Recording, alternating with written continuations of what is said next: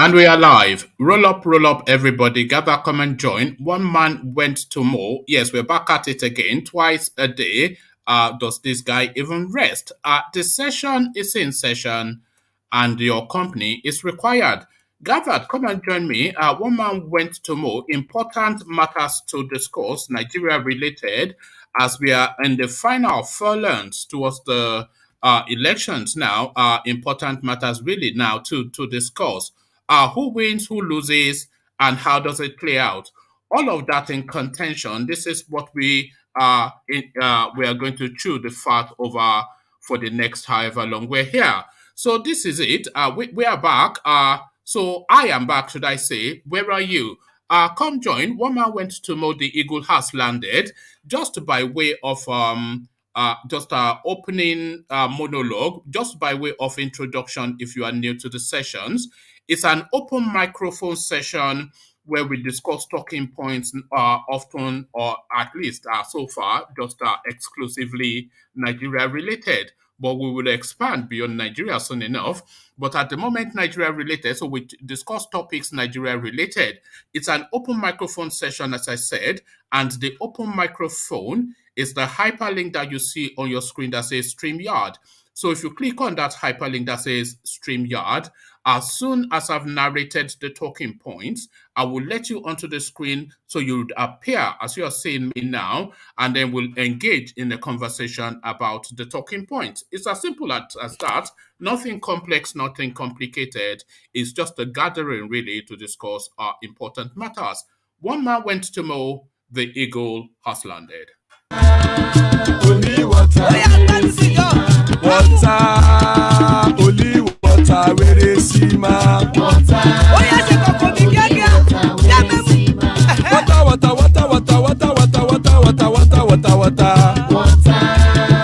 only water, where they see my. Hapa oh naido, hapa oh naido. Hapa you don't come oh.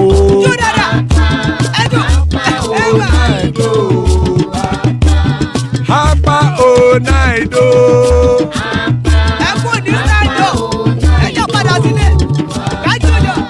Oro kẹ̀kẹ́ ẹlẹ́mù yé o. Ide sodi ya kẹ̀kẹ́ ẹlẹ́mù rẹ o. Bobby master kẹ̀kẹ́ ẹlẹ́mù rẹ o. Chief Wáìlà tí kẹ̀kẹ́ ẹlẹ́mù rẹ o. Eruku lẹ̀lẹ̀ ẹlẹ́mù dé.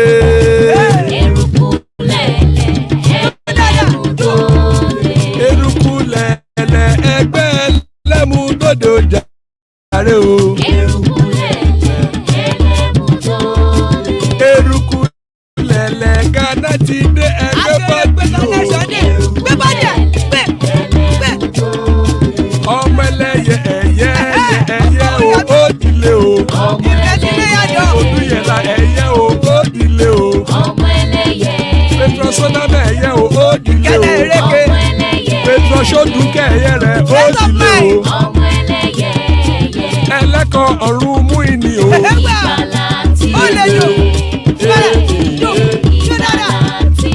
Àkùkọ ọ̀run mẹ́kọ̀.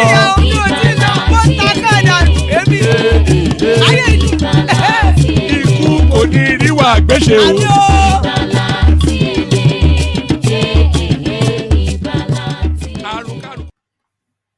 And there we are. Iku kò ní rí wa gbéṣe, ìgbàlà tí ele. Hey, hey, hey. Iku kò ní rí wa gbéṣe, as guys I bring you this. Boko Haram seizes 500 communities in Niger, advances towards Shiroro power station. So not that long ago, we heard about, I think it was Zamfara State that fell into the hands of these people. Niger State falling too now, 500 communities. That tells you then the entirety of that space has been considered to the insurgents. So Boko Haram marches on, and their mission, it looks as though it has been accomplished. Northern children won't return to schools. Deploy technology to teach them at home.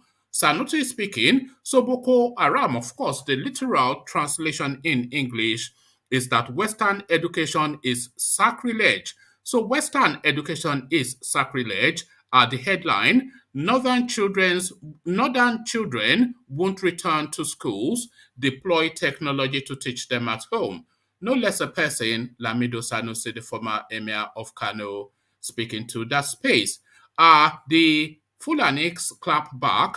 Hold your fire. No governor was elected to divide Nigeria. Ganduje cautions our colleagues. So essentially, just by extrapolation and projection, essentially Ganduje calling the southern governors secessionists. Hold your fire. No governor was elected to divide Nigeria. Ganduje cautions our colleagues. So quite what caution the dollar-loving governor of Kano State has for anyone, we'll find out soon enough. They are armed to the teeth. Lawyer narrates encounter with IPOB members. So this IPOB thing and the association with militancy, the Nigerian government put just some flyers out just a few days, about a week or so ago, to say that these people have a 50,000 strong armed militia wing.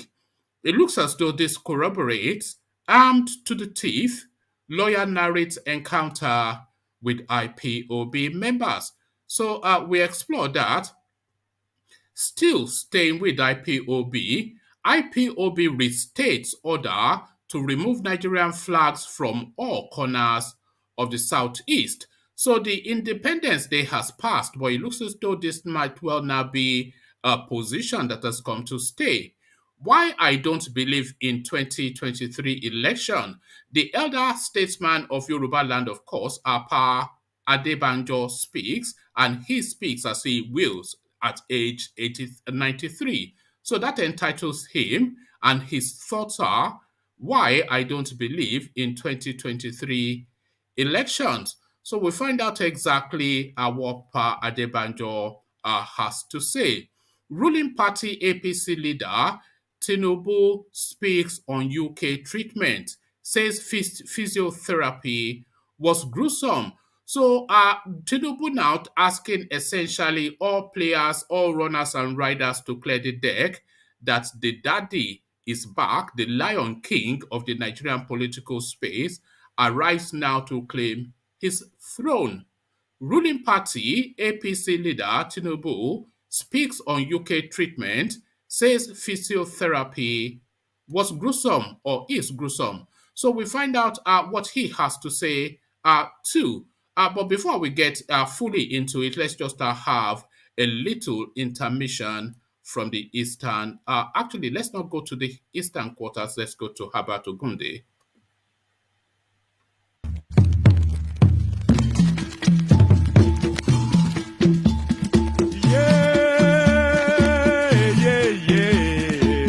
Àgbà kì í ṣòro bí ewé.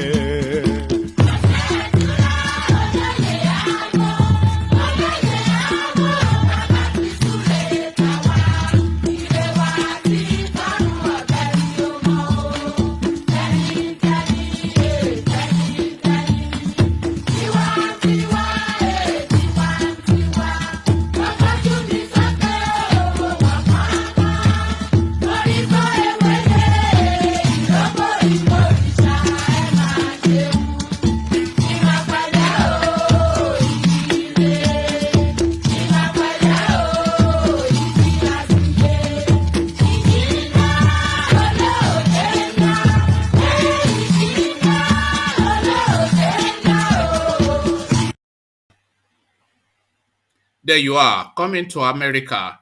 Albert Ogunde visits the United Kingdom. Although somebody actually pointed out that it wasn't actually Herbert Ogunde in that clip, but a former Oni. A former Oni, but more to, I wouldn't say more serious matters because nothing is more serious than the Oni, but now to different matters.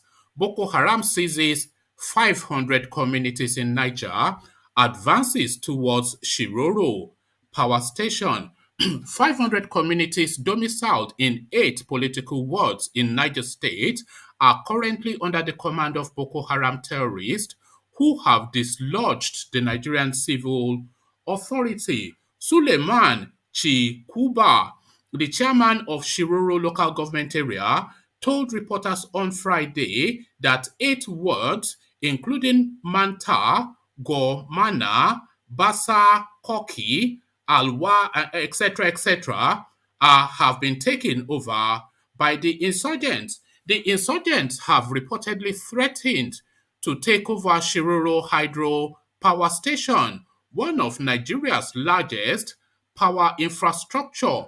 A spokesman for the Nigerian army did not immediately return a request seeking comment from correspondents about the insurgents' growing threat in Niger and other parts of central Nigeria. Mr. Chikuba's alarm comes on the heels of the terrorist onslaught and massacre of innocent citizens in Kachiwi community in Manya local government area of Niger. Governor Abubakar Sani Bello had sounded a similar alarm after Boko Haram sacked villages and hoisted its flag at Kware village in Shiroro local government about 6 months ago. Mr. Chikuba noted that Shiroro local government area was not only plagued with banditry, but also suffered constant attack from terrorists. He explained the takeover has emboldened the insurgents to begin the recruitment process of new members, promising them sophisticated arms as well as teaching them tactics to bring down the government. The local government chairman said his statements were not bluff as he had proof to back up his claims. He therefore called on the federal government to force out the terrorists who seemed to have found a haven in Shiroro local government area. Mr. Chikuba said, as the chairman of Shiroro local government area of Niger State, I can tell you that Shiroro is not only dealing with the issue of banditry, Shiroro has a lot of Boko Haram. I have proof of this as the chairman. Boko Haram has proclaimed that they do not want conventional primary and secondary schools. They only prefer Islamic schools. So they only prefer the Islamic schools, and the resultant effect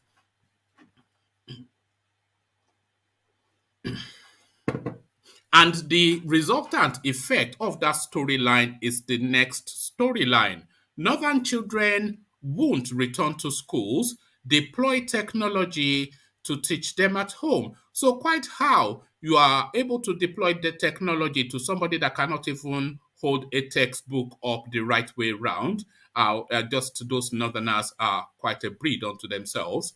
Again, northern children won't return to schools, deploy technology to teach them at home. Former Emir of Kano State speaks.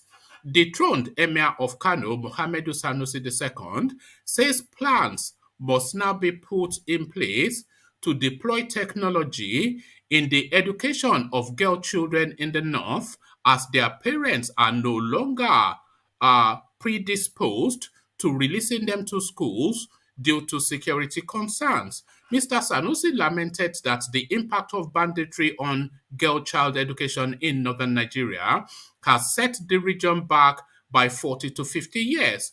Unfortunately, kidnapping and banditry in the north has set girl child education in the north back by 40 to 50 years, Mr. Sanusi said in an interview on Arise TV on Friday. These parents who are not going to send their girls to school, these are parents who are not going to send their girls to school over security and safety concerns. So, how do we use technology to deliver education to girls in their homes? He added, Mr. Sanusi married an 18-year-old as his fourth wife during his disrupted reign, a development that attracted much public criticism. He says the prevailing security challenges, he says, with the prevailing security challenges, technology is the only way to reach a region with a lukewarm approach to education. So there's an inherent contradiction in that statement. And a region that is lukewarm lukewarm towards education, you are deploying technology uh, to educate them. You need to have a base level education in order to be able to be educated via technology. So somebody, as I said, that cannot even hold a textbook up the right way round, how are you then going to give a notepad, an iPad, and beam instructions to that person? Who is going to coordinate? It's just a total nonsense. He says the prevailing security challenge. It says with the prevailing security challenges, technology is the only way to reach a region with a lukewarm approach to education. Technology makes it easier to take the education to the girl child than get her parents to risk bringing her out where she can be kidnapped. Where a girl can sit in her father's home and receive an education, these are things we should be thinking about. He said, it's just this idea using sort of like high functioning first world ideas in a region that is the most backward in Africa. Northern Nigeria has witnessed series of mass abduction of school children by terrorists and bandits in the last decades. Since 2014, when Boko Haram terrorists first raided a girls' school in Chibok, a community in Borno State, abducting over 270 schoolgirls, many more mass abductions have been carried out by the brigands. In 2018, Boko Haram abducted over 100 schoolgirls in Dapchi, Yobe State. But while other students were later released, Leah Sharibu, who refused to renounce her Christian faith, has remained in captivity.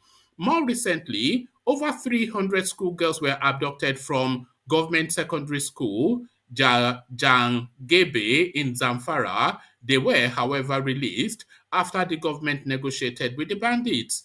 Similar to Boko Haram, bandits have continued killing and kidnapping students in their hundreds across Kaduna, Kebbi, Katsina, Niger, and Zamfara, forcing school closures at different points. So technology to educate somebody that does not have a base level education. The idea from the former emir, hold your fire. No governor was elected to divide Nigeria. Ganduje blows hot in the direction of the south.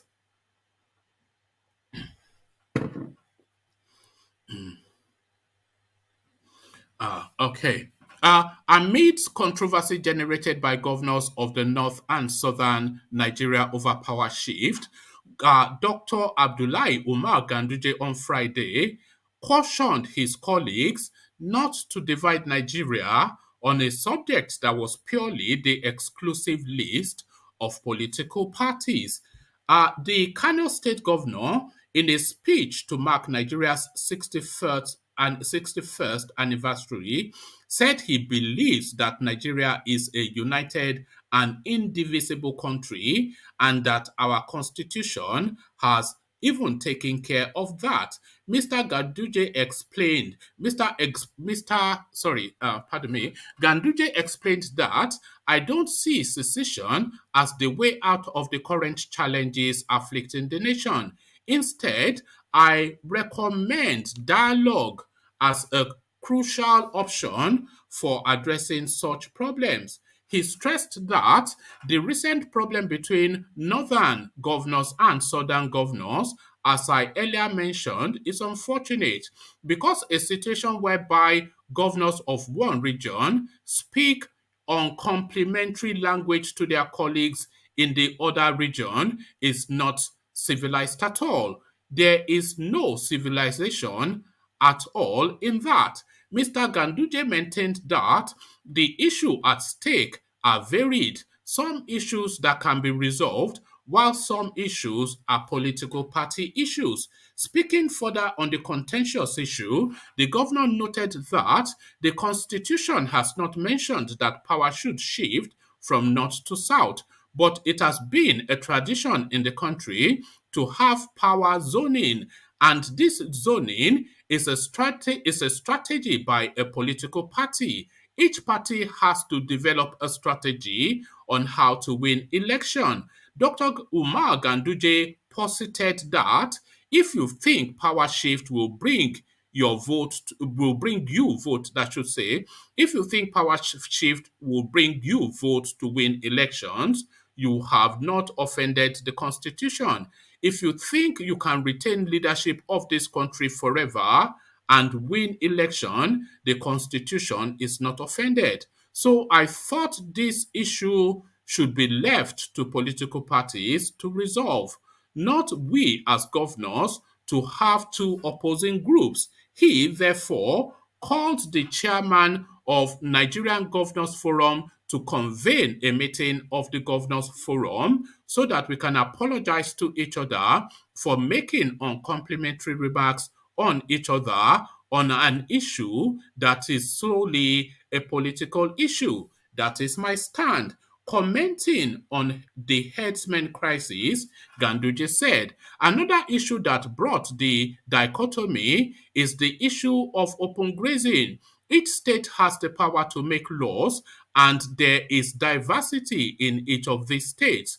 What is one problem to this state may not be a problem to another state. So states have the power with their state assemblies to make laws.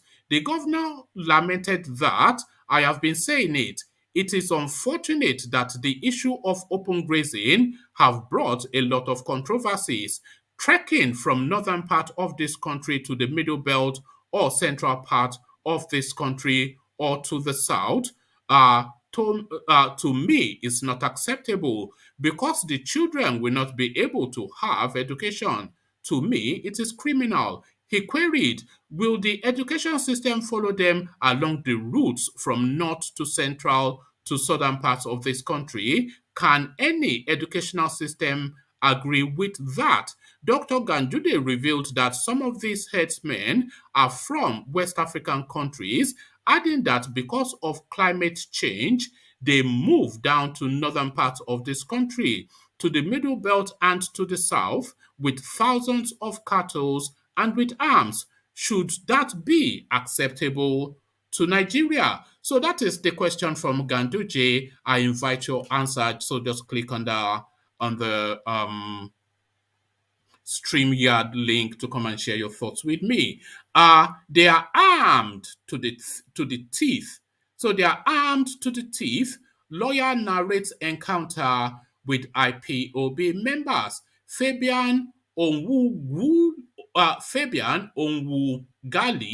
a lawyer and former chairman of Ohaneze Indigbo, Lagos branch, has narrated his encounter with gunmen who are supporters of Nnamdi Kanu, leader of the indigenous people of Biafra, IPOB.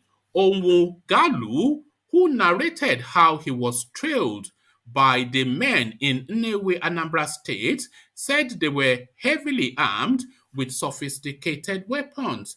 As I concluded my case at High Court 3, Nnewi, Anambra State today, I drove to New Spare Part Market to buy engine oil for my generator. Thereafter, I quickly proceeded to my country home to meet one of my errand boys, Mr. Anoyo, who had been waiting at the gate since 4 p.m. to see me for some allowance, he stated. After the traffic light junction, I decided to increase my speed to 80 kilometers per hour. But lo and behold, a black Toyota RAV4 suddenly appeared behind me, trailing me. When I noticed that the car, though old despite the model 2010, had no number plate, I became very curious and suspicious. My first line of thought was that they could either be armed robbers who trailed me from the Access Bank ATM where I withdrew 20,000 naira, out of which I had used 6,000 and 2,000 to buy PMS and engine oil respectively, or some exuberant youth on an alcoholic and drug spree.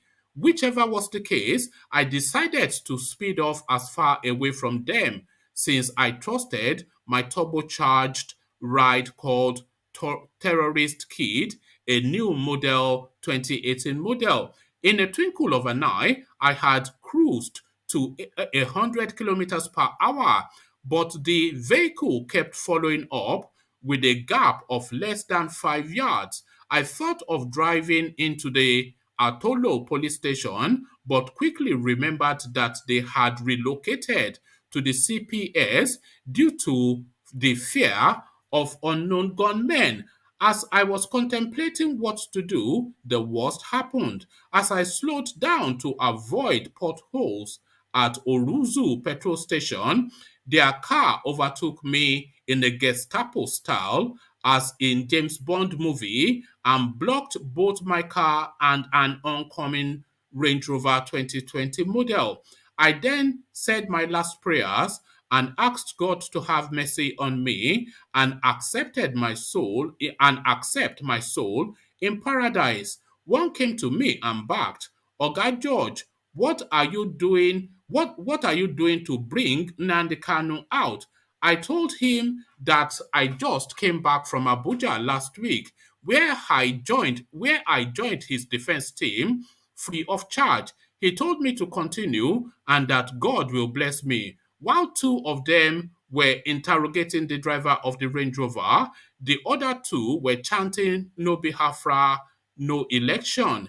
The lawyer said the boys also threatened to blow up political meeting venues henceforth if the government does not stop wasting the lives of innocent youths uh, who throng their meetings. So the lawyer said the boys also threatened to blow up political meetings venues henceforth if the government does not stop wasting the lives of innocent youths who throng their meeting. After about 10 minutes, he retreated to the Range Rover and ordered the driver, who introduced himself as a son of Igwe Orizu, Igwe Nnewi, and the owner of the petrol station, out of the car and returned his two phones to him. He continued, as this was going on, another team arrived with a Honda Pilot. The second group shouted that they were the backup squad. Meanwhile, as their eyes concentrated on the vehicles, I quietly reversed into Ibindu petrol station, left my keys in the ignition, scaled the dwarf fence into the cassava farmland nearby. They later left with the four vehicles and the owner of the last car, which they commandeered. Thank God they did not see any political party insignia on me and my car. Moreover, they thought I was a security agent trying to escape from them, but when they saw me in my lawyer's apparel, they became friendly. I am still in shock after so many hours, as my BP, which shot up to 180, is yet to subside. Only the Almighty God can intervene in this imbroglio. Today, I confirm that these boys are armed to the teeth, as I saw them korokoro wielding AK-47 machine guns, anti-aircraft missile Russian-made SMG, LA rifle, and pistols.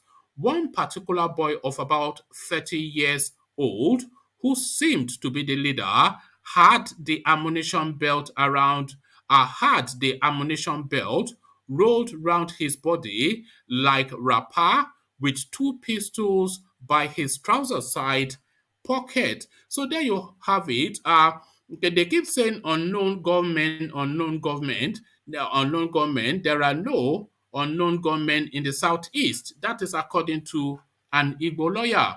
IPOB restates order to remove Nigerian flag from all corners of the southeast. The indigenous people of Biafra IPOB, the indigenous people of Biafra IPOB has restated its earlier order to remove Nigerian flags hoisted in premises of religious houses, business corporations, or anywhere in the southeast. In a statement on Friday by its spokesman Emma Powerful, IPOB vowed to dismantle Nigerian flags still hoisted in the region. He warned institutions in the region against failure to comply with the directive by removing Nigerian flags within their domain. We equally appreciate and commend those institutions and churches, including companies, who on their own dismantled Nigeria flag in their premises. IPOB will never relent in our resolve to restore Biafra, he said. Any institution, company, hotel, etc., that is yet to comply with this directive should stop waiting for us to remove the flag for them. They should simply do the needful because disobedience is not a good option. In September, IPOB had warned that Nigerian flags were no longer allowed in the region. IPOB has declared from today, 25th of September 2021, that all Nigerian flag mounted anywhere in Biafra land must be brought down. Banks exempted. IPOB leaders will communicate to banks directly and give them the reason they must peacefully bring down Nigerian flag in their banking premises before we do it ourselves in our own way. IPOB said. IPOB had also ordered residents to sit at home in protest of Nigeria's Independence Day, saying that it was a sign of rejection of the evil construct called Nigeria. There were reports yesterday that some religious houses and corporations in the region heeded the order to remove Nigerian flags because of fear of being attacked and visited with terror. IPOB had, in recent times, given all manner of orders to residents in the southeast. In August, the group had declared a weekly sit-at-home for residents in protest of the arrest and detention of its leader and founder, Nnamdi Kanu. The order was, however, suspended after a purported intervention of Kanu, who directed that the exercise should only be observed on days of his appearance in court. Despite the suspension, the majority of residents still observe the order, shunning business and commercial activities for fear of being attacked by hoodlums who have hijacked the situation. Last month, the group threatened to declare a month-long lockdown in the southeast if its leader Nnamdi Kanu was not produced in his next court appearance slated for the 21st of October 2021. Socio-political groups including Ohaneze Indigo and eminent persons from the region have continued to raise concerns about the devastating economic consequences IPOB's numerous orders have had on the region. So there you have it, IPOB's numerous orders. So IPOB numerous orders to power Adebanjo. Why I don't believe in 2023 election. Afenifere leader speaks as Nigerians took to the streets to celebrate the 61st Independence Day anniversary on Friday, the leader of the Pan-Yoruba socio-political group Afenifere, Pa Ayo Adebanjo, has said he does not believe in the forthcoming general election because of the worsening security situation in the country. Speaking while featuring on the Punch Online program, Pa Adebanjo noted that scores of police stations and offices of the Independent National Electoral Commission (INEC) have been burnt in the last couple of months by rampaging hoodlums who attack government structures, especially in southern Nigeria, where the agitation for secession has been at its loudest. According to him, I don't believe in 2023, so don't waste your time. I don't believe under the present insecurity situation in the country, killings here, kidnappings there, rapings there, we can have an election. Adebanjo also decried that some All Progressive Congress APC leaders, including Vice President Yemi Osinbajo, Bola Tinubu, Bisi Akande, Olusegun Oshoba, amongst others, promised restructuring during the 2015 election. Pardon me.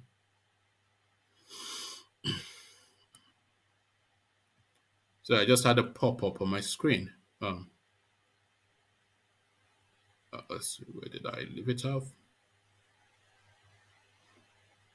Okay, promised restructuring during the 2015 electioneering, but reneged on their promises after the election of President Muhammadu Buhari. As president, he said, even those who came into office even those who came into office advocating, even those who came into office advocating federalism like Osinbajo, Tinubu, Oshoba, Akande, do you remember how they came into office under restructuring? They now say restructuring is not their priority. Osinbajo is now telling us that there are many things to restructuring. Which one are they talking of? The restructuring they put in the manifesto of APC, which one is that? The restructuring El Rufai recommended in 2018, which one is that? The restructuring Buhari agreed with Bakare and he contested election with him in 2011, which one is that? Bakare still says it loud and clear that it is restructuring I agreed with you before I contested election with you. He, however, said at 93 he is a very unhappy man because Nigeria's original independence constitution, which outlined true federalism and agreed upon by founding fathers of the country, was suspended by the military after the 1966 coup. The Afenifere leader said that the 1960 constitution embraces fiscal federalism and encouraged regional autonomy, noting that restructuring is the way forward. He insisted that the 1999 constitution foisted on the country by the military is a fraud, and there is the need to revisit the law guiding how Nigerians agree to live together. The nonagenarian said, how can you say a product of fraud would amend the fraud? They cannot rule us under the rule of the thumb, and those of us who fought for democracy will keep quiet. No, it won't work. So there you are. Adebanjo states the reason why the constitution and the forthcoming election is not fit for purpose. So Khaleesi arrives, Game of Thrones in the Nigerian space. Who sits on the iron seat? Ruling party APC leader Tinubu speaks on UK treatment, says physiotherapy is gruesome. The national leader of the All Progressive Congress and former Lagos State Governor Bola Tinubu has confirmed that he went through a challenging health condition, saying his physiotherapy was gruesome. Tinubu said this whilst addressing members of the House of Representatives Northern Caucus that visited him in London on Friday, according to correspondents. The former governor, who has been in the United Kingdom for the last 3 months since undergoing a knee surgery, told the gathering, because of God and people like you, I am well. It is just the physio that is gruesome. Since his departure, Tinubu's London home has become a mecca of sorts, as he has been visited by President Muhammadu Buhari, the Speaker Femi Gbajabiamila, Governors Abdullahi Ganduje, Kano, Dapo Abiodun, Ogun, Babajide Sanwo-Olu, Lagos, Rotimi Akeredolu, Ondo, Kayode Fayemi, Ekiti. Correspondents had reported last week that Fayemi also confirmed that Tinubu had surgery recently and he, Fayemi, was in London to show solidarity. The governor had said he, Akeredolu, and I were in London together to see our leader, Asiwaju Bola Ahmed Tinubu, but it had absolutely nothing to do. So this is the oh, okay, but it had absolutely nothing to do with 2023 presidential plans whatsoever. That's not the reason why we went there. Ashiwaju had just had a surgery. It is simply proper etiquette or behavior in both parts of the country where I come from, but also generally that when a friend and an elder is undergoing health challenges, it will be improper on your part not to show solidarity and support. That is simply what took us there. We wanted to associate ourselves with him at a time of need, and as an elder, as a mentor, and as a big figure in our political party. Nothing wrong in paying him a courtesy visit to check on him to see how he's faring, and we did that and we returned. It has nothing to do with 2023. Let me make that absolutely clear. Tinubu's health has been a subject of controversy of late. President Muhammadu Buhari also made a surprise visit to Tinubu in London, where he was seen leaning on a walking stick. Correspondents had reported that Tinubu underwent a knee surgery at Johns Hopkins University Hospital in Maryland, United States. The APC chieftain, it had been learned, left the United States for the United Kingdom on crutches a few days after the surgery. Sources close to Tinubu told correspondents that he wanted the surgery in Paris, France, but changed his plans over rumors of his death. Tinubu had his second surgery at Johns Hopkins University in Maryland recently. He was accompanied by a popular Nigerian doctor in Chicago. He had wanted the surgery in Paris, but when rumors was rife of his death, he hurriedly left for Nigeria and went to Johns Hopkins, one source had said. He left the United States for the United Kingdom on crutches.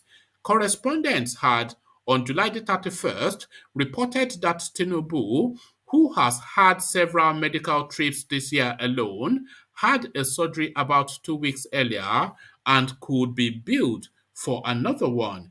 The APC national leader has been off official and party functions in the country for a while, amidst talks that is being positioned for the 2023 presidency to succeed the incumbent repressive regime of Muhammadu Buhari. Tinubu is hospitalized in Maryland, United States. His health is failing. He couldn't participate. Okay, I think we've actually come across this story before. So I am happy to leave it there.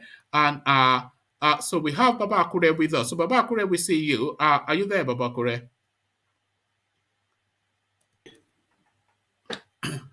Yeah, I'm here. Good to see you, Baba Akure. It looks like late evening where you are, around about 6 o'clock, 7 o'clock, thereabout. Yeah, to 7 now, 11 minutes to 7. Okay, cool. Because I can see the sun coming down behind you. Yeah. So as the sun comes down behind you, hell is raising in Niger State. Boko Haram seizes 500 communities in Niger State, advances towards Shiroro power station. So they keep telling us that they've technically defeated these people, but I don't think they sent them the memo that they've been defeated because they are acting as though they are actually winning. So they take Niger State as well now, Baba Akure. Thank you very much for having me tonight. I'm going to start with the issue of Boko Haram. There was never a time that Nigeria defeated Boko Haram. That is the fact, because I think it is a paddy business. Because we can see in the last few weeks, we see thousands of Boko Haram claimed to be repent to be repented from their criminal activities. Government gave them a lot of things to believing that they are rehabilitating them. But of course, most of them went back to their own previous business, and that is why we are seeing all these things.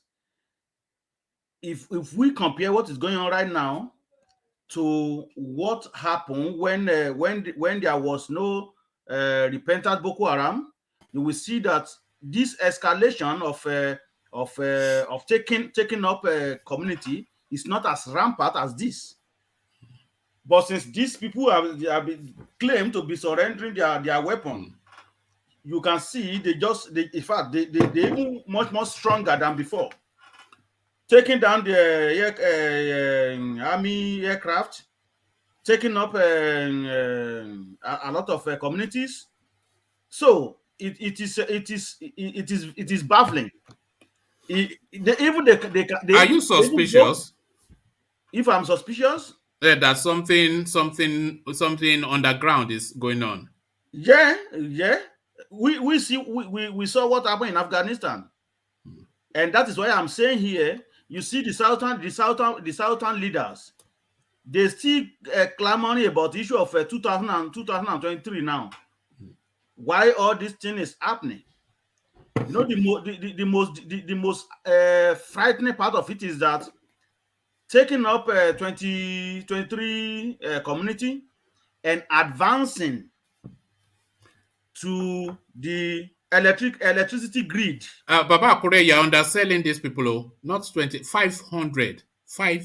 That is the whole state now. Okay. They've taken over 500. Is that not the whole state? That is the whole statement. That is the whole state. Okay, now then they are advancing.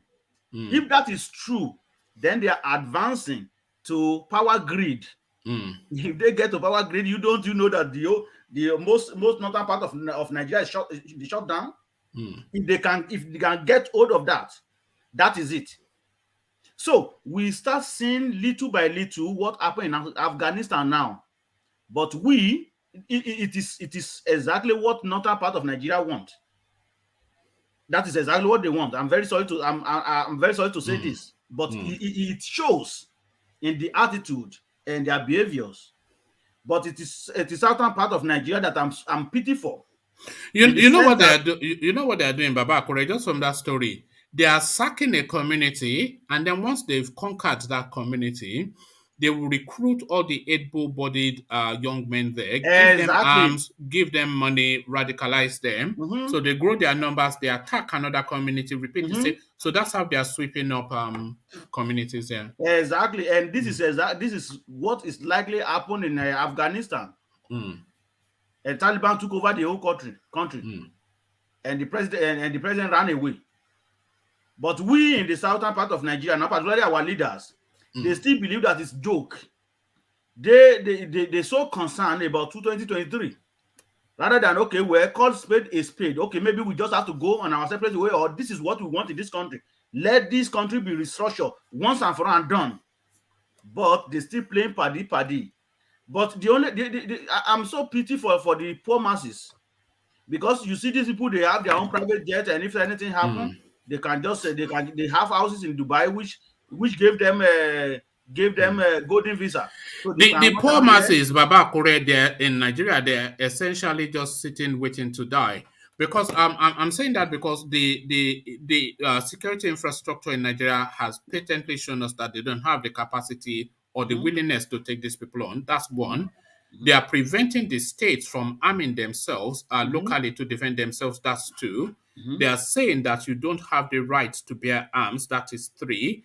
And number four is we're hearing that communities after communities are being savaged and conquered by these people. So people are just waiting for the inevitable. That is just the way it is. Exactly. That is right. But that is the position we find ourselves. And what we can only say is that we hope that what happened in Afghanistan does not happen in Nigeria. But Baba Akure, do you know what Boko Haram means in English? Well, they said I do a little research on it anyway. In Well, English, it means Western education is it's forbidden, sacrilege, is and I'm forbidden. going to link that. I'm going to link that to what is going on in the northern part of Nigeria now, based on what you read. Oh, That they okay. said, Yes. So let me take you to that headline, Babakure. Northern children won't return to schools. Deploy technology to teach them at home. Sanusi speaking, and he's speaking especially to the northern girl who, out of everybody in Nigeria, is the most vulnerable person in the space. So, Babakure, your thoughts?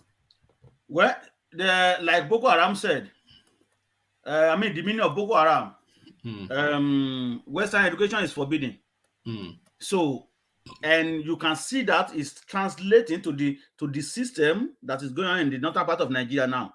Because if somebody came out and said, well, there will be no school for in the northern part of Nigeria maybe any more or any longer, or until further notice, that you don't even have any specific date, and you are saying that they have to deploy technology so that they can they can teach them from home. Is it not even funny? You teach them in the class. You teach them in the class. They still don't even know don't even know anything. Let alone when you want to teach them on technology. Is it not funny? When they bring out the cutoff mark for JAMB, they gave them 10, 5 over 300 and stuff like that. They still didn't pass.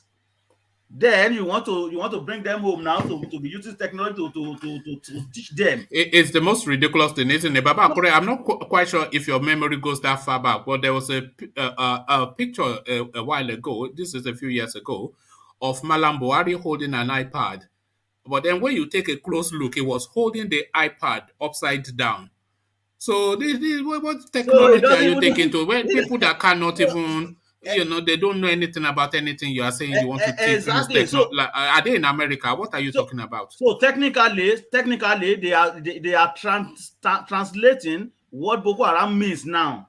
This is it The now. education It's system happening. of northern part of Nigeria. So if the kids are not going to school, so it means that Boko Haram already took over the whole space. That is what that means. It's just a tragedy, So, isn't it?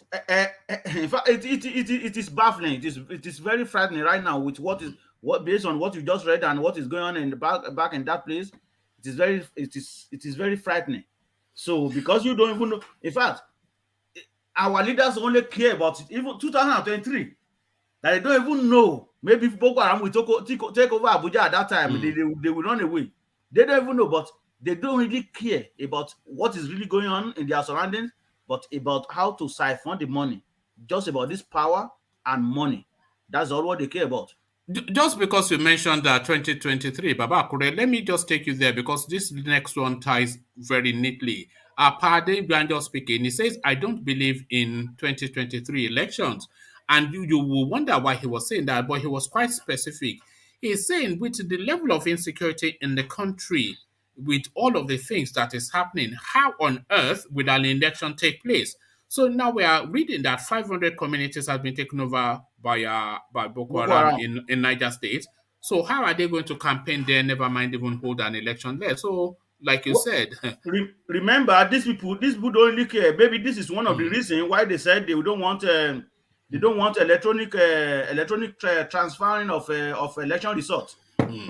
Because if so, then they can manipulate whatever they want to manipulate. So those areas now that Boko Haram took over already, maybe that place now they will say, oh, where they vote, because there is no way you can transmit it through electronic method. So they will just write some numbers for those areas that has been taken over by Boko Haram, and they done. So this could be the reason why they are all of them, most of them anyway, particularly from the northern part of Nigeria, fighting against transmitting of election results through technology. So that could well be. A lot of insecurity is going on southeast, southwest. Anyway, southwest is little bit better. and not the northern part, almost half of north or 2/3 of the northern part of Nigeria is not secure. Then you want to conduct election. So it's unbelievable. These people don't really care. They know what they want to do anyway. They know what they want to do. That is if Nigeria still exists by that time. Although Baba Akure, you are saying conducting elections, but the election is actually already taking place in London, and the votes are already being counted. You see the revolving door through Tinubu. This is the election now, so anything else. I read about that yesterday, so now you can see how much they love Nigeria. You love Nigeria on the same Independence Day. The so-called leader that represents constituency, boom, you flew to London to go and celebrate your Nigeria Independence Day with what's the name of this man again? Tinubu. With Tinubu on October 1st, when you're supposed to be at home, be in Nigeria celebrating independence, you flew away the same day. Those are the people that really love Nigeria. Is that people love Nigeria? They only care about what they want to grab from Nigeria, and all what they are doing, flew to London to see Tinubu is about 2023. Not specifically because about his. They don't care about who cares about his health. Are you alive? Yes, I am alive. Exactly. So are you going to be president? Yes, I'm going to be president. Can I be minister? Yes, you can be minister. This is what they are saying. Exactly. So it's not about issue of his health or whatever. And some group, nobody even from southwest or southeast, but from northern campus. Yeah, this is why you saw the list of names, didn't you? Because the list of names, Baba Akure, is the most telling part of the whole thing. So I think they've completely discounted the southeast as any space because they said that you guys want to go. Didn't you hear what Buhari said yesterday? Buhari said he's going to deal with agitators, even their sponsor. That there are some House of Rep and Senator that is among sponsoring agitators. It is just quite telling that there are no Igbo names. Buhari visited, Bajabi Amila visited, Abdullahi Ganduje visited, Dapo Abiodun visited, Babajide Sanwo-Olu visited, Akeredolu Fayemi visited, and they are saying they are just going to visit him. What are you? It is nothing to do with 2023. Is that not the election right there between and one man? You see. I think something terrible will happen in Nigeria. I know it cannot be going on like this. I know for sure. You know the reason? Because the same Tinubu now, who do you think is going to pay for his medical treatment in US and No, I think he can afford that. Now this guy is a multi-billionaire dollar. I know that this one is man. a dollar. I know that one man. I'm not saying alpha beta. I'm not, just wait, man. Man. I'm not saying that he cannot pay for it, but these people are so greedy to the extent that they don't care. Remember, he was two-term governor of Lagos State, and he as well still have the medical benefit to travel abroad. That is what I want to underline there. Yeah, but just to take you from that point and move you further, do you think Tinubu is in this game, the game that is playing now? Do you think he's in it for money or power? What do you think is paramount as his interest, money or power? Well, to me, I will say power first, because it's not. He is not that he has money. Though it is money that's stolen from Look, Nigeria too. look at your brother Ovie. It's on day release. They let you out today, Ovie. Eh? Is this? Are you on day release? About Korea, you're slacking, no? Did you not knock the? Don't worry. So I'm not saying Tinubu is rich, but where did he get his money from? So, but the main thing is that he want to be the president of Nigeria. That they can say, okay, well, he was one of them. Baba Akure, you're a Yoruba speaker. What is the meaning of Isale Oro Legmi? What is the meaning? It means that unclaimed money. There you go now. There's no wealthy person that is not a Tinubu now. Every rich man is a Tinubu. So I'm talking about rich, or not just I have a few dollars in the not like you. Cut me out. Except me. Not like you. Not like not like you that is building the whole of Akure just from Canada. Yeah. People like us are rich. We are not we are anyway. I remember something that George Bush said once at a speech. He says he's welcoming the haves and the have mores. The haves and the have mores. So that phrase to be honest, I'm convinced that it is Lagos State financing Tinubu's medical trip. That is what I strongly believe. Anybody can say contrary to that. I don't care. But that is my own opinion. Because as an ex-governor, yes, you still have that benefit in Lagos State. So you see, these people, they don't want to spend their money now. You can say he has money, yes. But they don't care. They want to run that place aground to the extent that nothing, you can't even take anything out of the place. They can grab as many as they want. That is how all of them behave. But do you agree with my assertion that what we're seeing essentially is just 2023 now being concluded? So what we'll have is just a charade and just a carnival.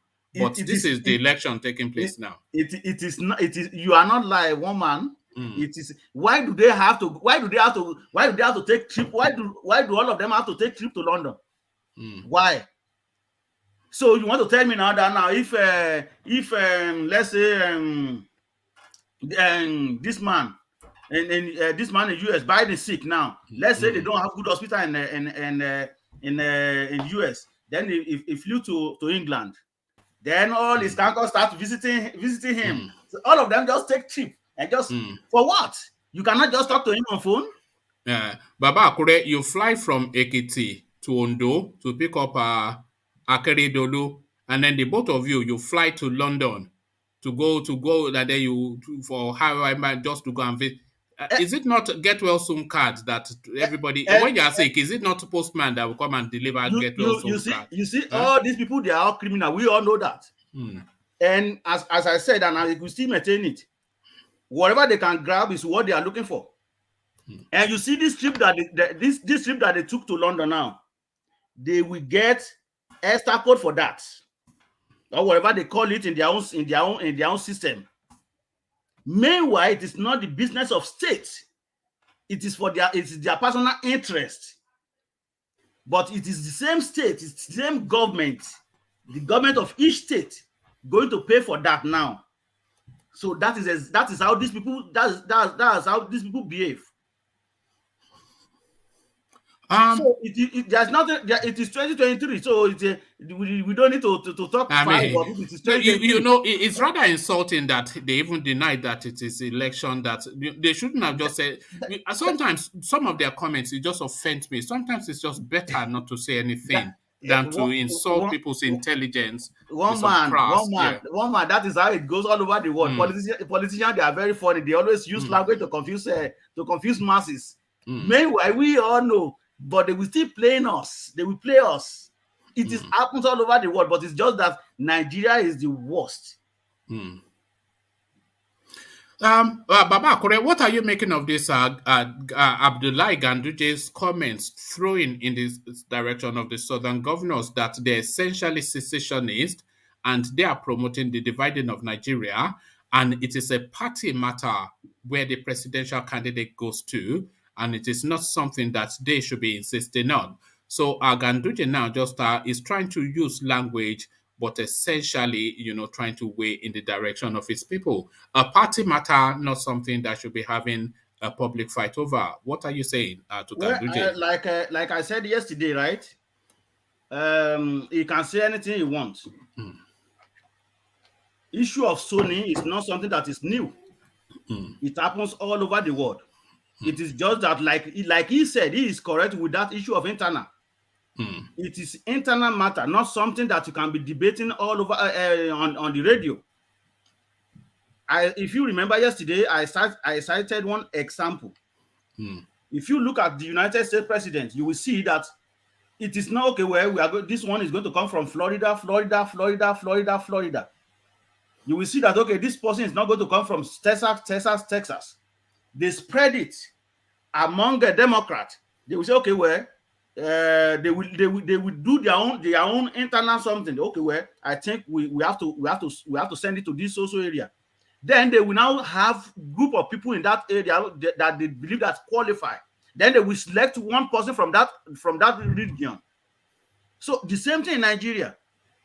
Where they shoot themselves is when they call a national meeting, where southern part of Nigeria came with northern part of Nigeria, sat down in one table. Okay, where we have to when we do our 8 years, then we go. It will go for you guys. Will go for 8 years. That is where everything starts falling apart.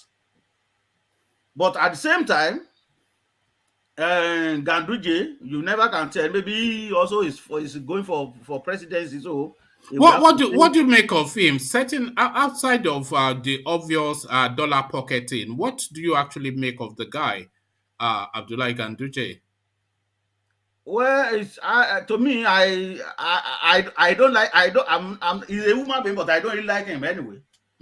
Because it's just. I'm only asking because I oftentimes see him as a clever man. You know, outside I know he's corrupt and all the usual stuff, but outside of that, I see him essentially as a very clever man. Well, to me, I don't see him so because all the politicians. I'm sorry, I don't like politicians. So that is why he's one among them. I don't like politicians because they are not truthful. Is that globally or just in Nigeria? Well, it is globally. It is not Nigeria alone. It happens everywhere in the world. So you're not a Justin Trudeau man. Well, no, one man. Don't mix it up. When you're talking about western part of western world, you will like some people. Politics is just a dirty game, and politicians they are not really truthful. Everywhere in the world, they will tell you something. When they want to campaign, they will say, "Oh, this." They do that. But in western part, in the western world, they will still try. You get what I'm saying? If they say, okay, well, if they tell you that, okay, they are going to do like maybe like let's say 100 something, where they will try and manage and try to satisfy people and do about 70 out of it. Then when you start asking them questions about the 30 now, then they will parabulate. They would start using one language, all kind of political language.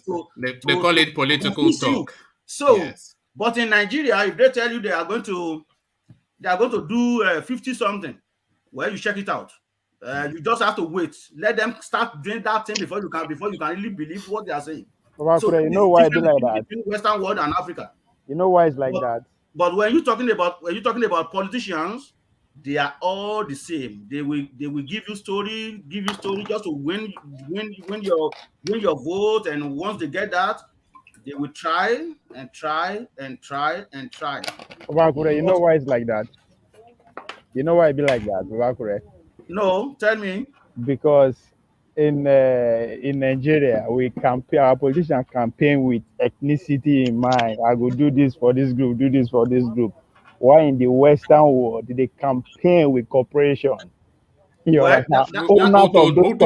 you that? Trump campaigned with ethnicity now. That is 1 over 10. Exactly. So the owners of the corporation, which is a replica of our own ethnicity, use that as their bargaining power. So if you no invest in my water resources or engineer my company or whatever, I will not support you. I'm giving you billions just for you to support me. So that's why they see it like that. So we will get there as time goes on. Oh, all right. Time will tell. I always admire your optimism, Ovie. We will get there. And Ego one more better, thing is ego that better. Tomorrow will one more thing always to come that now, is whether that we like it or not. Tomorrow will always come. So and one more thing to that is that you see politicians, they spend money all over the world. It's not Nigeria alone. They spend a lot of money just to make sure that they got to that position and they got to that power. We had election few about 2 weeks ago. Was it 2 weeks ago? On 21 of this, I think 21 of this month, of last month. I think the government spent about $600 million. So that is what they spend, not on party.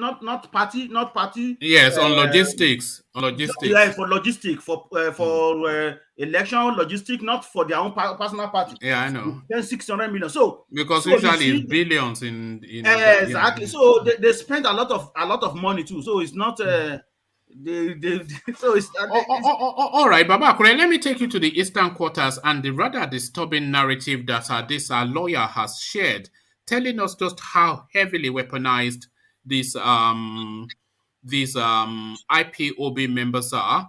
So we hear unknown gunmen, we hear ESN, but then the narrative that we're hearing from the Eastern Quarters from people who have had encounters, they often describe them as IPOB men and heavily anti-aircraft things, even AK-47 loaded Rambo-style belt of bullets. You know, this is what is going on in the East. It's like what are you making of that? Just that lawyer's narrative. Well, he is the person that saw them. I was not there, so I don't really know what he saw, because I don't know if you are so frightened. How can you really know more, about the issue of weapon that they have? If you are praying that God should save your soul and accept you to the eternity, how do you know that they have this type of ammunition? They have this, they have that. So I think there is something that is not really hard up there to me anyway. So that is my thing for that. I'm not going to talk too much about that issue of East. All right. Thank you, Baba Akure. I think Alexander want to contribute, so he just Alexander. I was going to come to Alexander, and he has left us now. Come to him. Maybe you want to come. I would like to hear him anyway. Yes, you know Alexander now, he pops in and out, so hopefully he'll pop in again in a moment. But as we await Alexander, let's go to the mighty Ovie. So to the mighty Ovie, Ovie are 500 communities in Niger under the control of Niger State, that is, not Niger, under the control of Boko Haram now. So to all intents and purposes, the entirety of that state now under Boko Haram stewardship. But on the second breath, Lai Mohammed will tell us that they've been technically defeated. This is the second state that they've grabbed hold of just within the last few weeks. Ovie, your thoughts? On a lighter note, I mean, because it's home to Babangida, I'm not worried. It's there, so if they won't colonize that, they will take them first. But I think an average Nigeria should be alarmed. Alarmed in the sense that the state, the Nigerian state that is under President Buhari, is busy being, carrying all sorts of ravage and damage in the east, because they are, they say maybe they change flag. I mean, that's what we talked about yesterday, that they should lower the Nigerian flag and all that. Everybody was going up in arms. I said, I don't have anything against that. If a foreign entity comes, a foreign known terrorist, number two terrorist group in the world, known worldwide, can be hosting flag few meters away from the center of the power, everybody just come as if it's normal. IPOB, they say me they lower flag for their land, their own land, and everybody is going up in arms. So just we the people again, we have problem. We select what we are concerned about. We select what we take as a joke. We select. I mean, so what is happening? it's not as I said, even though it's funny to me, as I said, because Babangida is there, who is one of the power brokers, which that's why I say it's actually more or less a political move. But on it, if we actually take it seriously, why are we concerned about what Biafra is are doing with the Nigerian flag over there in the east? But this one is, I think, it's cool because nobody's talking about it except us. I don't No, see no, anybody. we got it from the news, so clearly it's out there. Yeah, but There's a multiplicity of concerns within the Nigerian space. this should be like a That's why. breaking news. This should be. I But mean, how the can it be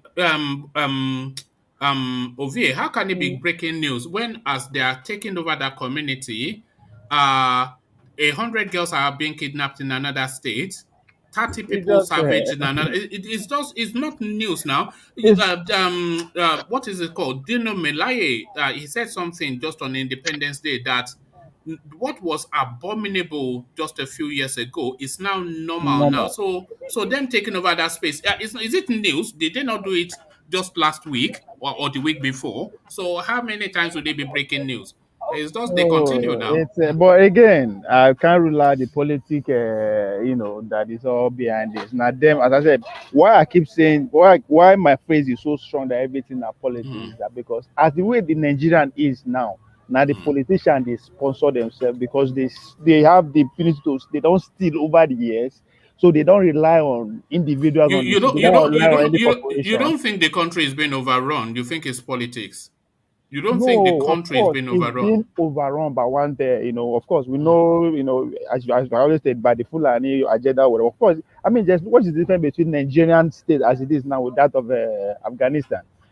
What are they called? What is the terrorist group that took over the power recently in Afghanistan?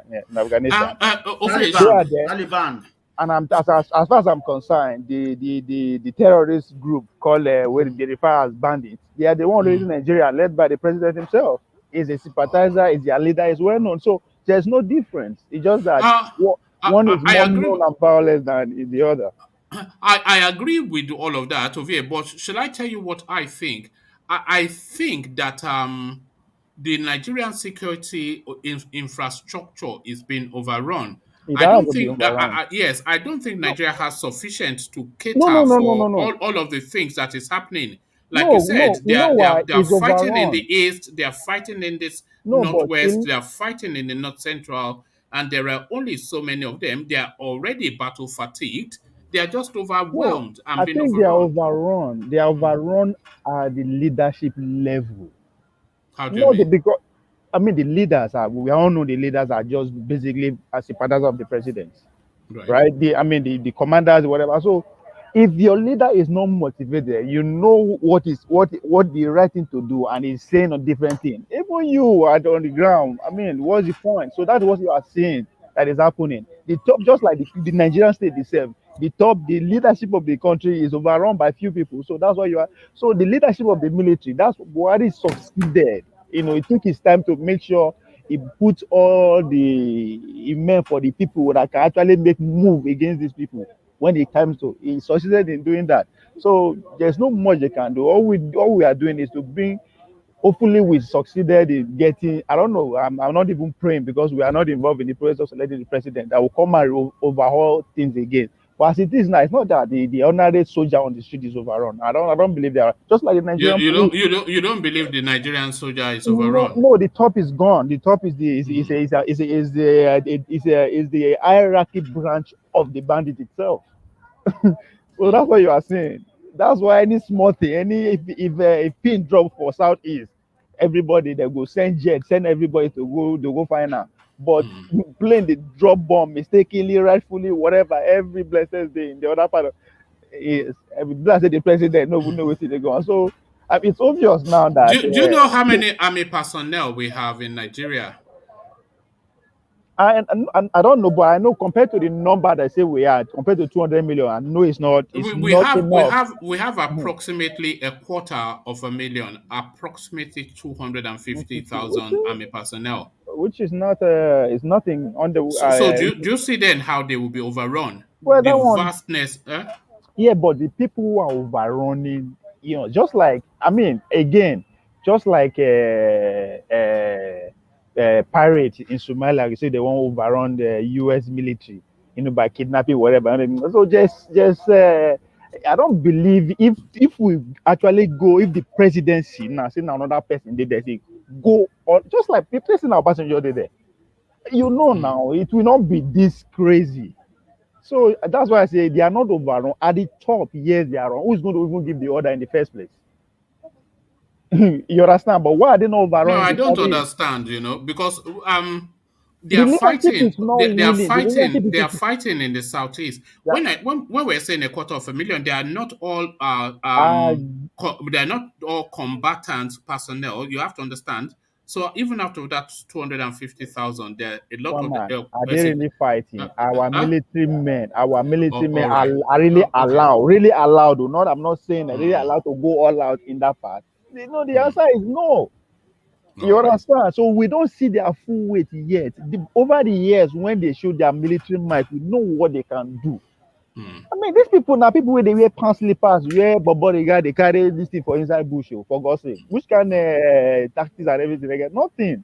So it's mm. just that they are not allowed. That's why I said the leadership is another branch of the other side of the aisle. Oh, all That's right. what is happening. And I just feel sorry for our uniform men. Yes, I mean, if you ask an average soldier on the street, he go tell them, man, all those people are nothing. You understand? I Mm, know mm, that mm. terrain, now open space is not as magically built like the way where we come from. The time the server now just plain. I live in Domboa local government. I don't go Chibok for now plain land. So it's not something that they cannot go and just ravage everybody. But you can't, as I said, now they have 9 people. You no go feel say me they go kill young people. What is your point of becoming a president in the first place? Oh, Even oh, if they oh, kill your oh, people. oh, all right.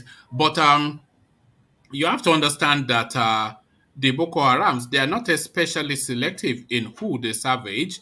So the people being savaged by the people that you call are his own people, are largely his own people. So I'm not quite sure if that chimes. Uh, but let me No move you. be no be this no be this Boko Haram tactics bring the man to power. If Yes, we actually want to look at it critically. right. So are you now say make it go just ravage them? No, he's still in power. I All mean, right. it's just common sense. I mean, it No, did it's very not hard to common sense. no, it I did very cannot hard to see what you're saying. the Buhari coming to power has Yes, a lot to do with the Boko Haram presence in the north. We all know yes, that. So that's what yes. I'm saying. So positively, they headed him to become president. Right, Positively. right. So how do you want him to pay them back? Okay, Because all you right. have to pay back. That's not a human being. It's a contract. Whether they sign or not, but it's a contract. But as far as I'm concerned, it's part of them. Is closer to them than it's closer to you. As you always say, you don't have anything to. You cannot see any similarity. Buhari is closer to them than it's closer to you. All right. All right. Let me move you from there. Good to see you, Rational Mind. Sally was just asking of you just now, so uh, all your fans are always coming here. There's one other that comes here to ask for engineer all the time. But let me take you from Boko Haram to the effect that they are having. Let me take you to Lamido Sanusi, who is saying northern children won't return to school, deploy technology to teach them at home. So this is what Sanusi is saying, and it's especially singling out the girl child in the north as the most vulnerable Nigerian, because of course, when these people, when they move, they usually sweep up all of these girls, a lot of them not to be seen anymore. So the parents are not sending the children to school anymore. So that Boko Haram is something that is an actuality within that space. Sanusi prefers a solution. What are you making of it, Ovie?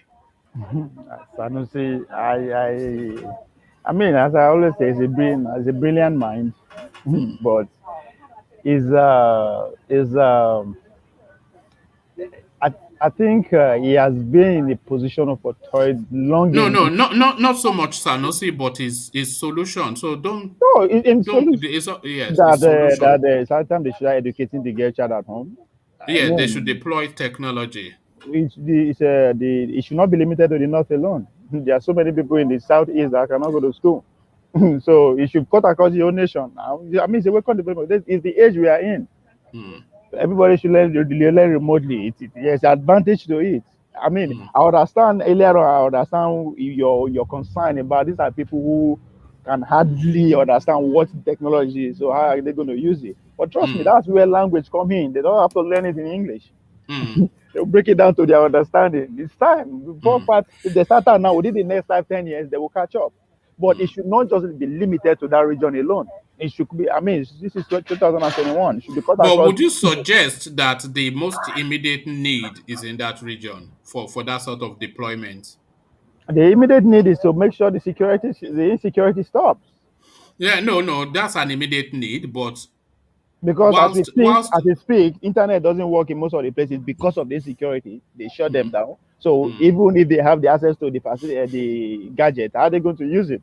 So the security has to stop mm, first. all right.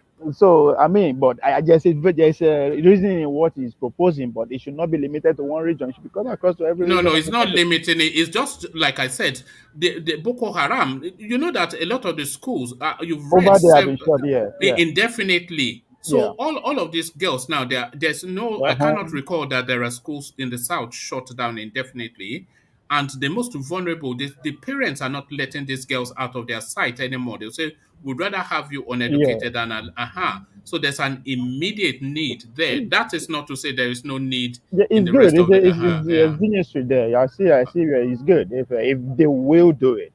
I Mm. mean, it's not No, he's something just they would never happen. Of course, we know yeah, that. because I And don't even think if they put anybody a budget, they is true they will never. They will just it's just another chop money thing, isn't it? exactly. So it is, but maybe it should be suggesting it to the states.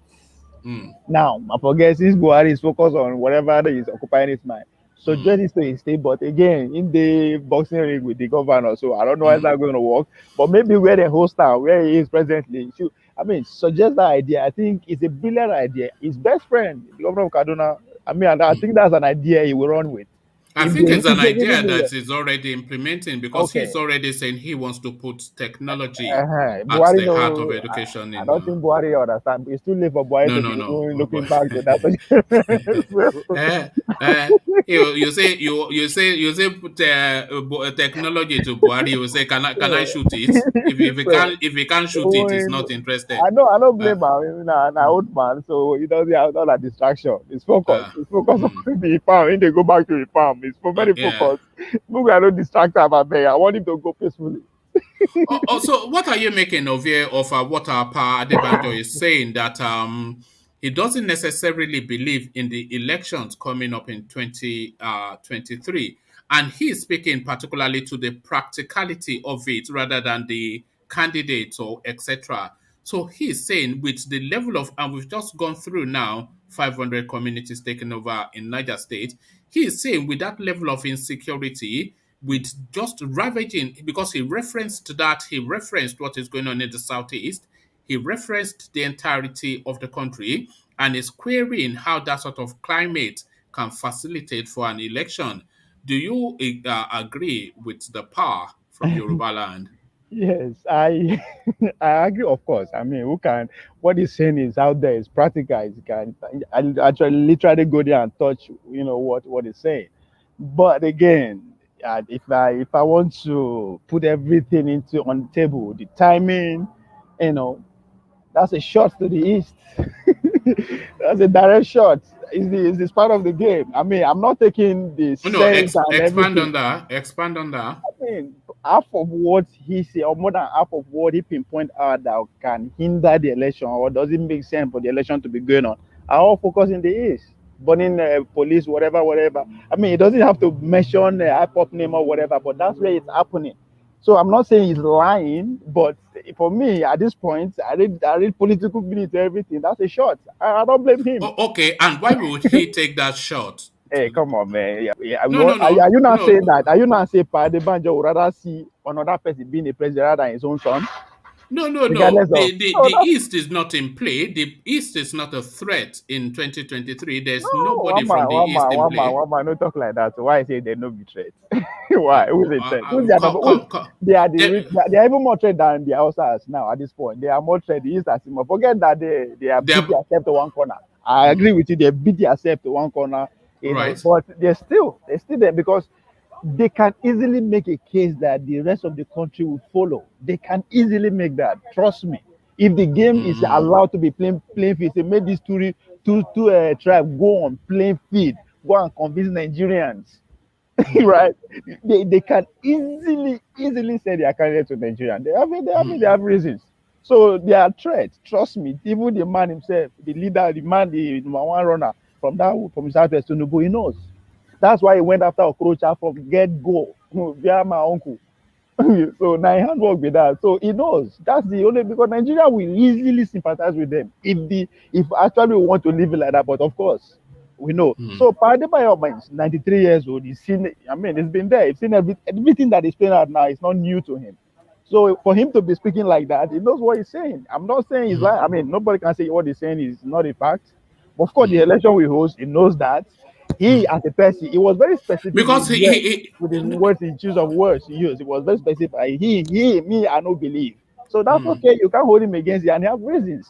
Everybody will have people that reason now, but again, he weigh heavily, to the south. No, he did it really because he mentioned the burning of police I stations, know. Yes. electoral. Oh, hold on, he mentioned the burning of police stations, electoral offices in the east, and then he goes on to mention insecurity in the country, killings here and there, kidnappings, etc., which is essentially to the north. And then Yes. he goes on to mention the betrayal. He says, even those who came into office advocating federalism, like Oshibanjo, Tinubu, Oshoba, Akande, do you remember how they came into office under restructuring? Now Yes. they say restructuring is not their priority. So he spared no one. I know, but again, this is apart from say politics and everything, it's competition, like real competition. So as a man with that is of it's weight of it. Now in Nigeria, those are the now they're going to tell you how Nigeria. So he knows what I'm saying. And so I take the timing and chance of word into consideration. As I said, I am not taking the fact that they stated out of the picture. But again, at this point, yes, outside man. I mean, when I mean outside man, somebody from that region can still become a president, but it will be very hard to sell to Nigeria without them using the power that be. Right? So the easier person to sell to Nigeria is still from that area. So the man understand the weakest link and the stronger person that can actually give their own.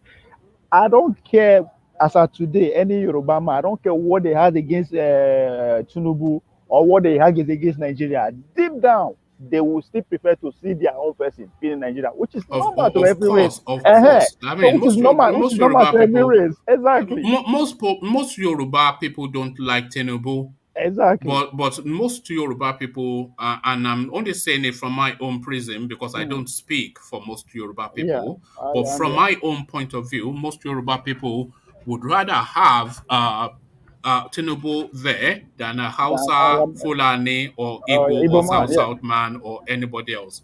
And again, that's just the nature of it. If I'm not mistaken, Adebanjo is the president of Afenifere, abi? Yes, and Afenifere hates Tinubu, by the way. So that's why I said it's a bit far-fetched what you said anyway, because that's why I said his choice of words. He separated himself from that entity to make these comments. You understand? This is so you can't only. It's a sweeping comment. He's not speaking capacity of the president. It did not speak to the East. It's a sweeping comment that damned every section of the country. Yeah, but he damned the East, he damned the North, everybody, and he damned the West. But so he damned everybody. It's heavy more. If the Igbo will feel it more. No, because as I said, how would the Igbos feel it more? He says that there is a burning of a police station, but then he went into detail about the Yorubas and accused them of treachery, of betrayal, of double talk. Wait now, among all these crime that they pinpoint in every region, Which one do you think somebody like me? Are you somebody like me who is from a smaller tribe who see all the three big tribes as the same?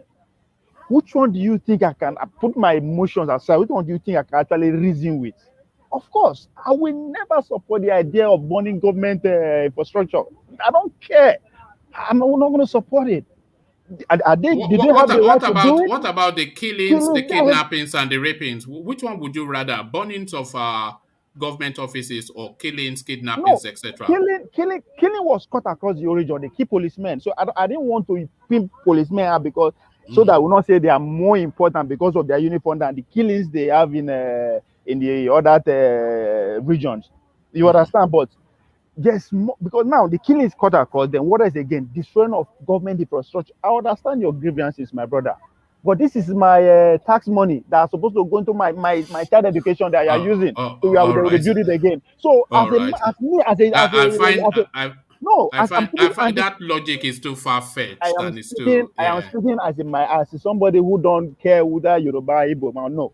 I'm speaking somebody who don't have any interest in these three people because the president. I don't care because me only God know when our own that we go grow into say now at all right? But you are anti-Yoruba now, Ovie. Are you not anti-Yoruba? No. What do you mean I'm Are you anti sure? Yoruba? I say Eh? my papa name na Agbaje. Forget that My one. mama name na Forget. Orijendi. Look at that. All my siblings they all have Yoruba name except me. Okay, so are you So then I can't Yoruba? get. Are you Yoruba? Yes or no? Because there's no half Yoruba. Baba Akure will tell you that there's I'm no not half a Yoruba Yoruba. man now. I'm So an associate. Osoto see they exist. Osoto see they exist. They never wipe us out yet. So I'm an Osoto oh, man. I will stick to oh, that. So, but all I can right. relate to Yoruba. In my family, we have everybody. I have brothers that I fit is in Igbo man. They are born and raised in Abakaleke. All their life, but yeah, we get the Okay, same blood. we have to The find same thing of you. the same thing with the Yoruba We have too. to find you a Yoruba name since you are the The only same one in thing your the family Hausa. without one. Me? Baba Akure, what name befits? What Yoruba name would you say befits Ovie? I have a name in mind, but Oh Lord. if you look at Ovie, what Yoruba name do you think he can carry? Alika. Eh? Alika. Go on. Dada. Baba Dada. Bukata. Aha, there you are. I was thinking of Femi or Bode, but Dada, yes. Dada. So Why Dada, Dada? Because of my head. Okay, Yeah. natural. That's how they name Yoruba now. Dada. No, As even in my place, too, we call them Dada. Igbo If that's the eh? influence you guys have in our language, even in my place, we call them Dada. You guys have so Eh, much influence in my village to and the you are point still that. trying to deny your Yoruba blood.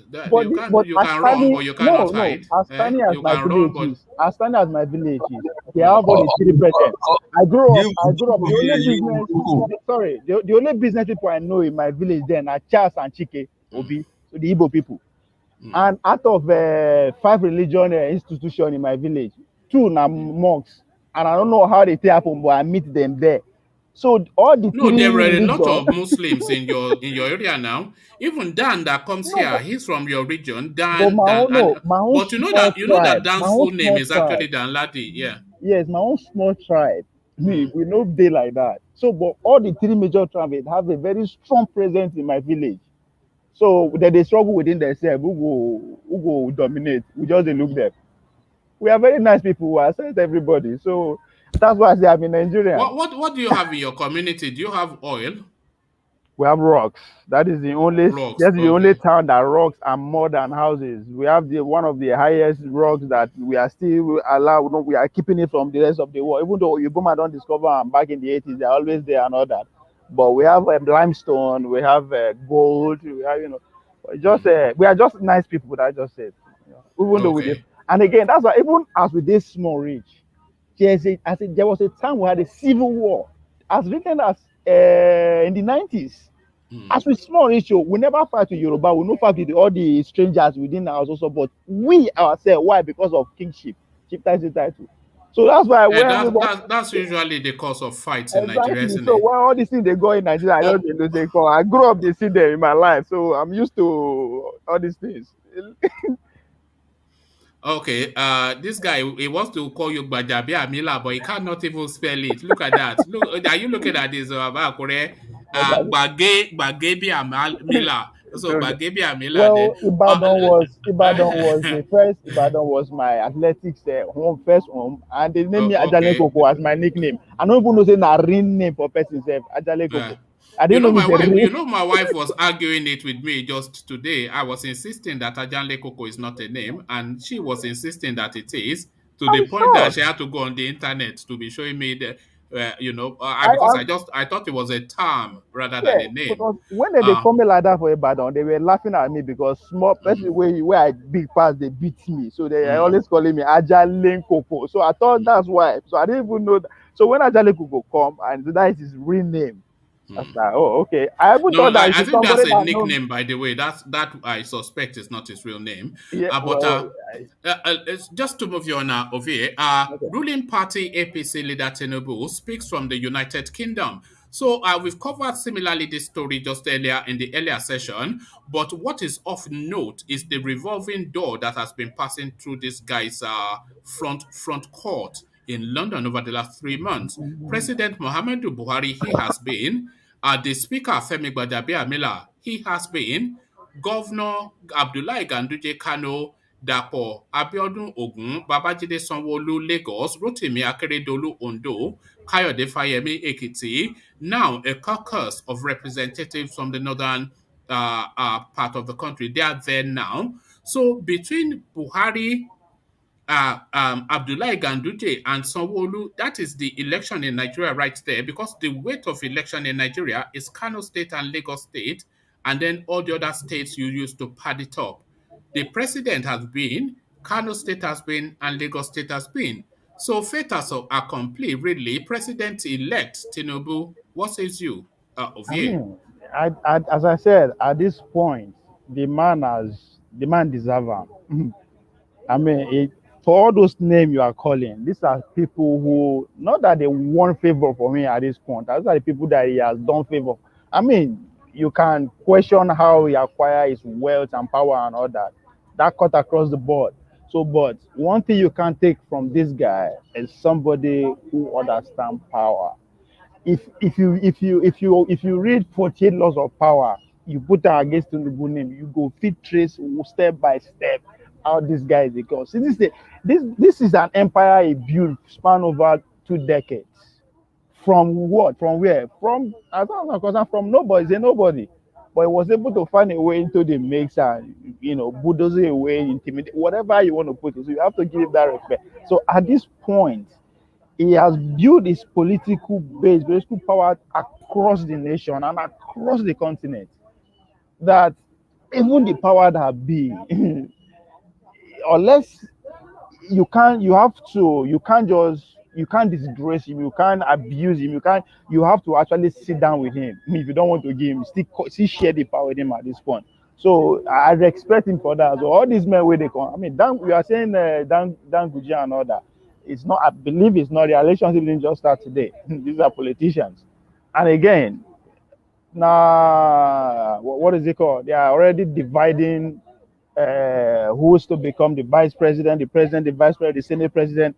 And that's what you are seeing in London. Me personally, I don't believe in a check-up medical bullshit. Now that man go for there like that. That's another power base of now people where they literally control Nigeria. They London. So I believe there's has to do No, more are with you that. saying that Tinubu is not there for medical reasons? Beyond that, that's just one small fraction of it. Yeah, no, he is Because there for you know, medical reasons, but the visits are not to felicitate regarding they're not wish you well yeah, visits. They are correct me if I'm political wrong. visits. Yeah. Correct me if I'm wrong. Tinubu that I know, in relationship now with France, oh, this London thing is recent. It's yesterday. No be saying that today, say, na Hmm. French man. No be even yes, it no be even America, say. That's why I'm kind of reading so many meaning to that. It no be London person where they go check in. Now it's always in France. That's how Well, that's where whatever maybe. well, yeah, yes. When he first wanted to go for the surgery, he had booked in Paris to have that surgery, but then there was a lot of rumors circulating the Nigerian space that he had died. So he hurriedly, that's what are you laughing at? No, no, like to no say that. That no be. I'm not supposed. It no be. That should not. He fit create that scenario. Say That's it. That's why they laugh. I'm not saying that. Ovie, man, you always go to See, not everything no. you have to turn into some conspiracy It theory is now. Not everything see. is No huh? be man. No be this man that is going for. You know, you understand what he's going for. This is Yes. a man we start 20 years ago. No, Everything no, but Tinubu just sit down. what are you refuting about I'm the not way the refuting West? it. I Look, am not. No, I'm listen. not saying it's a lie. Now. I It's said a maybe pretty like straight. No, there's no maybe there. So sometimes it's not everything that you have to read under read. but do There you are some think things that just stand as they stand. but do you So think Tinubu this is no what no can no I no shows. no no no let interject? me Hold Can on. I interject? let me say Yeah. Can Okay. I something. But do you interject? think how do And you who is think that man you are saying he started 20 years ago? You mean Tinubu started 20 years ago? no Yes. I'm just putting roughly Tinubu did I'm not not start saying 20 years ago. Tinubu was former Nadeku. Tinubu was shaped by Abacha. Tinubu also fought the Obangida regime. How did yeah he start 20 wait years ago? listen now well you are you I you think too he's actually serious talking about his you too presidential campaign. you too Yeah. serious. Okay. Mm-mm. Yes, when he started building a political bloc, started when he become come back in second from 2000 and 1998 when all these things started. Now when he started building his political base with that, now I'm not saying. I mean, he's been around before then now, so I'm not saying that day I actually start, but the ambition of taking the number one seat Mm. started manifesting from that point. You understand? So now, based on what you said about it, saying, I'm not disputing that, but I'm saying that the person like Tinubu, he will look into it and use it to his own advantage. That's what I'm saying. I'm not saying, oh, it no happen, or it no happen. So somebody like that, those are people that will sit Let down me just give and you the use any. timeline, just so we have proper what has happened rather than just this thing that you do. He was booked in to have surgery in Paris, France, because you are saying he has a preference for France. So he was booked to have surgery in France. There was a lot of activity around his name in Nigeria to the point that he felt to show his face. So he had to go and show his face. So they then rebooked it, but this time at John Hopkins in Maryland in the United States. That was where he had his surgery. You remember he's a Chicago guy. And then after that, he came to London to convalesce because the medical facilities in England, like it or not, there's probably, and the aftercare in England, if you come to England, your skin will blossom, you will freshen up. Ask Sally, ask Bia, ask anybody. The aftercare in London is second to none, and if you have Oh, the funds, God. so it's just managing his health. This is it, just so it's fighting fit. So I'm One not quite man, sure if I we am should go not to disag- high for the yeah. I am not disagreeing with you. Mm, You understand? One man, if mm, my mission to come to London, guess mm. what? Everything I involve myself in, or everything I allow to associate my name, I will deliberately link it to see how do I get to London, because that's my ambition. This man is clever at using whatever you throw Yeah, against but it for what are you? himself. No, but what are you? Where are you going to with this? I don't understand what you are saying as ever. All this medical trick that cut across London, France, Yeah. whatever is out. I'm not saying he wasn't sick or he's not sick, but guess what? That's how you consult and make your deal to get to where you go. It's part of the game. What is It's part of part the of game? it. Having I medical am surgery? you Sorry, no. why What are you talking? I want to understand you I in am this not on the. saying you didn't do any surgery now one man. Why are you Mhm. taking it? I'm not denying that Yeah, fact. but what is part But of the game? the Ganduje and the rest that are going to London, are they medical doctors? No, no, that is part of the game. But Now, he is in London for one medical man, the reasons. So yeah, camera, they, Tinubu only allow us to see those that visited him from Nigeria. Abi, right. are you Yes. saying people did not go from Ghana? Are you saying people did not go from Saudi Arabia? People did not No, go from no, no. America? People did not go Look. from the London itself? Yeah, but They will not allow you to see Yeah, but that. what point are you making? Of course, even if it was in Lagos, they come. The Indians come. The Chinese go to him. Everybody goes to him because it's a figure. So So why so what I'm saying, why what's the then grand so why what statement? I'm just connecting my own dots. I mean, Yeah. this is my own reading, one man. No. This is my Okay. own Oh, reading. all right. If I can't be anybody, if what is his name? If Baba Akure, if I see you and Baba Akure together, guess what? I Mm. know say yeah, you guys are friends. But guess what? There's still one or two things that will make me to do say, there's more to do than waiting they allow us. So maybe there's business on that tune, there's a Ovie. deal on that tune. That's Uh, Hey, Yeah, you're always chasing shadows. I'm This is not the chasing, thing. but it's everything I've been saying. I'm not debating from here, and it's coming together gradually No, it's now. nothing to So do what with anything you are saying. so Tinubu is I'm in. saying it, maybe it's Hold just on, hold to on. Tinubu is in play for the presidency. The events are marching forward. He has need to be in the Western space for reasons of medical needs. The politics has not stopped, so the politics comes to him where he is because he's a major player. So this is what is playing out. There is nothing outside of that is just so grand, and so there's no big play. Is politics continuing one even man. as the guy convalesces from Oh, ill health? I okay, mean, you what see, else? What are you talking about? one You know? man. See, Mm, so okay, just like to support what you are saying, mm, Darren Jones say, why did he? Okay, he said, okay, the guy was fighting for his life. Stop all. Since when did you care about a billionaire fighting for his life? Who cares? I all don't right. care. Oh, okay. No be see, no be they sick. He go do medical tourism. Can me and you afford it? So I don't care. I don't care. As far as I'm Mm. concerned, it's not even sick. He can afford not to die tomorrow. He can afford to die tomorrow if you want to. So I don't care. So I Oh, don't. So oh, that's why I'm reading all this meaning. Forget the sickness. Which kind of sickness mm. he get where be billionaire where we go they run up and down. If you want them to come to him, he can. If it's that serious. If you want those doctors to come to him, he can. He can Well, afford you it. can't because So the then facilities are not there. so what is the big deal about worrying about who he went for surgery? Look, all those are just Now, nobody by is the worried side. about it. It's just Me you too, that me is too. just talking. If I buy for that office, all these people crap where they All go on, right. I'll All go right. medical checkup too, Let so me that they just will move come you to on me. to. Now, all this visit where they see so. Yes. Now you think safe to say that Nigeria in they would have Mm, come, or if it didn't come, the with the headline be what is happening now, the headline will be straight hit on the political nails. This is why Ganduje was there to canvass for his blah, blah, blah, blah. That's what you will be seeing.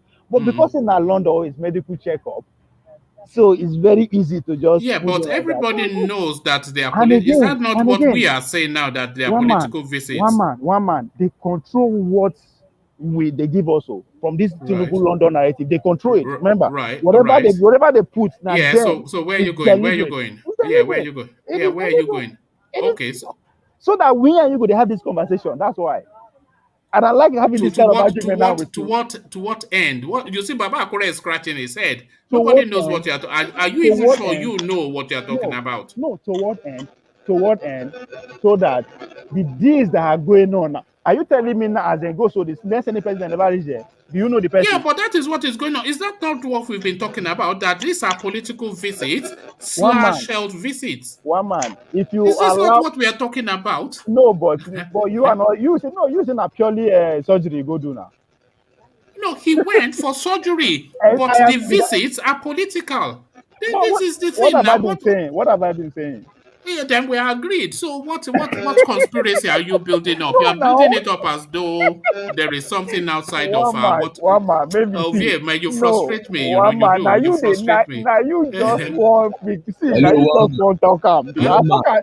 Maybe now uh, Hello, because one I man. talk am straight from yeah, the yeah, beginning. I said yeah, this is what is happening. You say One no. man. yeah, yeah. One Say, come in. Yeah.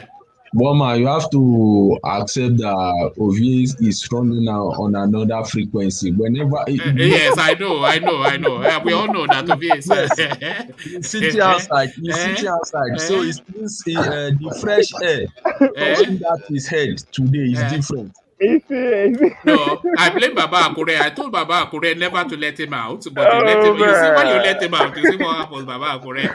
You see, you have to take him back in. But I almost dread taking you to the next talking point. But let me take you to the Oh, next talking point.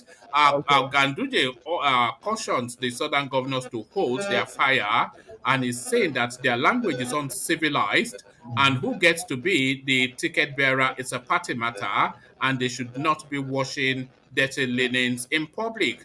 So Ganduje schools the southern governors. What says you, Ovie?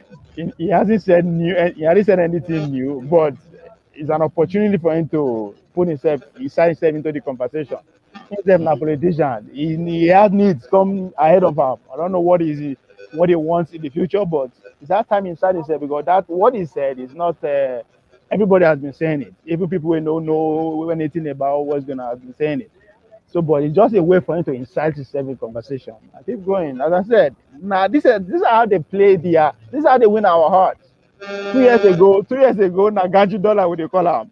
Today now we are focused on his intellectual aspect of who he is. I mean, see, No, he's always been an as you see Ovie, you must always hold that when people talk about these people, especially myself and a lot of people, you don't see them in the singularity of one thing. They're not one thing. They are a multi.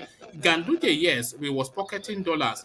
Ganduje is also a sharp political operator. He was Kwakwanso's back boy. And remember that photograph when he put Kwakwanso's picture on the red yeah. carpet and stepped on it. He's Mm. a political killer. He's an intellectual. He can destroy anybody. Look how he brought Sanusi down and carved up the Kano Empire into 5 Emirates. So Yeah, this guy is a PhD. He's a sharp brain. If you hear him speak, a sharp mind. So yes, he's a dollar pocketer, but it's not. Nobody sees him just as Gandola. no, what I'm saying, Certainly, yeah. no, what I'm saying, the politician, this guy, they have their way of playing with us. You understand? You know, I mean, as I said, 2 years ago, everybody, I believe, even if own family there go verse for that video, you know, how he played out. Everybody, right?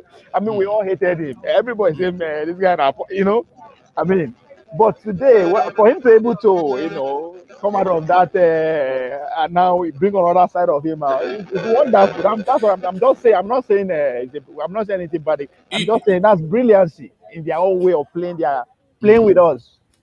That video was just schoolboy error because in the north, what they usually do, they use this chorus, the Lebanese, to collect their bribes. But he was too Yeah, greedy. He did not want to cut the Lebanese man his 10%, and then the video didn't pocket in dollars. that But they're all doing the same thing. They that was usually use chorus to yeah that to was hard. That was hard to watch. That was hard to watch. It oh, just oh, had oh, that, you know, yeah. not because it had because nothing will happen. Nothing. Hmm. You know, so nothing. So that's why it's hard. You can see it's right happening right in front of us, and we cannot do anything. All I can think of is that why did people die for democracy anyway? They just allow me to continue because they die so we can be actively involved in governance. But we sell our office. We are selling it by the day. We don't even know our office. So that's why I said it's sad. It's hard. It's hard to see, you know, the military regime. This man is not a dictator of anything. Now but we see him wholeheartedly. But again, so that's why I Uh, said it's hard. It's hard to watch. It's sad, but you know, maybe as we go, thank God they destroy our education now for our upcoming generation. Those people will only understand one language. Yamutu Yamutu go. You understand? We will see the reasons small, we see the fear.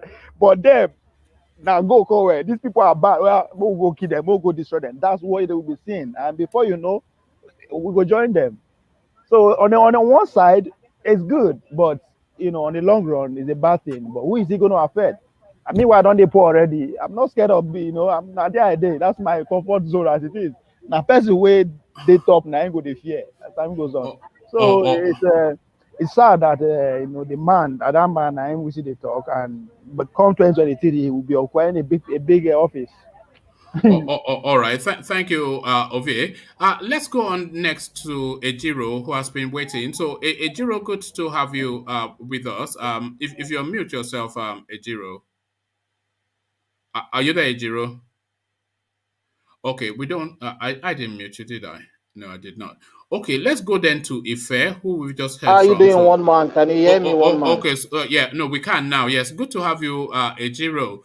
So we were talking about Boko Haram seizing charge of 500 communities in Niger State, which then you just have to guesstimate that that is the entirety of that space. Lai Mohammed continues to insist that they have been technically defeated, but nobody sent the email to Boko Haram to let them know that they have been defeated. So Boko Haram strikes again, they seize another state, Ejiro. Yeah, you see, the Boko Haram issue. Apart from Malai Mohammed saying that, most times you see when this man was there, the former chief of army staff, Boruta, you see what they normally come out to say: technically defeat, almost defeat, all kind of English, you know. They pour it on Boko Haram. As a matter of fact, Buhari is just settling his voice. That is the truth. Because those terrorists in Niger State. They are his boys, you know. So what are you predicating that statement on? What are you basing that statement on? One man, you see, this APC jihadist government in Nigeria is actually promulgating law to defend the interest of terrorists in that country. That's the truth. Such as what? What do you mean, such as? You said they are promulgating law. So yeah, because the way they cover them up. Okay. Look at the way they are inscripting. They say they organize a program, Safe Corridor. You say they are repentant Boko Haram terrorists. They are repentant. Now you are not inscripting them into the Nigerian army, you know, into the nation's security architecture, you know. So, but the army have come out to say that is not true. You and I know it's true, correct? No, I don't know it's true. Not you and I. Oh, you don't know it's true. I don't have any fact to that effect. Maybe you do. You don't have any fact to that effect. Yes. Do you have fact to that effect that they are being recruited into somewhat the army? Somewhat I do. Somewhat. Right. Because you see the way most if you even go to the internet, you will see this one is even video. Video don't tell lies. There are many Nigerian army that when they go to the battlefront, they're always complaining that the weapon they are using cannot even match the ones the terrorists are using. Do you know why? What does that tell you? Do you know why? Tell me why. The weapons that is in the hands of the bandits are weapons that cascaded from Libya through the Sahels into the West African sub-region.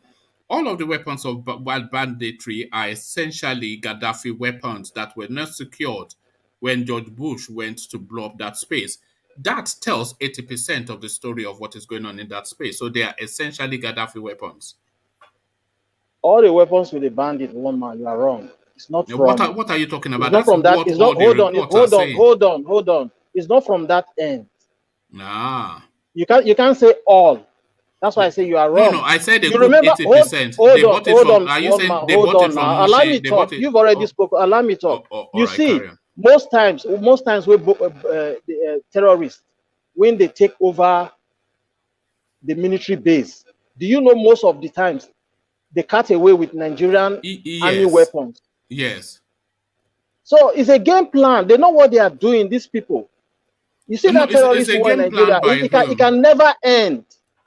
That is why they need to, when I say break up Nigeria most times here, I know you are one man, you are a lover of one Nigeria. Nigeria is not working and it's not going to work. That's the truth. It's not going to work. We are different people. We are different. Okay, look at the penal code that your man was talking about. What's his name? The Attorney General Malami was saying in the North about Twitter. Meaning one country has two constitutions. That's the meaning. One for the North and one for the southern parts. So it's not going to work. You see, the Aboki and we from the South and from the Southwest, we are all different people. Their mind of reasoning is different from you and I. You know? So Nigeria is a scam.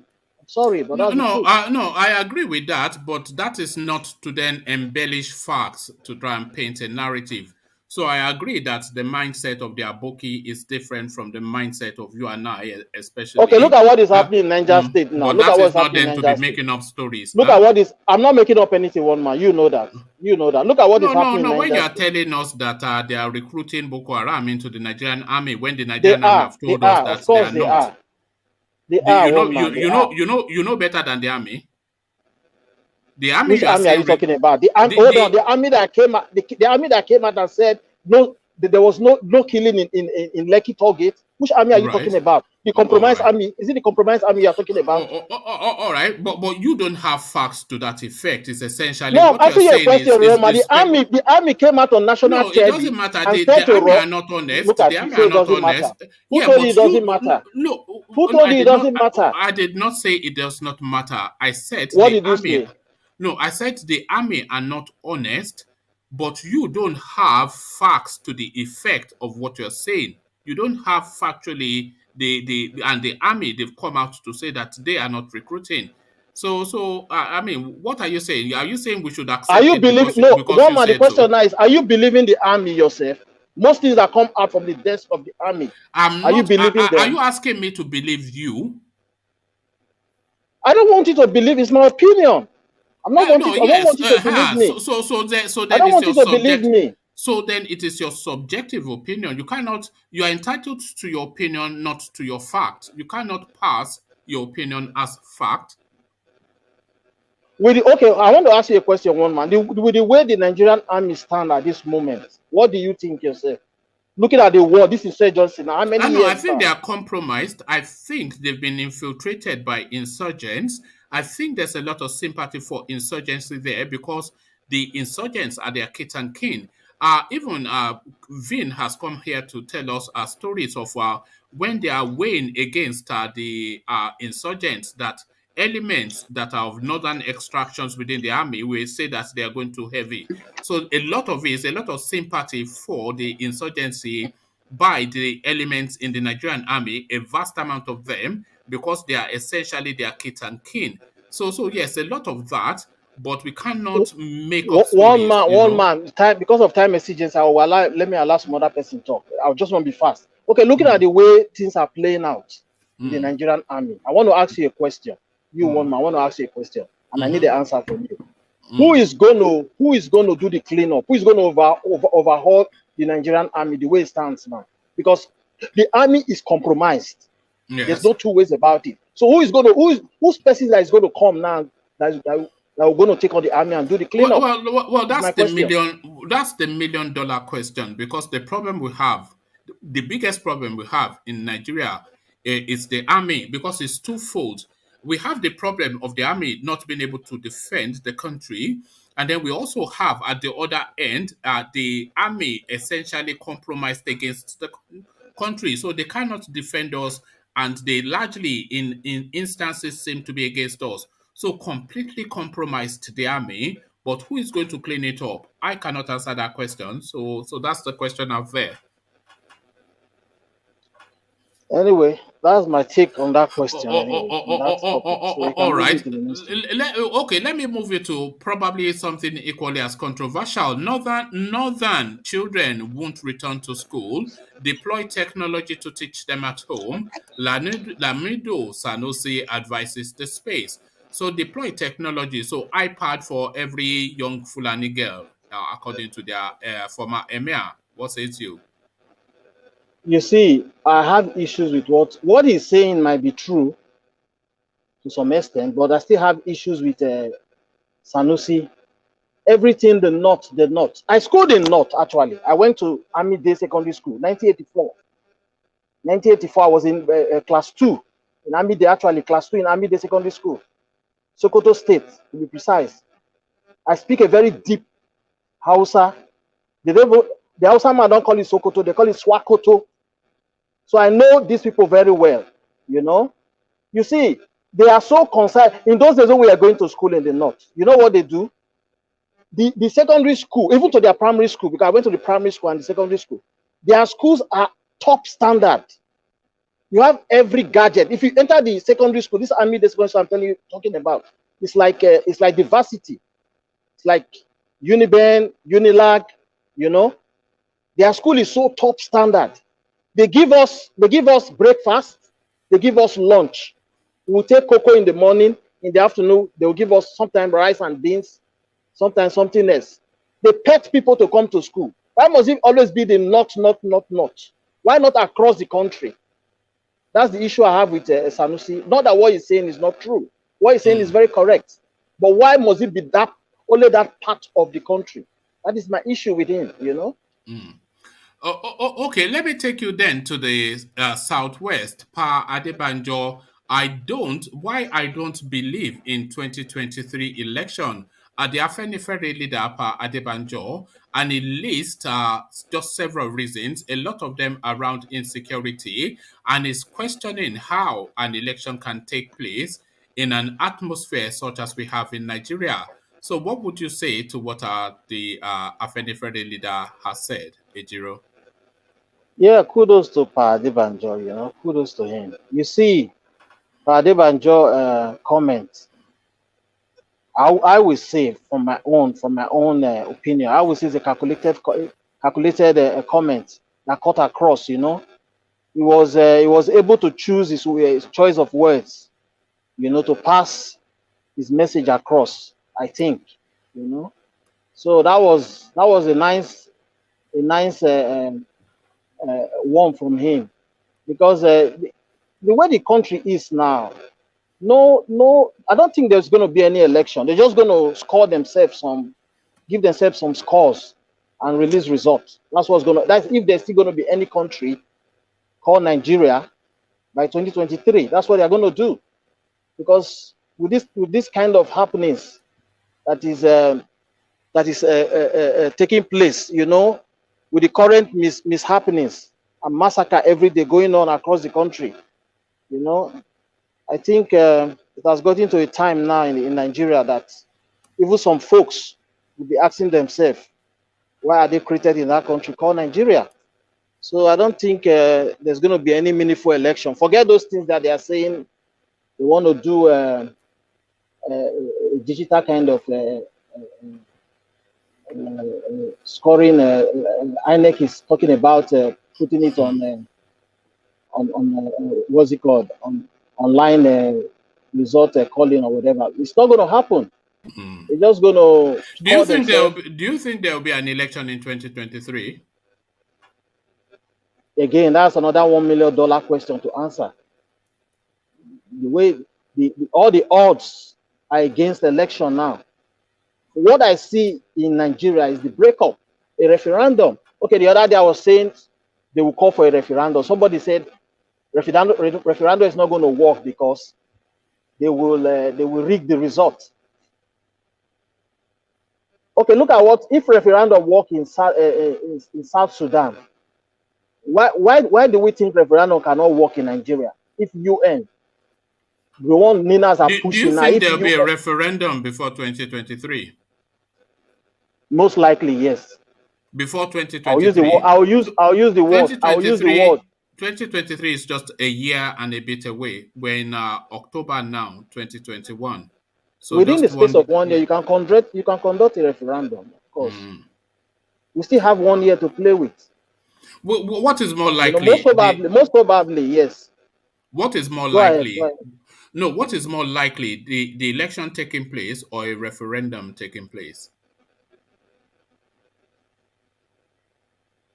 The election, referendum. What is more likely? You see, the election is not going to take place in the sense that no. Just you know why I said hold on, one man. Let me explain. You asked me a question. Let me answer. I mean, you won't ask question. You won't put answer yourself. No, because you not address the question now. You won't. Wait, let me put answer. Let me put answer. You not go ask question. You can't put answer now. Oh, okay. Okay, carry on now. The election, right? That they are going to call. I just told you now that they are going to conduct in Nigeria. Forget the previous one they used to conduct. We all know the way they do it. But this time around, they're just going to score themselves in the ballot paper. They're going to give themselves scores. There's not going to be any proper election. Believe in you and I, the East, vast part of the East is not going to come out for this election. That I know already. Do you want to put money on that? How much do you want to put? How much do you want to put? I'll bet you $100 that elections will take place in the East. I'm not saying haphazardly. When I say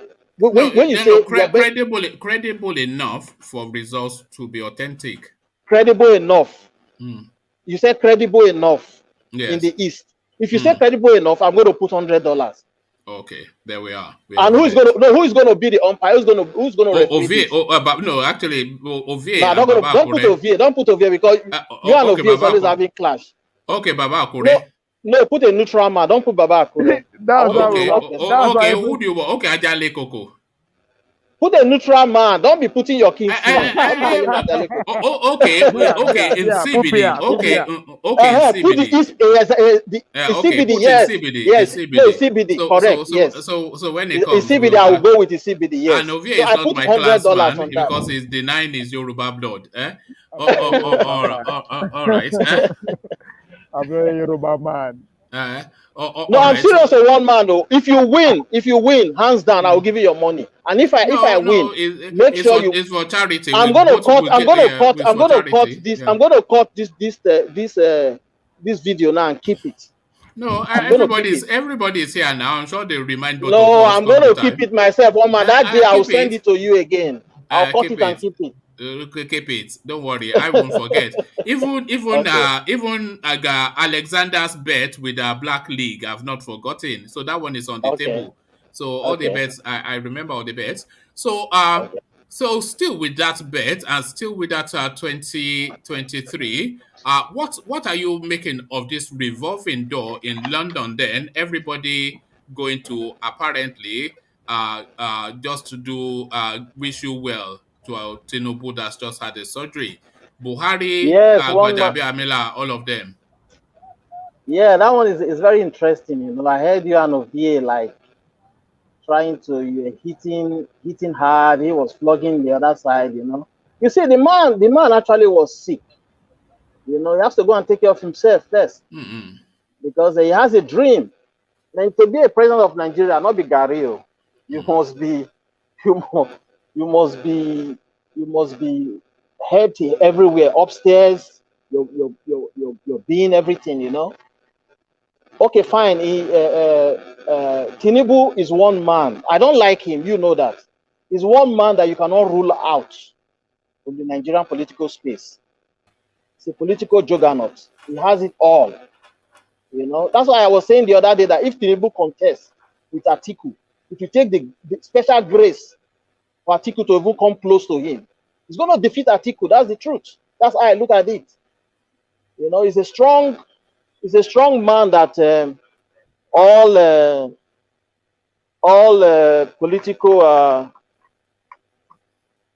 persons in that country will want to like rub their shoulder with.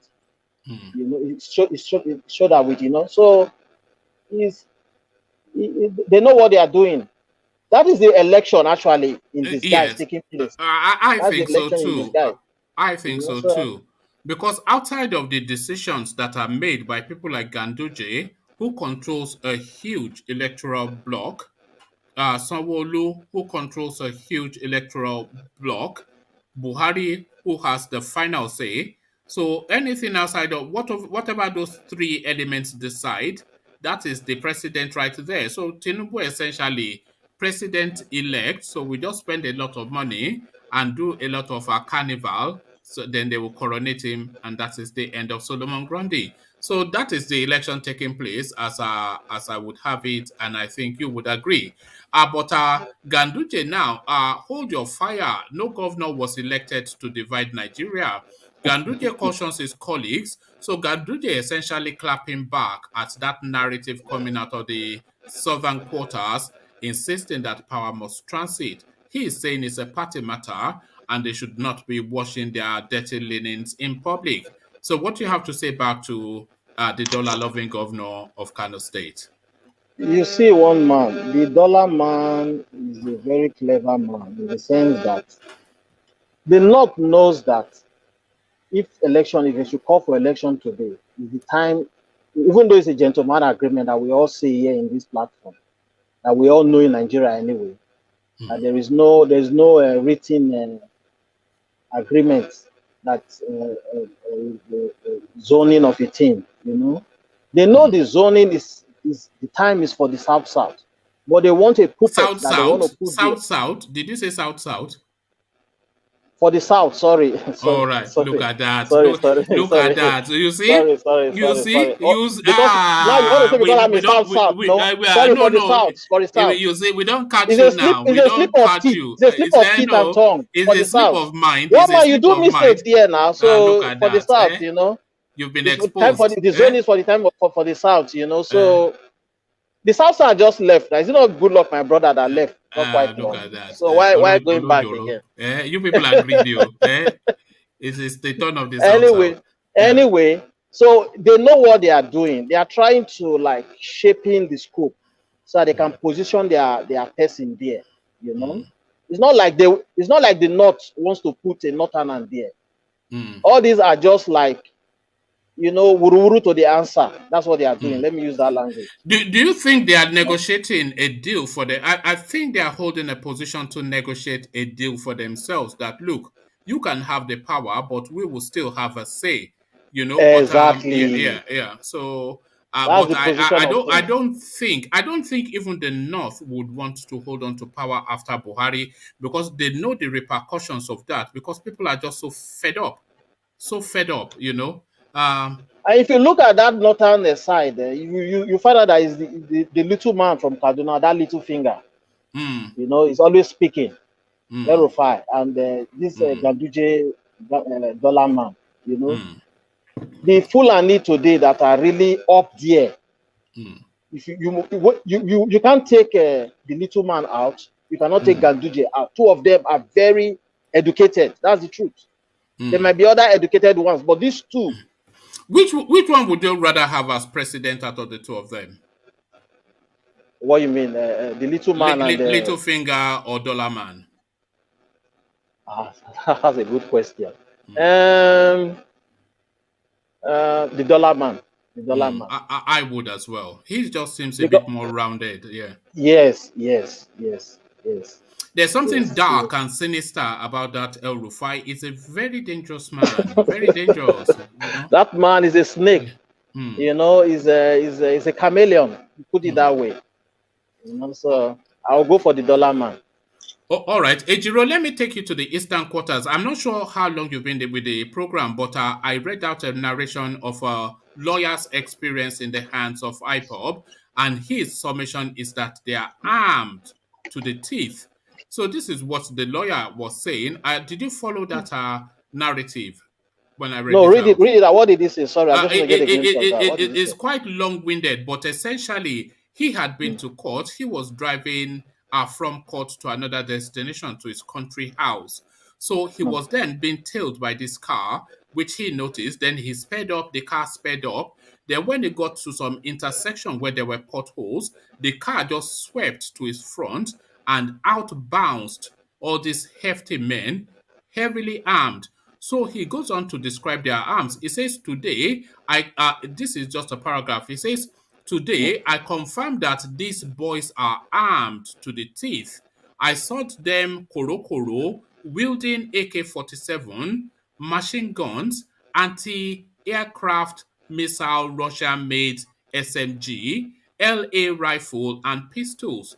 One of them, a particular boy of about 30, who seemed to be the leader, had ammunition belt rolled round his body like wrapper, with 2 pistols in his trousers side pocket. So this lawyer now, he essentially escaped, really, because he just managed to convince them that he's one of the Nnamdi Kanu's team. And when these boys stopped him, I'm just trying to see if I can get what they said to him. So it says, then I said my last. Let me just give you this. It says, as I was contemplating what to do, this is just a random paragraph. As I was contemplating what to do, the worst happened. As I slowed down to avoid potholes at Arizo petrol station, their car overtook me in a Gestapo style, as in James Bond movie, and blocked both my car and an oncoming Range Rover Sport 2020 model. Then I said my last prayers and asked God to have mercy upon me and accept my soul into paradise. One came to me and barked, "Oga George, what are you doing to bring Nnamdi Kanu out?" I told them that I had just come back from Abuja last week, where I joined his defense team free of charge. So this is essentially what escaped this guy. And then, of course, he goes on to describe the weaponry that this Ipob wing were carrying. So just that narration. And we've also heard from the governmental quarters that this organization, it has a 50,000 deep strong armed militia. And this narrative of this lawyer now corroborates. It doesn't validate, but it tallies with what we're hearing. So this, wrap that up with unknown gunmen, the narrative of this lawyer that escaped, these armed to the teeth Ipob members, as he described them. You see, the lawyer, he was the only one in that vehicle, right? Or was he? Did this? No, he was coming back from. Yeah, he was the only one in the vehicle. He was coming back from court, from a court matter, and he was going to his country home. He stopped to buy petrol, diesel for his engine, petrol for his generator, and anyway, he was alone. You see, he was the only one there. He was the one that saw them, you know. So for him to come out to raise the alarm, obviously something is not right. Something is going on. So I just pray his life is at stake. That's what he's indirectly saying. I just pray they don't take him out anytime soon,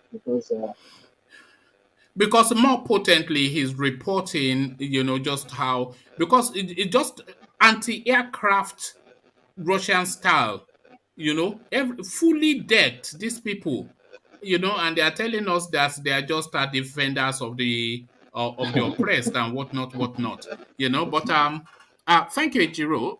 Let's go on to Ife, but before we go on to Ife, let's just actually let's go on to Prof, then we go on to Ife. But before we go on to Prof and Ife, let's acknowledge Alexander's super chat, and he speaks to Tinubu with the super chat. He says, Tinubu is known to be an extremely generous man, hence his popularity amongst the ruling class.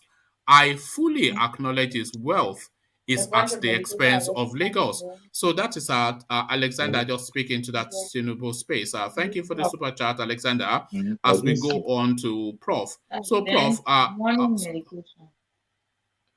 hello. Yeah, Prof, are you with us, or do you want me to come back to you?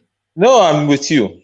How is it? All right, good to see you, Prof. I only came to you because in instances you come in, but then you leave before we get to hear from you. So I wanted to hear from that's you what today. has been happening. Yes. I'm happy it is better today. And good day to everybody in the show there. Good day to you, Prof. So that narration by this lawyer now of his encounter with armed to the teeth IPOB members that he encountered somewhere in Newi. So we hear a lot of playing down of just how weaponized these people are, but they are heavily weaponized Boko Haram level. One man, this thing is very simple. I will never believe those people are Ipob. It can simply be, as what you said, a version. That's, I'll call it an adulterated version, a version that wants to portray or make it tally that Ipob is violent, they carry arms and so on. That's all I will simply say. These things happen one way or the other. I don't believe it's Ipob. There's nothing that will make me believe. So I'm not going to talk on this thing much unless you want to ask me questions on it. But all right, if you don't want to talk on it much, let me still retain you in the East. IPOB restates order to remove Nigerian flag from all corners of the Southeast. So they gave this order, and I thought, and correct me if I'm wrong, but I thought the order was just to remove it for the 1st of October, just to turn their back on that independence celebration that happened on that day. But it looks as though this is long-standing and just something that they don't want to see Nigerian flag in Biafra land anymore. So this order has been given, and they've told people that you remove it or we will remove it in our own manner. So, of course, I mean, we all know what that means. And even the banks now are taking down Nigerian flags in the Eastern Quarter. So what are you making of these removing of Nigerian flags from the entirety? The only thing I'll say is I like the move. Sorry, I don't care what someone says, because this nation is not doing well. You see, I learned Igboho, there was the compensation or whatever that was meted out to him. Nnamdi Kanu, what was done to him? Nothing was done. Okay, now let's leave that. The so-kind loan, was it the loan Nigeria went to take? Projects were located in other parts of the nation. Nothing was done to the east. And this entity in the Aso Rock yesterday said that the country is for everybody or whatever. The unity of the country is not negotiable. Why is he lying? I don't blame them in doing it. It's a good move because you see, something has to be done to say them release Nnamdi Kanu. This is someone they kidnapped. So this our government is a terror. That's Nigeria has displayed their terrorists as themselves. It's terrorists that kidnap people now. This is what they did. They kidnapped someone from Kenya and they're still holding on to him. Bring him out to court. No way. I just don't know what they're doing. So I'm not against that move in a way, but in another way, when you look at it, you can see it as would you describe it civil disobedience or sedition? Is that a seditious move, taking out the flag of a sovereign country from its sovereignty, from within its sovereignty? To me, I would just see it much more as civil disobedience. Let me just all right, like that. All right, the nation is not doing well. They're not doing well. All right. Let me take you then to the north, Professor. Boko Haram seizes 500 communities in Niger, advances towards Shiroro power station. So Shiroro power station, one of the major power stations within that quarters and within the Nigerian energy mix. So that itself a danger. But 500 community essentially tells us then that the entirety of that state has been seized in some form, because I cannot think that they have much more communities, more than 500 communities. So that, but add that on to what's happening in Zamfara, where they seized that state as well, to the point that they were shutting down telecom. And then add on to that, Lai Mohammed telling us that they've been technically defeated. So I'll add all of that together, Professor, and give us your verdict. You see, Lai Mohammed is a limpid liar.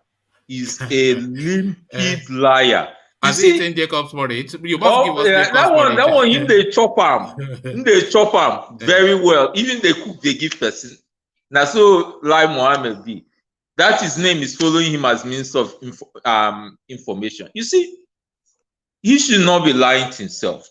I don't blame him to use those words that they have been technically defeated. You understand? Let him prove to us that technicality of defeat they have meted out to Boko Haram. These are lies, just lies. Boko Haram is now. You mentioned of the progress Boko Haram is making in the north, advancement, conquering territories, and you say that this. I was just asking Ovie if Lai Mohammed forgot to send Boko Haram a tweet to let them know that they've been technically defeated, because nobody told them that they've been technically defeated. They are almost acting as though they are winning. They're winning. Maybe you should have just told them that, look, you've been defeated. Maybe that would have ended it. Yeah, it's true. They're winning, and the thing there is just because of it is clear that this Boko Haram in power, people in power are sponsoring them. I think this late man, that late assistant Obadiah Award, that's late now. I think yes, and that is this. See, there's no way those people will be progressing without having a backbone in government. The so-called Boko Haram entered Nigerian Defense Academy and caused havoc. They keep on conquering ground. So, I just don't know what is going on in that space called Nigeria. Independence Day was yesterday. What is there to celebrate? Okay, in Lagos, there were demonstrations. So, the man, though, you don't blame Lai Mohammed. That is his role. He's the information minister. And for him to play a good role in this government, he has to be lying. And he's good at lying. So he's just a limpid liar. Very, very good liar. I just don't know. It's terrible. Let's stay in the north, Prof, and let's go to the former Emir of Kano State, who is suggesting that because Boko Haram is winning and the agenda is being actualized in the north, students, especially young girls, the girl child, are now no longer being allowed to go to school by their parents because, of course, for reasons that we can all understand. So what Lamido Sanusi is suggesting is that they should use technology to educate these people wherever they are.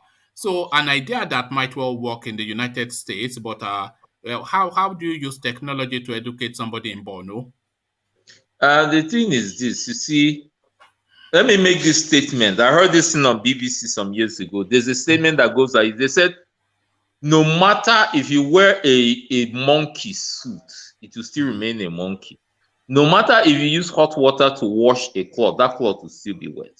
You see, this part of the country, they are backward. And you have to count one before you count two. You understand? The Lamido, I like what he's saying, but it's a pity that will not be practically viable or put into place because these guys haven't been able to count one before they count. We know how backward they are. No, it's a good suggestion, but it's a pity. I'm beating my hand on it won't work because they are backward. And again, I like what many contributors on this show said. Is it only the north that this thing is going on? What of other parts of the country? But you don't blame him. The north, they fed a python enough food, and they fed, let me say, a baby alligator a lot of food. Now the alligator has become a dragon and is burning places. That is what's going on. So I like his suggestion, but it's a pity they're fooling themselves if that will work. They should better improve the security there for them to start going to school. I even though I told you I served in Taraba, I was surprised when I served there. These guys have pens, they have textbooks, they have exercise books. They're begging them to come to school. How would they give somebody laptop? What do you think the resistance is? What do you think the reluctance is to embrace education in the north? Because Ejiro also told us something similar, that everything has been facilitated for them to have an education. So what do you think the resistance is to an education in the north? To me, I think it's something these guys have inculcated. These guys don't know you reap what you sow. These guys don't know you have to work hard. Why I say it is in that part of the nation that the local government hardly see people in the offices. But when payroll comes, the day of payroll, you see even people in secondary school.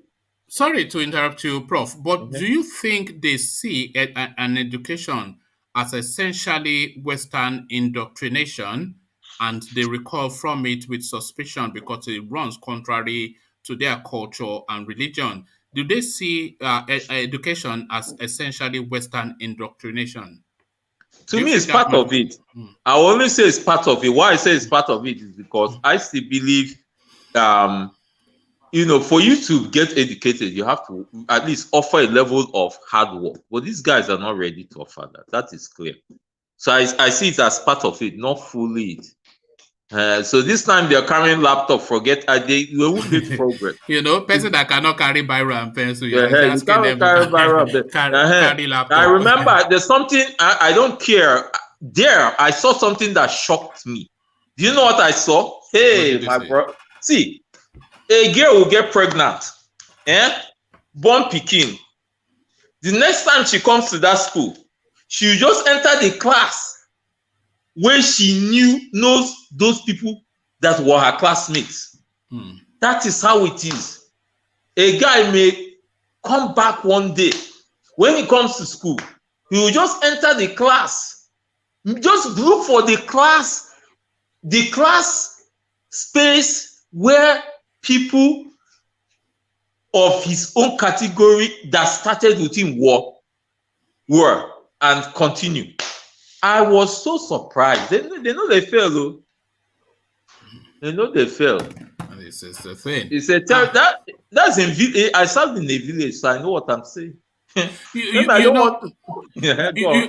often felt Professor, that the 80% of the answer to everything is if we can educate those people. If we can get education to the north, that's 80% of the answer to everything.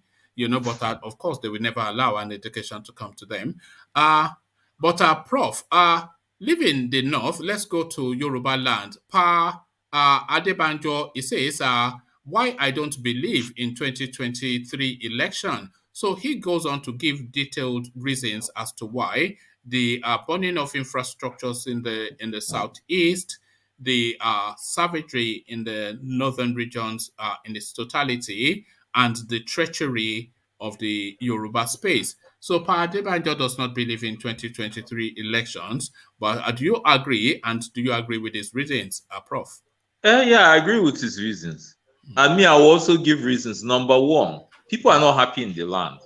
People are not happy. Two, the government is not doing anything to improve the scenario. Three, the government is just promoting disunity.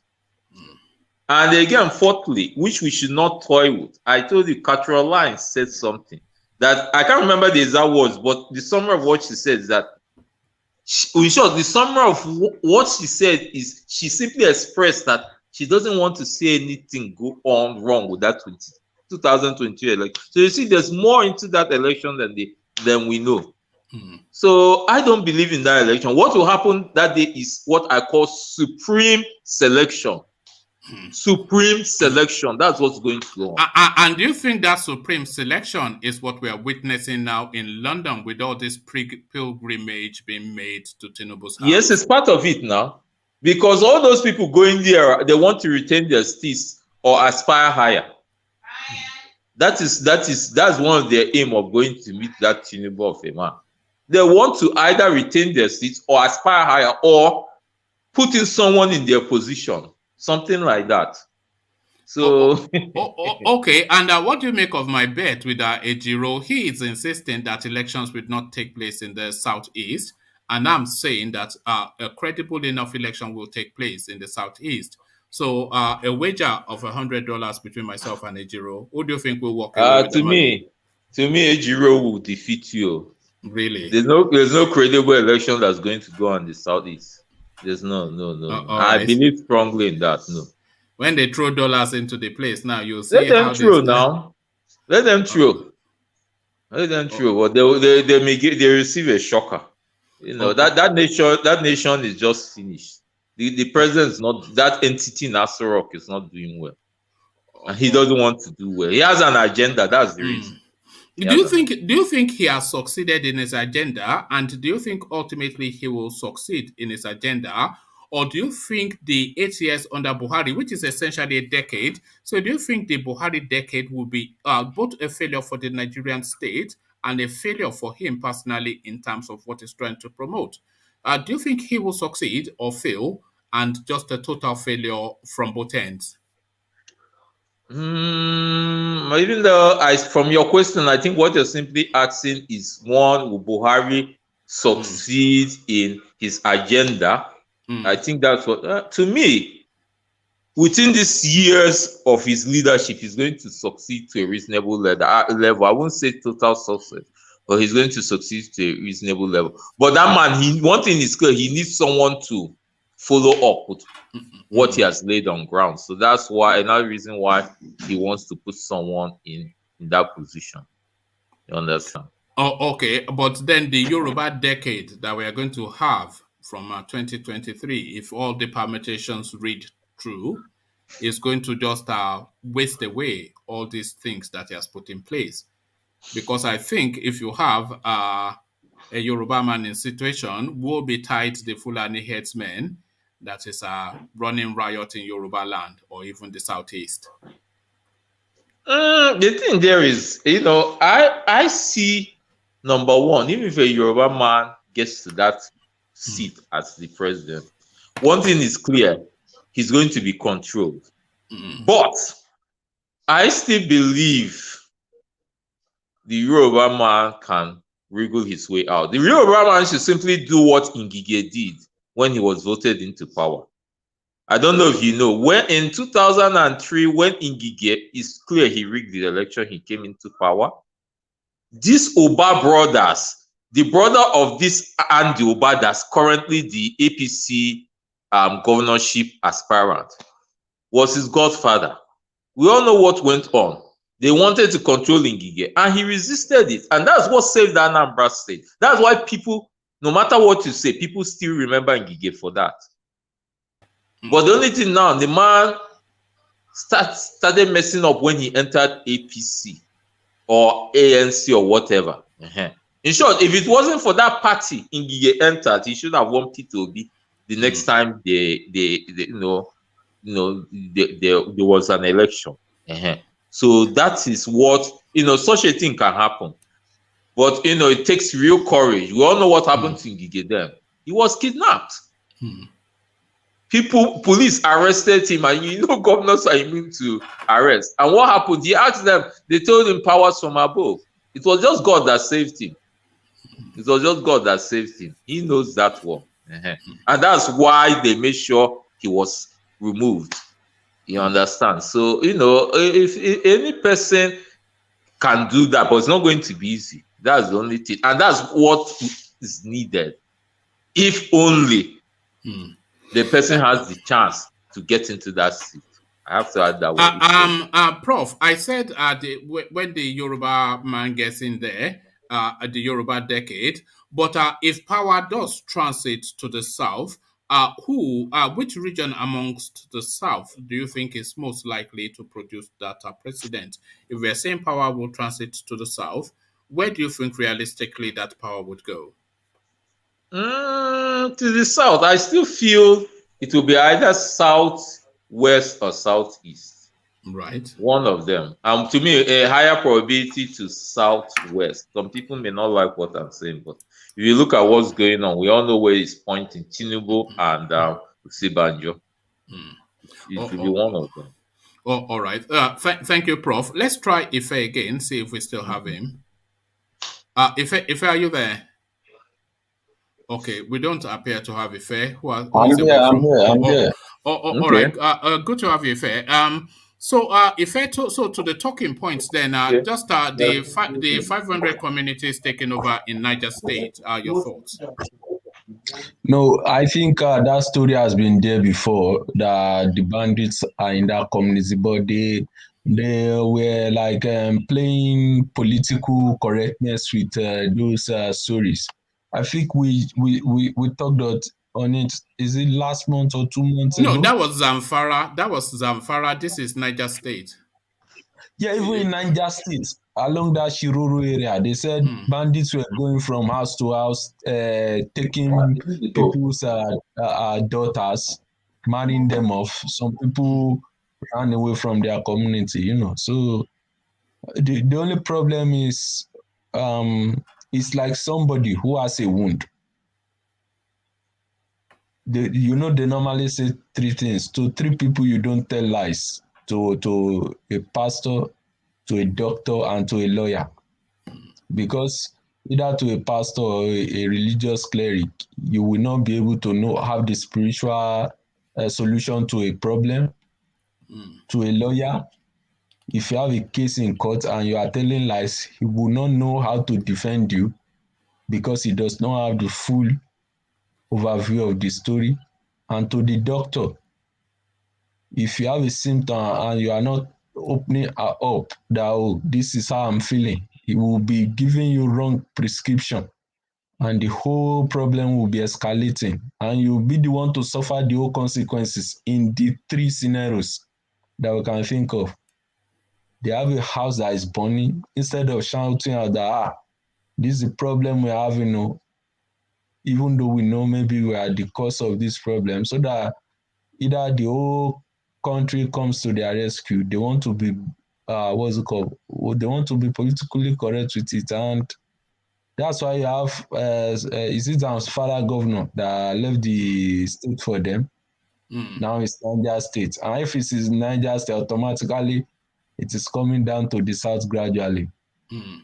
A lot of those northern governors now, they've all relocated to Abuja. This is just the thing. They've abandoned their states to the bandits and they're now taking residence in Abuja. But if I let me move you on to the former emir of Kano, who is suggesting that they should use technology to teach these people now that have been chased out of schools. What are your thoughts on that? When COVID-19 started, you remember the interview, what's it called? Little Finger granted Shewon Kimbaloye at Channels when they were comparing Lagos State and Kaduna State, and I was saying that the problem they're having is that most Kaduna State people still use radio. So what has changed between that time Kaduna residents are using radio to now? Is it that they have fixed the electricity or their life has improved for them to now understand how electronic gadgets work, or they've improved the living standards so that an average household can now afford to buy a smartphone? No, I don't think they are intending that anybody buys anything. I think what they're intending is to mass purchase pads and then put education apps on it and hand it to these people. But a lot of the criticisms that are leveled against Lamido Sanusi is that a lot of his solutions are too elitist. So this again, along those lines, Exactly, just that's the whole thing.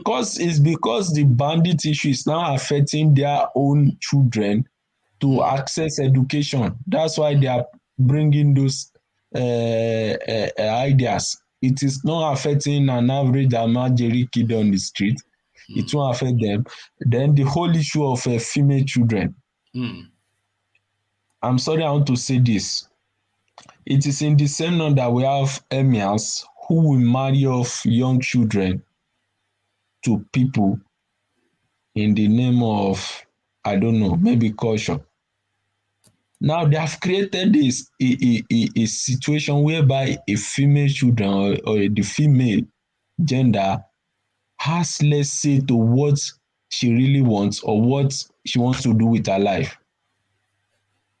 Now, you now brought the bandits who are products of this of this society. So how would they respect? Why should they respect female children?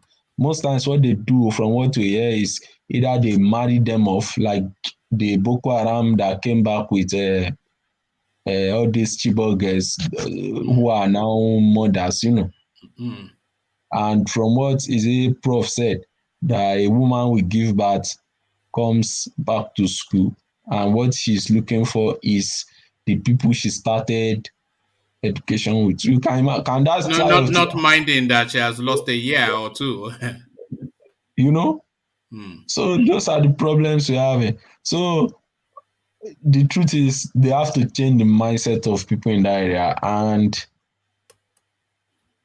I think they have to change the whole education system.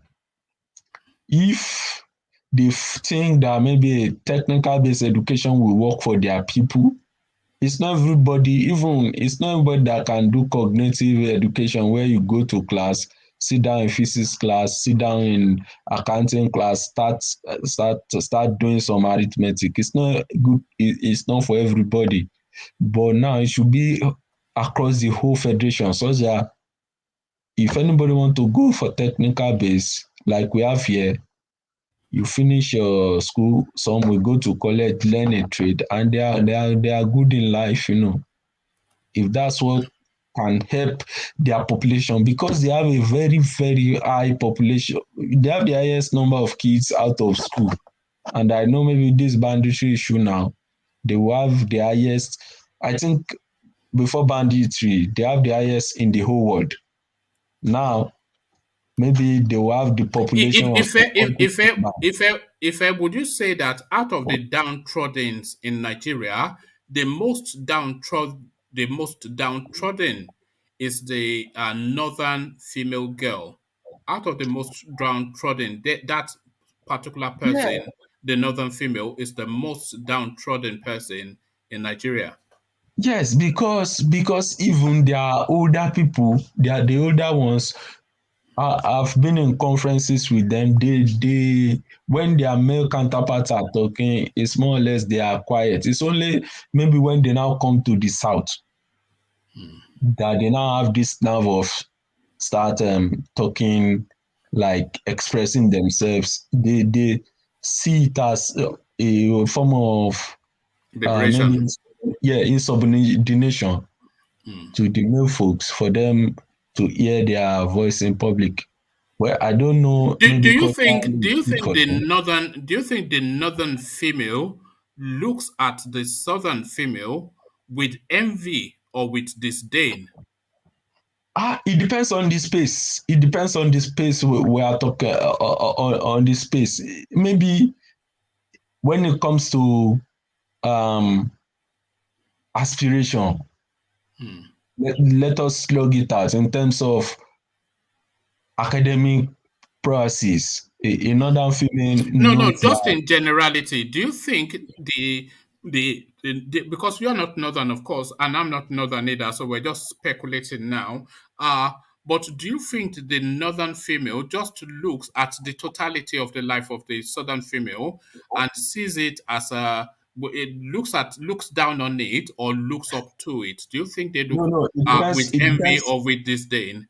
I think it depends on the orientation. If she's a religiously inclined person, she would look at a southern female as more of a Kafiri. wayward, yeah, type of person. But if she is more of the socialite, she will respect the southern female. But that does not mean they don't have some top northern females, because I remembered while I was in school then there was this Aisha Yahaya that topped her class from, even though she was schooling in the south, she topped her class from primary till we finished, what's it called, although she was a junior to me, from her class till she finished primary five, then everybody parted. And the last time I heard about her, she's abroad and she's doing well. So you have Yes, some we very, had one in my school too in Maryland. yeah.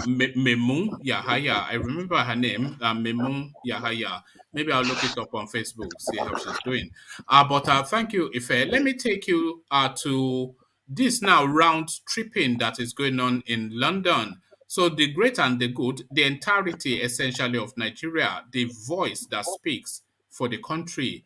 Buhari, Gbajabiamila, Ganduje, Dapo Abiodun, Sanwo-Olu, Akeredolu, and Fayemi, all of them have round tripped that apartment or mansion we would almost certainly guess at of Tinubu in London. The latest visitors now being a posse of our Northern House of Representative members. So are we essentially now seeing now the election taking place? And should we then, from henceforth, just acknowledge Tinubu as president-elect? Well, if you want to go by the um round tripping, like you said, I can say yes. But Nigeria political system, it is not over until it's over, because if you are not at the top of your game, at the last minute, things can change. So that's why I say we still have in politics. 1.5 years is too big to relax.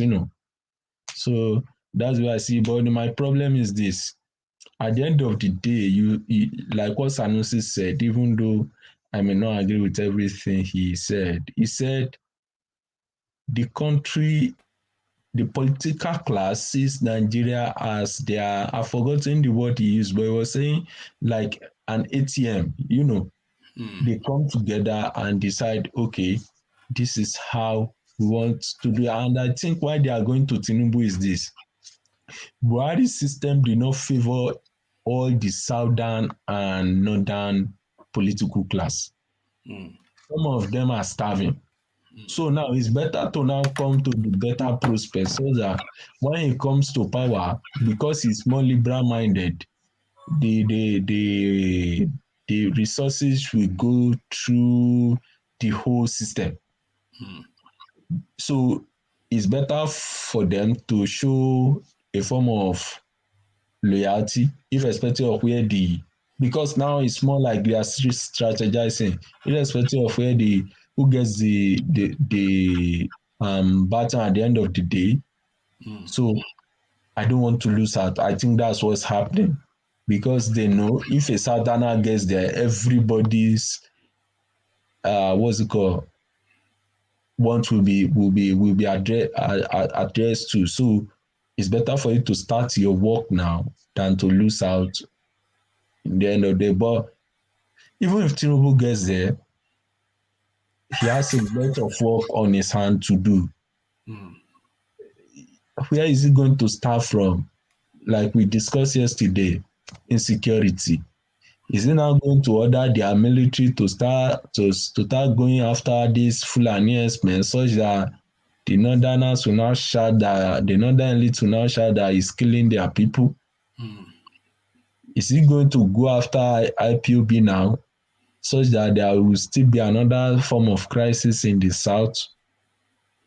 But whatever the strategy is, let's say, or does he want to get there and restructure the country? So I don't know. Just the question that I asked of you, Ife, Tinubu's politics now, what do you think it is more about, power or money?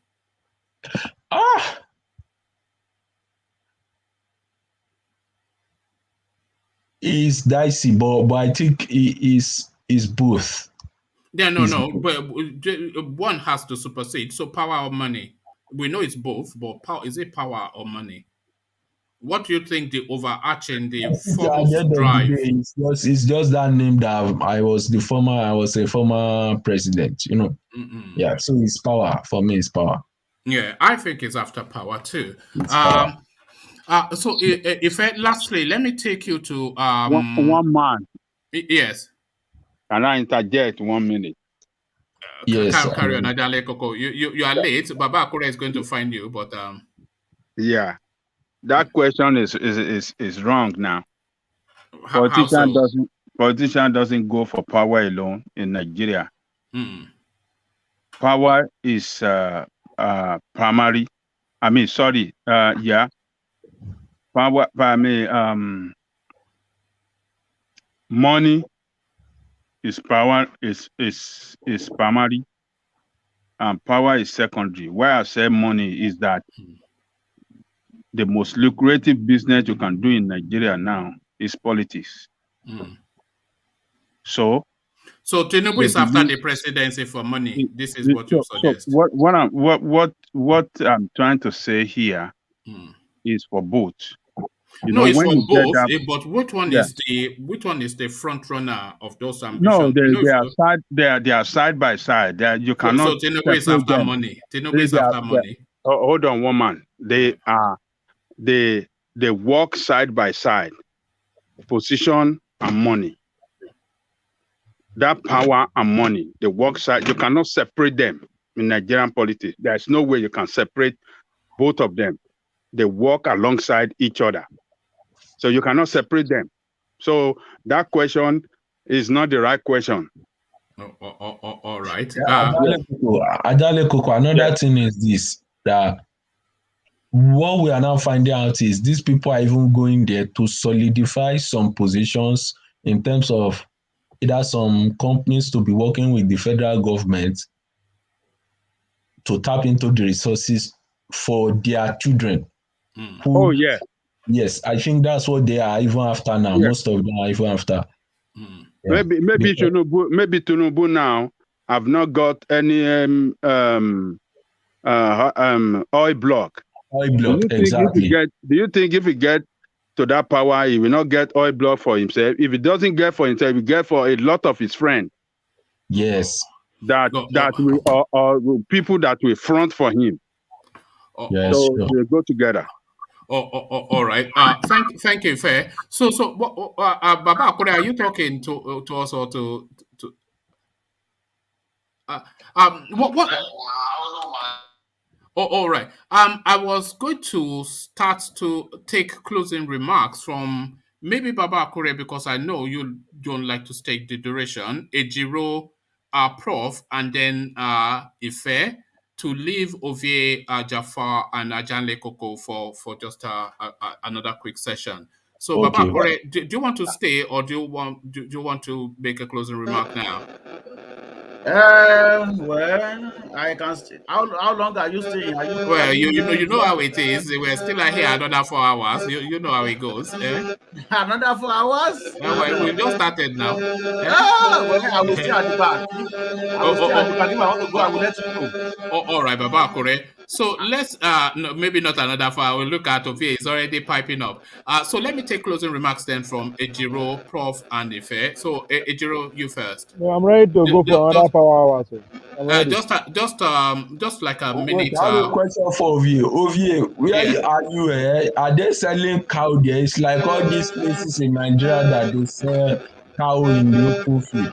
I mean, Yes, are you in a pub or are you in a pub or a park? Yeah, I was wanting to ask. Are you in a pub or a park? I'm in my ranch. Yeah, your ranch. Everything in Texas is big. So I'm in Texas. Yeah. Everything is big. I'm in my ranch, you know. All that athletics money, Abi. You want to know Buhari money is every day. Nigeria money. All right. No, I mean, one man. I'm in a pub. It's actually like a park. Yeah, because I don't see you ordering stuff. I don't see you ordering anything. I did actually. All right. Well, okay. All right. Yeah. One man. Are you closing off now? Like, are you? I'm not closing off, but I want to reduce the screen and then just have Jafar, Ovie, and Ajanle Koko just for maybe another 40 minutes, and then I'll condense it. It's just really to reduce the space. Then I know that after all this, because Ovie had already spoken, so after Ajanle Koko and Jafar, essentially, then I'll just round off. But I just wanted to reduce the screen.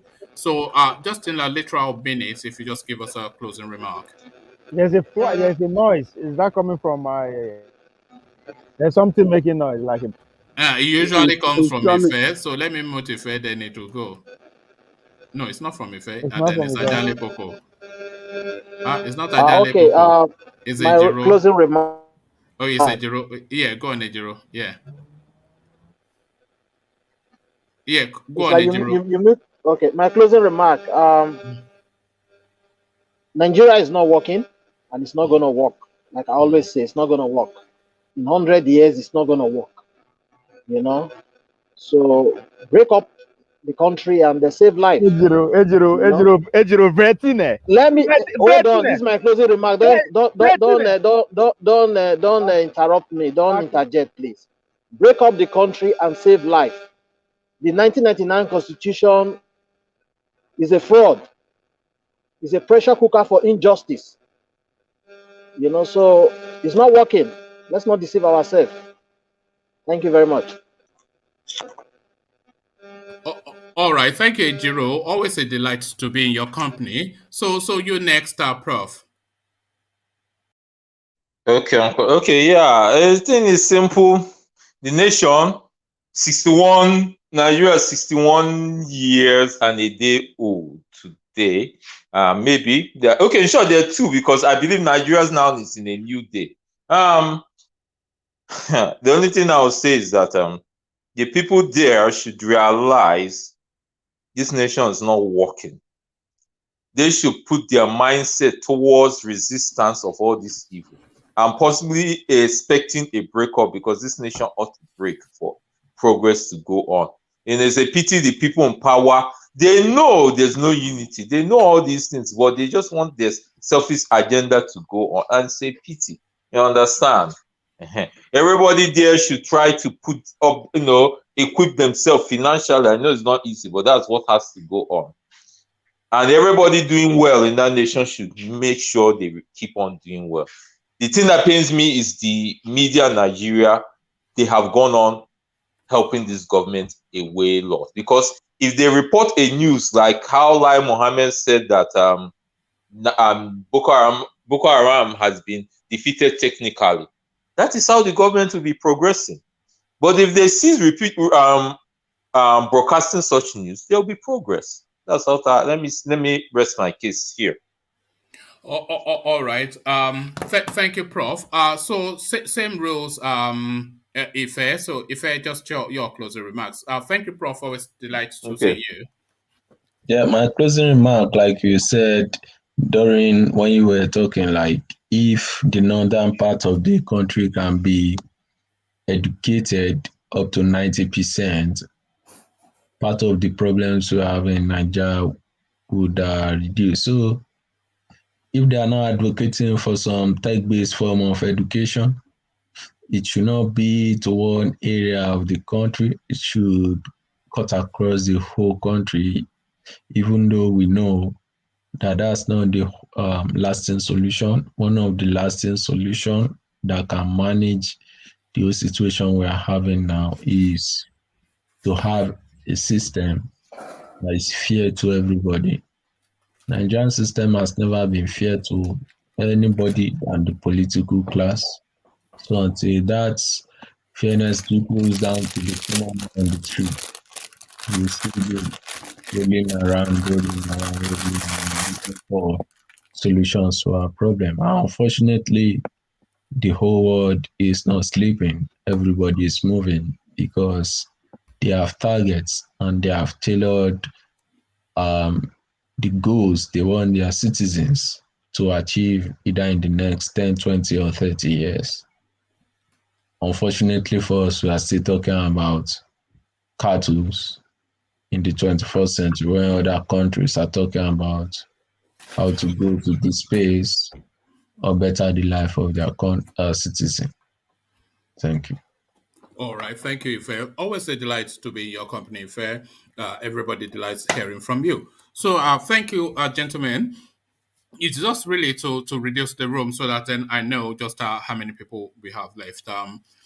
So now let's go to Jafar. Jafar, yeah. So good to have you again, Jafar. I'm not sure if you have been following, but I'll just give you the headlines, which will just give you a hint as to what the talking points are. Boko Haram seizes 500 communities in Niger State, advances towards Shiroro power station. So 500 communities, essentially, that tells us then almost the totality of that state has now been seized by Boko Haram. Coming hot off the heels of something similar happening in Zamfara not that long ago, only a couple of weeks, to the point that they shut down telecom in that space. And then we are speculating then what Lai Mohammed meant when he told us that Boko Haram was technically defeated, and if he explains to Boko Haram that they have been defeated. So Niger State Force, what says you, Jafar? Sorry, we can't hear you, Jafar. Ovie, can you hear Jafar? Yes. A little bit, kind of it's faint. Quite, you are faint and distant. Yeah. Okay, can you hear me now? Yeah, that's better. Yeah. Okay, so I was saying good evening to everyone, and I'm quite delighted to be part of you guys again today. So going to the question you asked about the development in Niger State with Boko Haram, I think is disappointing to see that the Boko Haram terrorist groups are still on the move, even though as the Nigerian state has consistently told us that they have not yet defeated them, but that they have reduced their strength and capabilities to the bare minimum. So the recent event does not suggest that that's to be true. But having said that, you said, and they occupied 500 communities or so, and that more probably, yeah, even one community, in my view, is too much for any terrorist group to occupy, because doing so, you are actually putting the life of our people in danger. You are actually destroying their means of livelihood and survival. So to me, it's not a good development. I hope I have responded to that first question. Okay. I was hoping you would speak for longer, Jafar. Now you caught me with the biscuits in my mouth. Jafar. I'm sorry. According to the art, one man. All right, Jafar, let me take you to this second headline. Northern children won't return to school, deploy technology to teach them at home. Is the former emir of Kano State making the suggestion? And what he is saying is that because of the insecurity in that space, the parents of especially girl child, they are refusing now to let those children go to school, and we all know the reasons why. And he is saying we should deploy technology to teach them at home because their parents won't let them out. So the question is, can the North handle technology? These people, not these people, but the Northerners that traditionally people feel that they don't even have the most basic of education. So would they be able to handle the technology? One.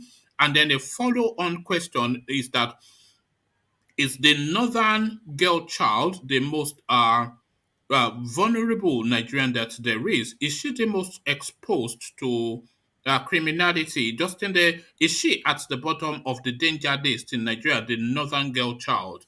So both of those questions are Jafar. Those are loaded questions. I don't know from where to start.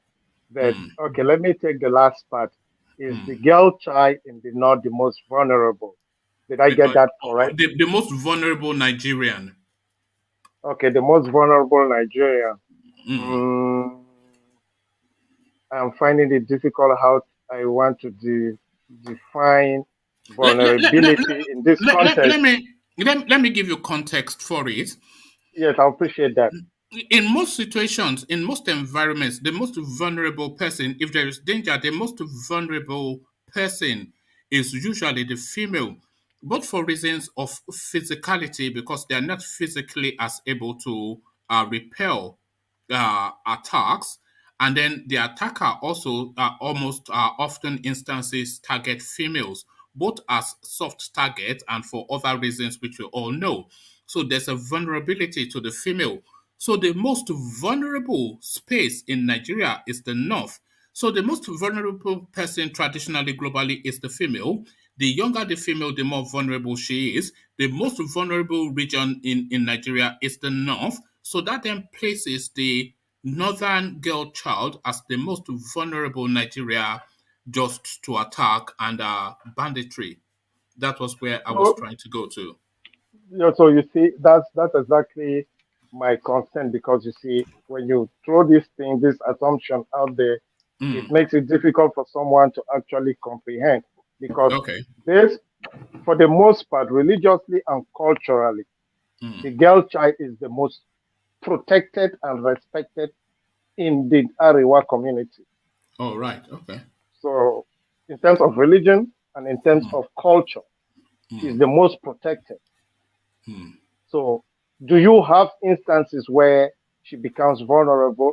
Absolutely. There are a lot of instances that has to do maybe with rape cases, child rape, which is like on the rise. And there are a lot of non-governmental organizations that I know of actually fighting against gender violence and rape cases in that space, not in Nigeria. That I may say yes. When it comes to issue of rape, yeah, the northern child, girl child, like her sisters around the country, are exposed to this male predatory about sexual rape and all what it has to do with it. Okay, but when it comes now to education, which maybe I thought is something you might interest every Nigerian. Does the girl child in the north has the same opportunity to realize her full potential when it comes to education, like her sisters in the rest of the country? The answer is absolutely no. And there are reasons for that. One, the reasons might be religious, it might be cultural, and until those reasons are addressed, the gap will still continue to grow.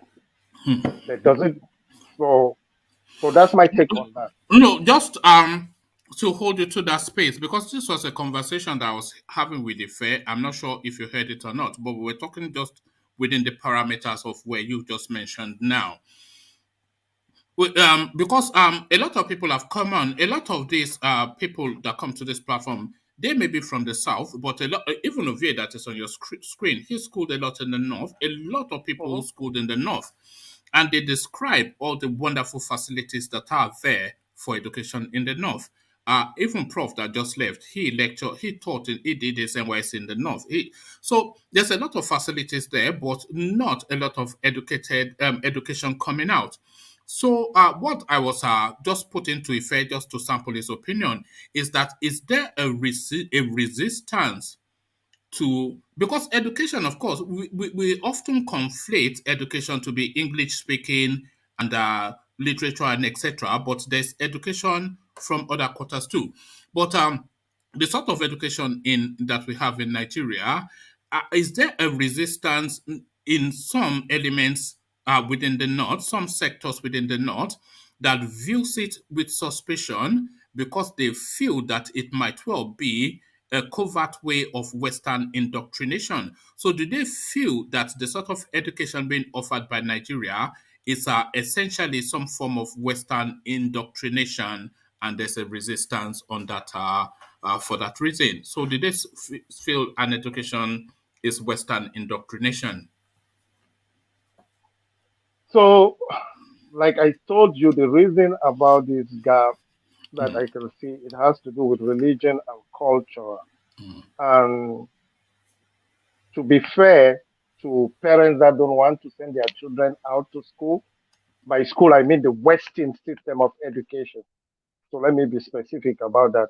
Some of us actually have like a negative effect on that the way we do our things. By some of us, I mean especially those of us that are out of the northern Nigeria. Some of us maybe. I'll give you a clear example, which is like a life experience. We are here in the US when we're students here. Okay, we have an umbrella organization of northern Nigerians in the United States and North America, Zumunta National Association of North America. So within that organization, we have the student wing when we're students. So when we're students, we are like, okay, we're young people, we're still going in school, it's vacation time, let's go to Vegas. So we went to Vegas, we're partying and all those stuff, what people in the West do. So among us, people took pictures, Snapchat and Instagram. It was posted online. It went viral in northern Nigeria. Just that singular action stopped a lot of people who already had admission into universities in the US, who were on their path to come in here. Most of their parents just stopped that procedure right away. That this is what you are sending your children over there to do. So you see, somewhere we become a contributing factor. So it makes some people like me, for instance, be very, very wary of social media. I'm very careful what I post out there, because I know whatever I do have an implication to my brothers and sisters back home, how it is perceived back home. It matters. Those little things that people on the mind, it matters. Okay, for instance, relating that statement to a girl child. For instance, if you are a father, you are a parent. Okay, one, premarital sex, is fornication. Then nobody can prove fornication except the people concerned come and deliberately own it up, right? So it will just be that, okay, he's a fornicator. Okay, I don't care, I'm a fornicator. But the moment it becomes an issue of pregnancy, nobody wants to have his girl child having a baby before marriage. That's a taboo in northern Nigeria. That's a huge issue. It can stop an entire generation from going to school. So those little cultural issues really are a factor that prolong the gap between girl child education in northern Nigeria and that of her sisters in the south. Mama, I have a question. This goes for you too. Don't you, just to put your question in a different way. Don't you think this form of Western education that we receive is actually indoctrination? How so? Just like what I keep saying that we don't know who we are or where we are going. We are especially with the western part of Nigeria that are heavily influenced by British system of government, American system of education, and all that. We have some people like them. Where are you now, Ovie? I'm in America. That's what I'm saying. No. Which part of America? Which part of America? I'm in Dallas. So you're in Dallas. I'm in Kent. And Yeah. we're talking now. This is Western education that facilitates this. That's what I'm saying. That the internet is the internet indoctrination No. or something real and useful. No, but the same thing. The Chinese, the Russians are using the same technology, but in their own custom way. Yeah, but that's still Western.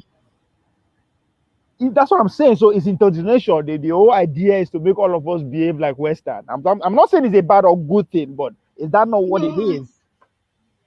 You have to understand. They just choose not to like it. We choose to like it. Like but what? It's the same. The Western way of education. We like it. They don't like it, but it's the same indoctrination. No. The way we perceive, the way we approach it is just different. But the real deal, while we are speaking English, writing their own way. No. Western education is not writing English. I am talking about, just the totality way of life, of the generally. not way of life, but okay. Although you say they have mathematics in whatever, but the mathematics is Western education and it's presented in a Western style in Nigeria. You need mathematics, you need physics, you need biology to know how your body functions. You need social science, you need civics, you know how to even if we say civics, you can sit it outside, but there are a lot of life tool education that is Western based within the Nigerian space. So life tools that you need for life just to be able to function in contemporaneous society. And all of it is wrapped up in a Western presentation in Nigeria. Yeah, but I don't think the Arewas, in course of conversation now, I don't think the Arewas are against that. Teaching, what you just described, physics, how the body system work and everything. In that way, I don't think they are. I mean, I'm not suggesting that they are against it, but you were here when Prof was describing education. In the his experience in the North. You were here when Ejiro was telling us how he went to army school or something in the North. How all the facilities that were there and how the students were. So and that is a recurring decimal. A lot of, just really good structured schools. A lot of beautiful schools are there. But even in Borno, to me, Borno, their system of primary and secondary education is the best I've seen to date, even here in America. Okay, so the way they structure. How long ago are you going back? 90s. Oh, so there you are. So since the 90s. So, but what quality is coming out of Borno in terms of the product of that education, of that facilitation? The problem is what Jafar just described. That he picked an example by using teenage pregnancy, and you can understand in terms of media now and everything is out there. The way we present it in our own schools, the way we teach it and all that. Is what they are engaged. Yeah, but that is what I asked. That is what I asked. Is the Western form of education viewed as with suspicion? I think Western way of lifestyle. Yeah, but that is the Western education, is it not? The Western way of life is Western education, is it not? No. Let me try to separate it here. The way just like the teenage pregnancy, it's being taught in school these days. It's a thing. It's a good thing. In Western education way, it's a good thing. We glorify it.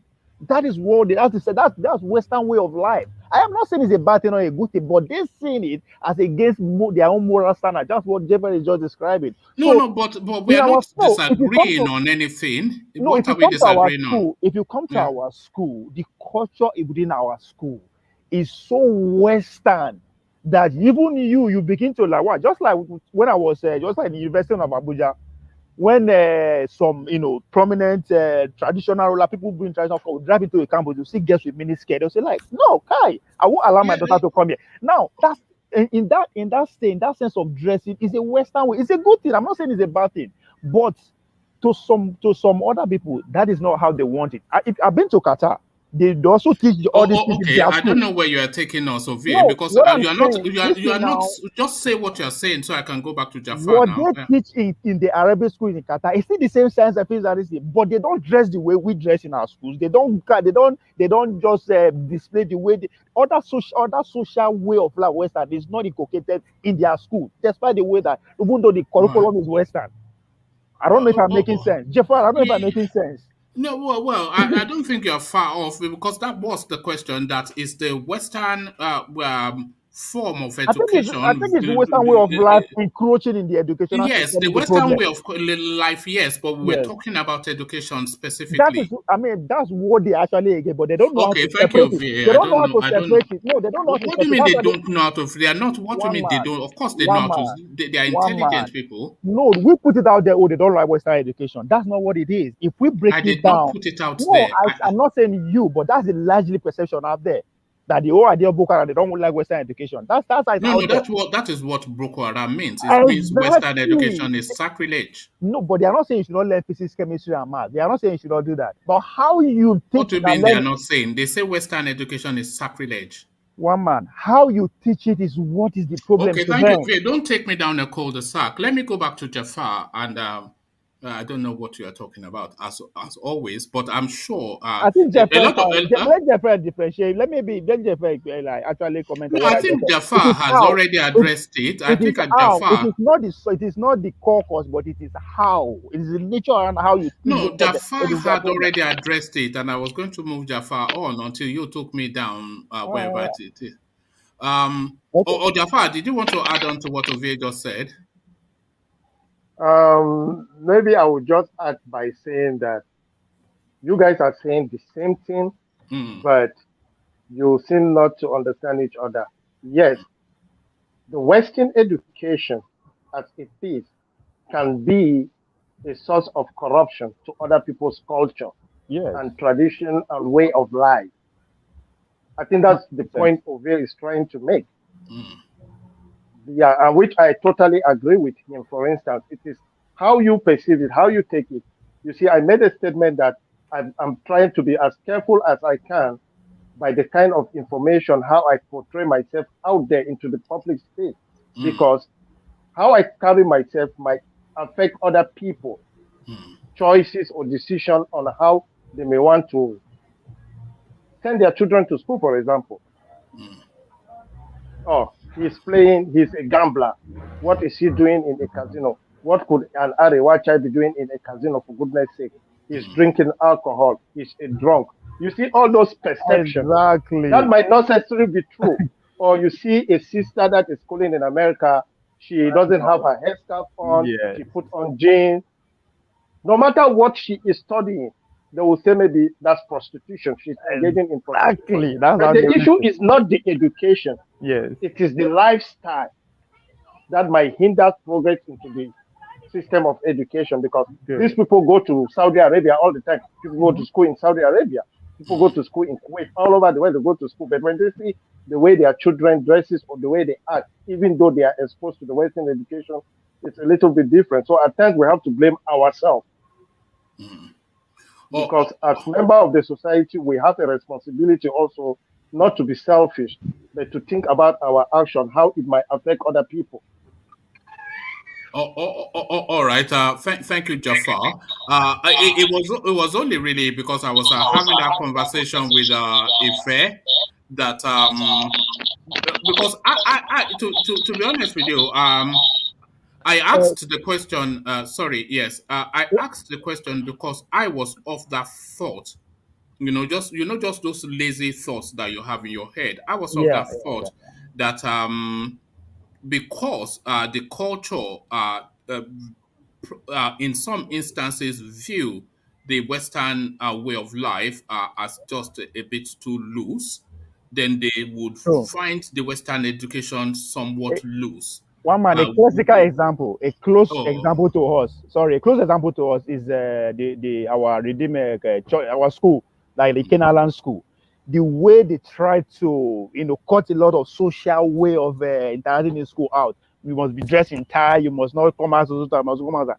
It's the same thing, just that the our Arewa people. I don't think they want to separate it that way. They might be extreme, or they don't want to trade that part by starting giving so many rules and say, okay, we don't just like this thing. You understand? oh, oh, Instead oh, of oh, giving oh, instead of giving strange rules, don't dance, don't do this, don't do this, don't do this. Just like the way as I said, the covenant experiment is doing. Covenant will say, don't wear this, don't do this, don't do this, don't do this. You understand? That is their own word of say, come on. We don't really like this lifestyle, but whatever education is going on is good. But Can this I interject 1 minute? yeah, go ahead. yes, and then I want to move Jafar on after that. But yeah, come in now, Ajanle Koko. Yeah, but I think those that are educated among the northerners has the responsibility to enlighten their society and change their perception on Western education. You saw what happened to Lamido Sanusi when he tried that. Yeah, what I'm saying. So, one man, can I interject for 1 second? Yeah, come in, Jafar. Okay, so you see, this perception is mainstream, not only in Nigeria but even around most Western nations, capitals. Okay, I'll give you a clear example. Attempt to address that issue in 2014, just before the election. The State Department, the United States Department, in partnership with VOA, Hausa Service, organized how do I call it, a documentary about living in America and Arewa living in America, just on the eve of the election, just before the election. So among the people that were pre-selected, I happened to be one of them. So I had to move around with these journalists and cameramen from Washington, D.C. here in Chicago.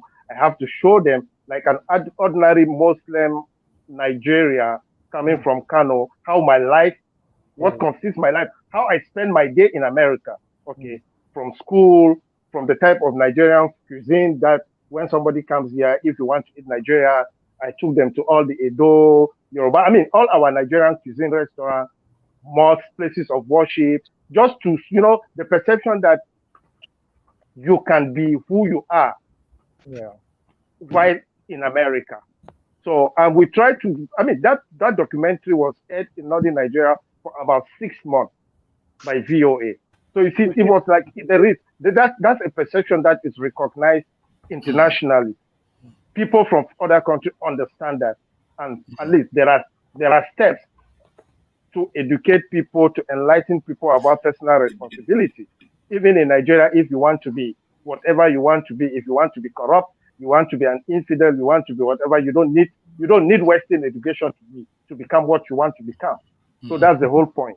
So this argument, I think this debate is very important because it's mainstream. Yeah. Sorry, go on, Ajanle Koko.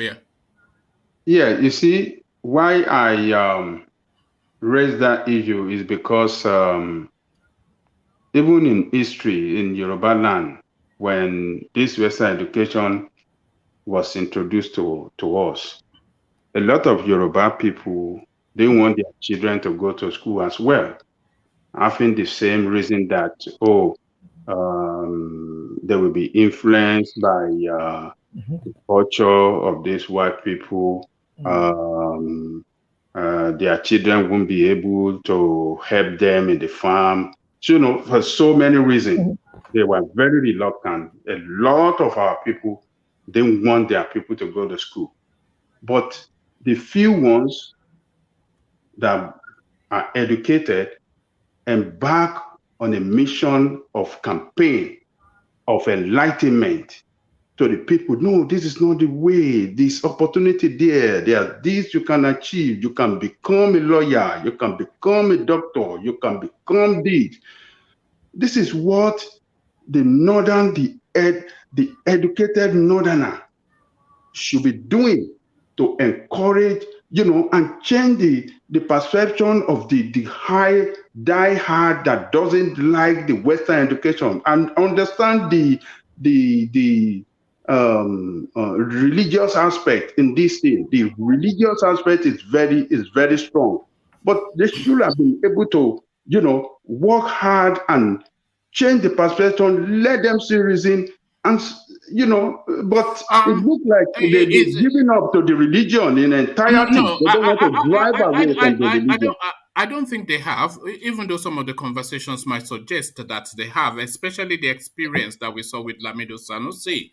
But what I feel will happen is, as the world becomes smaller and enlightenment becomes more expansive, it is almost inevitable that people will come out and embrace enlightenment. And not to say they're not enlightened, but it's just look at the space we're in now. Everybody in the north virtually has a phone. A lot of them have access to the internet. These boys and girls in their bedroom, they will put the headphone in the thing, and they will listen to their Davido. And when daddy comes, they will pretend as though they were reading their books or something. So Right. it's almost inevitable that it will come to them, because the world is coming to our doorsteps, whether we like it or not. Another thing again is that it's still as if it's waxing stronger now, because the few, again, here comes the politician again. Some few people are taking advantage of this to their own benefit. You understand what I'm saying? They will suppress every voice out there that will bring quote unquote, these people out of where they are to where we want them to be. So people are actually exploiting this idea of we know one Western education. People are making money out of it. So until, as you said, when the world is becoming smaller, the good people are becoming to occupy that decision making, the political space. All these things, I believe, I will hope it fade away if we don't have people to exploit them again. And if you look at the quality of people that are in governorship, that in rulership within that space now, you can hinge hope on a lot of them. People like Ganduje, I don't care what, I think he is for education. In fact, I know he's for education. People like El Rufai, he is for education. But trying to strike that balance between education and transition. So he's, so yes, it's coming out, and I want it to come out, because I think there's something special in there that can come out if it's allowed to come out. So I want to see. Yes, and this narrative of this race, this election must be this, the rest, all these things. Once those things start dying down, to once the rhetoric of this region start dying down, you will see, everything will level up to board. We just hope. All right. The impediment there now is this issue of this terrorism, the Boko Haram. They have set back, the educational system and the efforts to educate that populace. They set it back 30 years backward now. Yes. Like now in the whole of the north, over 600 schools are shut down indefinitely. There's almost without that, we're going to have a lost generation. I'm thinking people from the age of around about 13, 14. If care is not taken, there'll be a lost generation, because they're just prevented from so much. But hold on, Ovil, I must move on. Thank you, Ovil. Let me move Jafar on to another talking point. Jafar, are you still with us? Yes, sir. Okay, let's go to party politics now and the round tripping that is going on in London. Let me give you names to conjure with. It says, since his departure, Tinubu's London home has become a mecca of sorts, as he has been visited, and listen to these names, Jafar, he has been visited by President Buhari, the Speaker, Femi Gbajabiamila, Governors Abdullahi Ganduje, Kano, Dapo Abiodun Ogun, Babajide Sanwo-Olu Lagos, Rotimi Akeredolu Ondo, Kayode Fayemi Ekiti, and at the moment as we speak, there is group of our Northern House of Representative members now in London having dinner with Tinubu. So president-elect is what I'm saying, essentially. This is the election taking place, is it not, Jafar? Yeah, it is part of the election. It is part of the election going on. The pilgrimage to London has been going on for quite some time, this negotiation and realignment. But we must give it to Tinubu. Oh, it's amazing, isn't it? Yeah, one thing I would tell you about an ordinary Northerner is that loyalty matters. Yes. Loyalty matters. I don't see a way Tinubu will be a flag bearer of APC and the 11 million diehard Buhari fans will not obey Buhari when he say we are voting for Tinubu. I don't see that happen. It's complete. He will get it. Like I remember the other day, I told you the only person that might stand against his way in the northwest is Kwankwaso. Other than Kwankwaso, there is no northern Nigerian politician that can beat Tinubu. I don't see anyone. Because it just amazes me, because it's deja vu, isn't it? Remember that it was in this same London in 2014 that Tinubu and Buhari were meeting. Yeah. That they will be wearing all this long coat in winter. You see them going to train station, etc. And come 2015, President Buhari. So is repeat again, isn't it? The same set of people meeting at the same location. So then 2023, then fait accompli.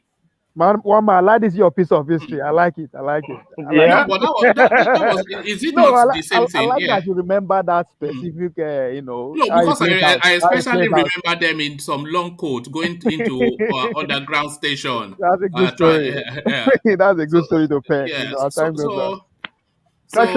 Personally, I know that's what is going to happen. I know. Is that what I want? No, absolutely. I would have loved a younger person, more energetic, more high-spirited to lead Nigeria at this period in our history. But I know, and I'm a realist too. I don't live in a dream world. I know the type of people we will want is not going to come easily. It's not going to happen anytime soon if we don't work for it. And just to the question I've been asking a lot of people on this particular talking point, what do you think is propelling Tinubu to push for this ambition? Is it money that is after, or is it power? I think it's power. Most politicians, primarily their motivation is power. Of course, when you have power, you will get the money. And in order to get the money, you need the power first. So I will always put power first. Because you know why I ask that is that it's never enough for anybody, but I cannot imagine if Tinubu is reputed to be controlling vast wealth. I cannot believe that the sole driver for this ambition will be money, just money. But then of course I cannot say because it's never enough for anybody. So, but I think I agree with what you said, Jafar, that what is really propelling him is just that ambition to carve that title, president. So, and by the way, if Tinubu becomes president, he essentially will be the first real Yoruba president that we have had. Because Obasanjo, of course, was just installed into that seat by Babangida and Abdul Salami. So he was never really anything to do with the election. They just picked him from prison and sat him on the seat. But at Tinubu, he fought tooth and nail. If he gets it, then that will be the first real person that has come through of his own steam. In fact, in the history of Nigeria, that will be the first person, just as an individual, that has come through to sit on that seat. So there are very few people in the world that achieved that too. There are very few people in the world. Trump achieved it. But I disagree with you. I disagree with So you. I may not totally disagree with you, but I may just add that Tinubu will not be the only one. You remember in 1979 we had an election, a democratic election. Shehu Shagari emerged. It was not imposed by to the Nigerian people by the military. Obasanjo gifted him now, did he not? There was an election. There was Yeah. there was a lot of politics in there too. But I agree with you. Tinubu has worked hard to earn it. And it was obvious in the public. Everybody know that this is what this man wants for years. So Yeah. that's how crazy No matter it is. how much money you have in life, it's different from power. Power is It different. is. Power is the ultimate, yes. You are the commander in chief of the Nigerian Armed Forces. That's godlike position. That's huge. Ajanle Koko, you said you disagree. Yeah, I disagree with your narrative there that Obasanjo was imposed on Nigeria. That's not true. Obasanjo was not gifted the presidency. Obasanjo was not gifted. Hold on. He was not gifted He the presidency. He qualified to be president. He qualified, but they give him from prison to president. No, hold on. Let's hear Ajanle Koko's reasoning. Yes, go All on. right. Yes, it's wrong to narrate it like that, that it was gifted. A lot of Yoruba people say that. Well, that is wrong. It's wrong in the sense that in 1998, when he was released from prison, yes, definitely the military people were looking for peace to reign in Nigeria, and the only decision they came about is that how do we persuade Yoruba? How do we, how do we compensate Yoruba for the loss of Abiola? How could we appease them? Yeah, that's right. So strategically, they feel, yes, let us give it to Yoruba people. But who is that Yoruba person that we can trust, we can work with, that we know that will not, jettison the interests of the North, who will not fight back against the North? So Obasanjo is the person they feel they trust. They trusted more than any other person. PDP as a party was formed. They organized their primary. He came up. Even though we can say that, he didn't contribute anything to that party. It was Atiku, Alex Ekweme, Bubakar Rimi, and Solomon La, and all of them. They came up with the party. They wanted to win the election, and they saw Abiola Obasanjo as the person that is being signaled by the power to be in Nigeria. So they jump on him. They draw him to their party. Election was held. Yes, because Yoruba did not, hold on, because Yoruba did not vote for him, did not mean that it was imposed on Nigeria. The East votes for him. He was gifted the presidency. He was not given. That is narrative of Yoruba people. But that is what you hold on, Ovie, please. That is what you just narrated as well just now. What you've just narrated is Obasanjo being gifted the presidency. That was what you just said. Yes. I didn't say he was given. Let me repeat what you just said. They released him from prison in. He was gifted now. They needed to appease the Yorubas. They needed to appease the Yorubas for the Obasanjo space, but they did not want a too radical Yoruba man. Obasanjo has been their boy, and they have been his boy. I can bring you the photo of when they were all playing Ludo together. Obasanjo, Abacha, all of them. We've all seen that black and white picture. Obasanjo was their boy. They took him out of prison. Obasanjo had no money then because he had been destroyed by Abacha. They funded his election. They did whatever. It's just when Tinubu goes on to win the election now, and you say that people voted for him. This is Tinubu being gifted the election that we're seeing in London now. Obasanjo was gifted the presidency. They wrapped it up in a nice little bow and handed it to him as a present. That was a designated president. That word gifted. That word gifted is not the right word. Maybe you want to use What use would you another One rather? word. man. I think one guy that Want put that to bill use a again is different word. Abiola. I think Uh, Abiola Maybe you said want that to say Adebanjo was supported by power to be in Nigeria, All right. and that was why he became the president. And every president after him got the same endorsement from the power to be. Yaradua got the same endorsement. What do you call this guy? What Good is luck. the Good luck. Goodluck Jonathan? Obasanjo was president the moment they released him from prison. They just Yes. went through a charade It to was sit him on the seat. detonated. Yeah. He contested election with Yes, Olufalaye. yes, And of then course. Yoruba voted for Olufalaye. The There rest we of the are. country voted for what do you call? The rest of the country voted for Obasanjo. There was Yes. election.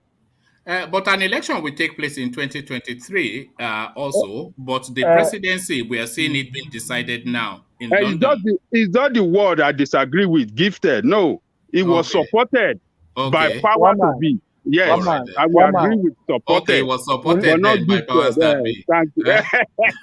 One man. One man. Will you agree that? Will you agree that Abiola too was one man made? He made himself to that level. Yes, but he never actually got Yes. the Yes. seats. That's Yes. just the He thing. got taken And away. What did you say? Tinubu, What did you say about Abiola now? that he He propelled made also. himself to that point. He prepared himself to He that didn't point. make nothing. Abiola did not make nothing. How did he get It was Yaradua political machine that make it possible for Abiola to secure the ticket of SDP. Yaradua political machine, and that is why he chose. What do you call? They expected him to choose Atiku as their vice president, but Abiola used corner. He didn't choose Atiku because of the fear that if Atiku is there, Yaradua will know everything that is going on in the government. So he went to choose Babagana Kingibe. So he shot himself in the foot right from day one. He reached agreement with Yaradua because it was Yaradua political machine that gave him the mandate. Otherwise, at the primary, when they were at the jaws, during the primary, Kingibe would have won Kingibe or Atiku would have won the ticket. But there was persuasion. They have to go and get Yaradua father for Yaradua to endorse him. That's interesting. Yaradua father was the one that called Yaradua, said, look, I want you to support Abiola, give it to him.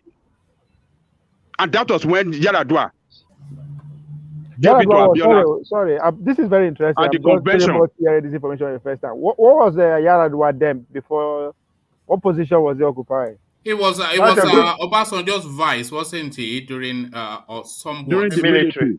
Yes. Yeah. But he turned politician and he became the most powerful politician in Nigeria.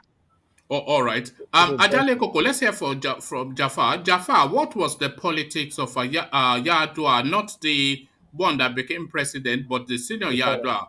What was his power and influence by your understanding? He was the most, as Ajali Koko just said, he was the most prominent and influential politician during that period of SDP. You know, he literally was like the mastermind of what originally became known as the Kaduna Mafia. If you could remember, the Kaduna Mafia were the one actually staging all the military coup in Nigeria. He headed the Kaduna Mafia. Was that not the Lantang Mafia that were was that not the Lantang? No, we're talking about the Kaduna Mafia. So power of the late Yaradua was not something ordinary people could comprehend. And as Ajali Koko rightly suggested, I think that's exactly what shot Abiola on the foot. His choice of Ambassador Babagana Kingibe as opposed to Atiku Abubakar, who was like a son to the late Yaradua. What influenced that choice? Do you know? In choice of Kingibe? It's Babangida. Okay, makes sense. And what do you make of Babangida's politics? What do you make of Babangida as a person, Jafar? He's the most screwed tactician we have had in our modern history. What is a screwed? Is that the word you use? Yeah, carry on, Jafar. Yeah, because you see, behind every problem we have in modern day Nigeria, if you look at it critically, there will be a hidden hand of Babangida involved.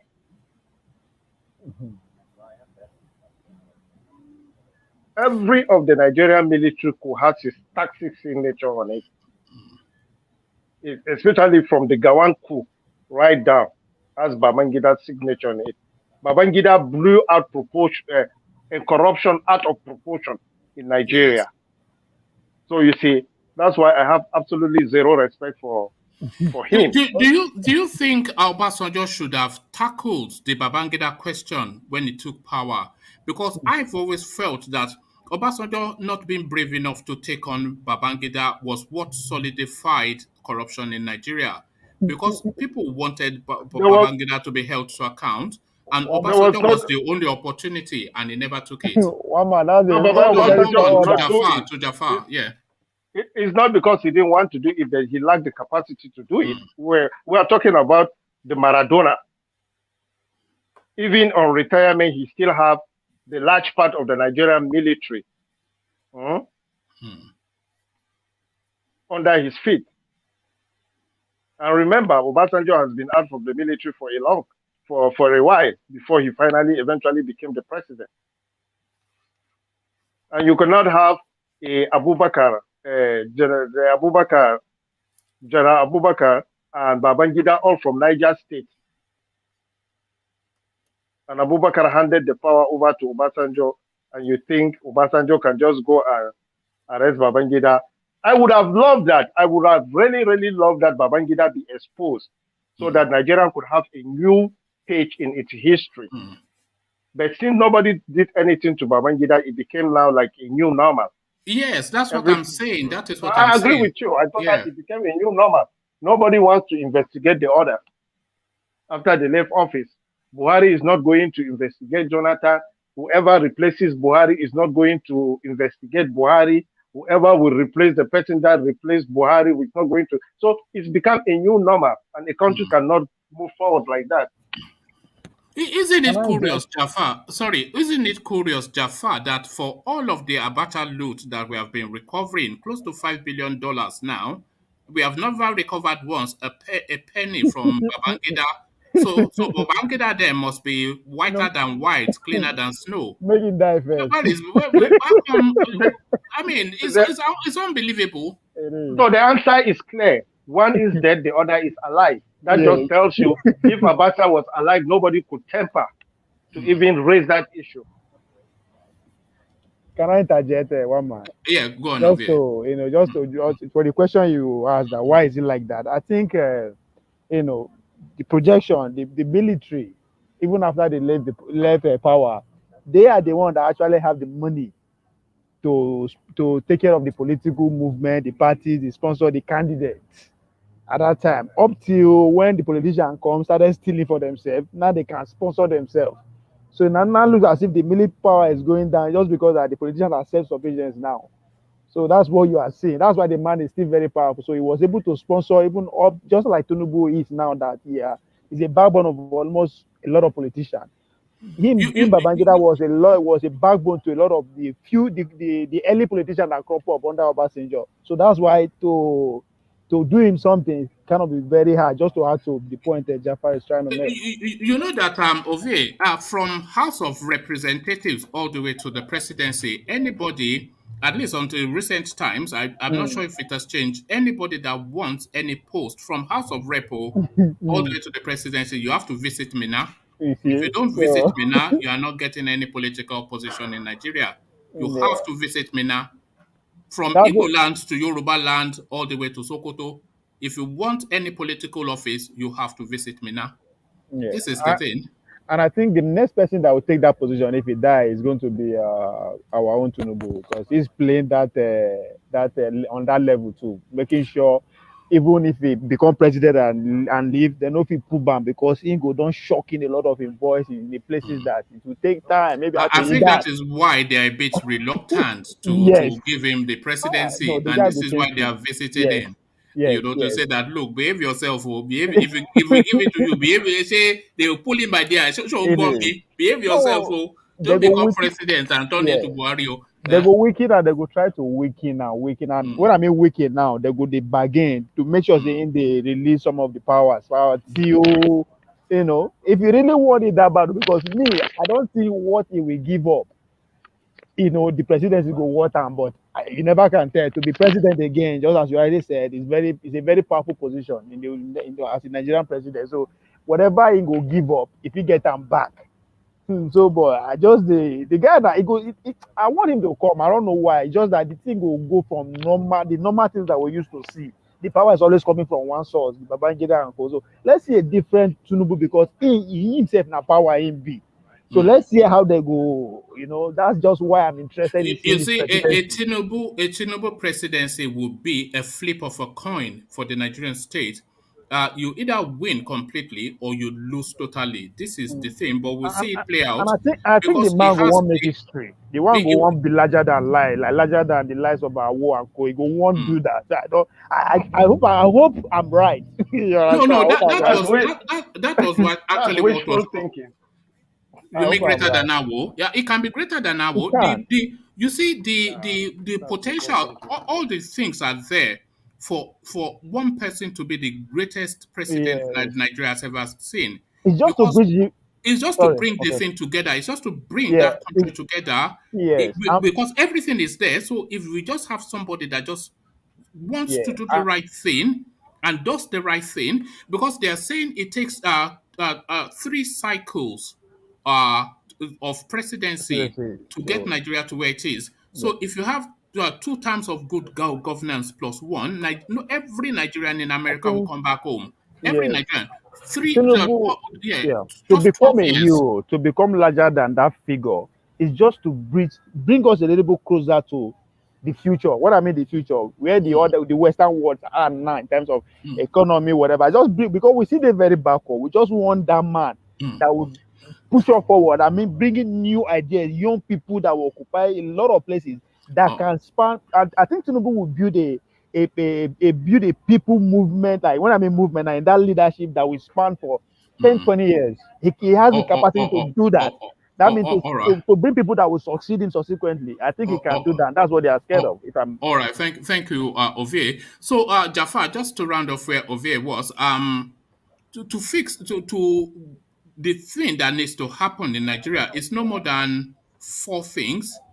Just to fix electricity, just to fix the roads, and just to have a steady governmental policy position, and just to tackle insecurity. If you can secure enough Nigeria to be a secure place, the talent in Nigeria, everybody knows. The talent in Nigeria is anyway. We wait and see. We are just waiting for that man. But will it be Tinubu? Is the question. now But these two Jafar, people need to get off the way. Those Babangida sorry, people. Oh, Ovie, sorry. please. You've had a good go. Let's get back to Jafar. So Jafar, are you still there? Yes, sir. Yeah. So let me take you to another talking point. Governor Ganduje is speaking now to that back and forth that is going on between the northern and the southern governors. So hold your fire. No governor was elected to divide Nigeria. Ganduje cautions colleagues. So he is speaking to that space now of power transiting or being held by the north or to the south. And he is then cautioning that narrative, describing it as uncivilized, and saying that the matter of who gets to have the ticket is essentially a party matter, and that our parties should not be washing their dirty linen in public. So this is what Ganduje is saying, trying to be an elder statesman in the narrative. But do you think he's speaking essentially as a regionalist, or do you think he's being conciliatory as his tonality would suggest? No, he's not. He's not. He doesn't have. He lacks the credibility to speak now. Why do I say so? Who is he addressing that message to? To the To south. the Nigerian people or to the governors? To the governors. So he had an opportunity during the Northern Nigerian Governors Forum to say that. Did he? He did not. So for you to come out after you were part of an organization that actually joined your Southern brothers to hit off the polity, now you want to come out and pretend as if you are a statesman, that just speaks of hypocrisy to me. That's how I feel it. Yes. And again, this is coming after I visited Tinubu. No, Yeah, no. so you see, The one thing you have to understand, the one thing you have to understand, Ovie, is that Jafar is a hardcore Kwakwanzua or whatever it is. Is it Kwakwan? So this is Kwakwanzo speaking, and he hates Ganduje. If Ganduje discovers the cure to cancer today, Jafar will say, "Why did we not discover it yesterday?" No. This is No. speaking. If that when he discovered the cure to cancer, I will give him credit for that. All right. I would definitely give him credit for that. Jafar, while we are still on that space, I'm curious. What is your take on his fight with Sanusi? That's Ganduje and Sanusi. What do you think of their fight that led Sanusi out? I told you, Sanusi was an accidental MIA. He wasn't. You cannot be an MIA and activist at the same time. So I blame everything that happened to Sanusi to him, because that's exactly what I said. The hypocrisy of our leaders. You can't have 4 wives and come out in public and say people should not get 4 wives. You can't have multiple children, more than 10. Then you come and want to No. You're being a bit unfair on him, No, I'm not being unfair, because you see, the messenger matter is not always this idea that just take the message and leave the messenger out of it. It will work in our society. No. It doesn't work in our society. You have to be credible. Jafar, that was half of what he said. What you've quoted was half of what he said. He says you should not have more than more wives than you can afford. If you cannot take care of them. Exactly. So you left out that part, which is a reasonable thing to say. And he was speaking essentially to the street children that are getting too many. So then the next question people will ask you, an ordinary poor man will ask you, okay, you have the money, you have the influence, you have the power. What effort did you put in becoming what you are? You are a product of a feudal system. You went to the best school because you come from the Bayero family. That's a fair thing to say, right? That's fair to say. So you see, when you are privileged, you have to be careful. When you are privileged, you have to be careful the way you talk to people, and that's not the role of an MIA. An MIA, one of your responsibility is not to be an activist. That's not your role. You are an auxiliary to the administration. Traditional rulers are auxiliary to the administration. You are under the State Commissioner of Chieftaincies and Local Government Affairs. So that's your boss, not even the governor. That's how the system works. I know that is how this. It's just funny to me that a whole king will be under some local government chairman.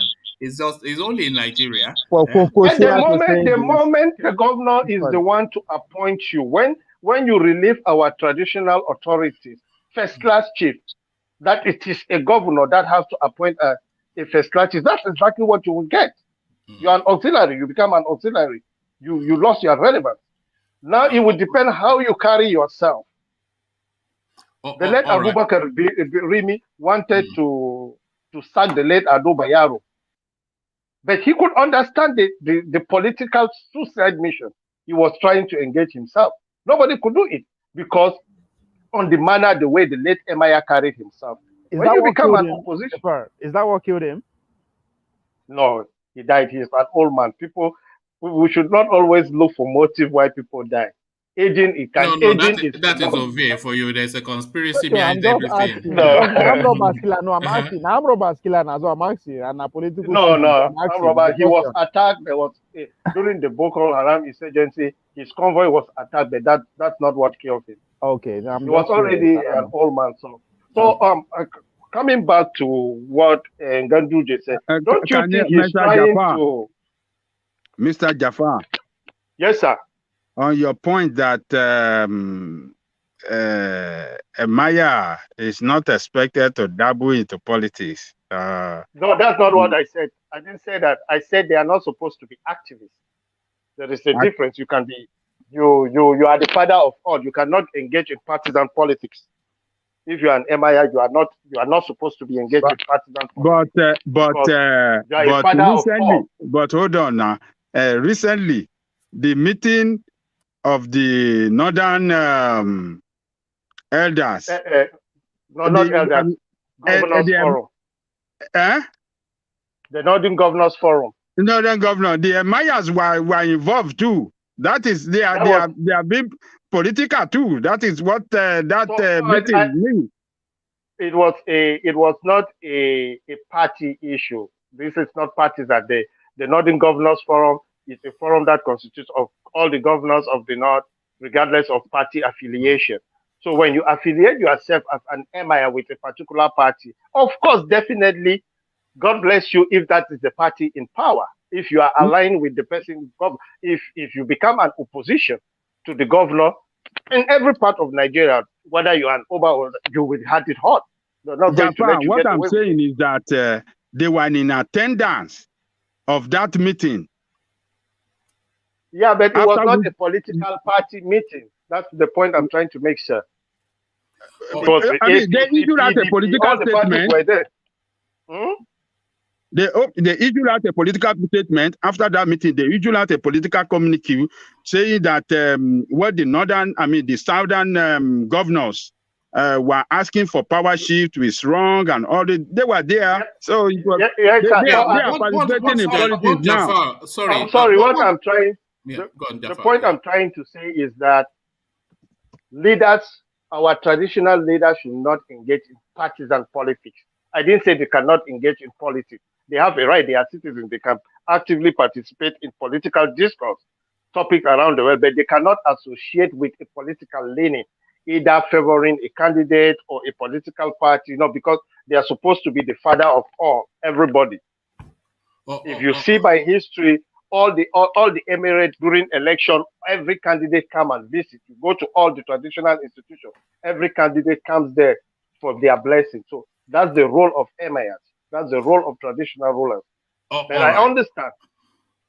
The point I was trying to bring to you is that don't you think Ganduje is trying to shift attention from the embarrassment he got within his family with his son taking the mother to EFCC for alleged corruption cases?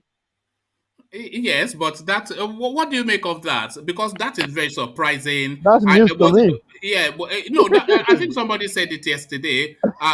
Is that surprising? That is very un-northern. I think it's recent. Last week or this week or something. Wow. 2 weeks ago. Yes. But embarrassment and Ganduje, they are blood brothers now. It was not the same one pocketing dollars. Just it will just brush it up. So one man. So let me understand. The son took the mother to court. Yeah. Is that what he said? The son took the mother to EFCC. Yeah. Really, the son. That's strange. What, Japan? Why is that? Because even in the traditional of Arewa, that's the taboo, Abi. You see, that's a taboo. So the son is allegedly the guy is westernized. That's why. It's westernized. Like a middleman. Is it crypto like Mohammed Buhari? Is it crypto, Abi?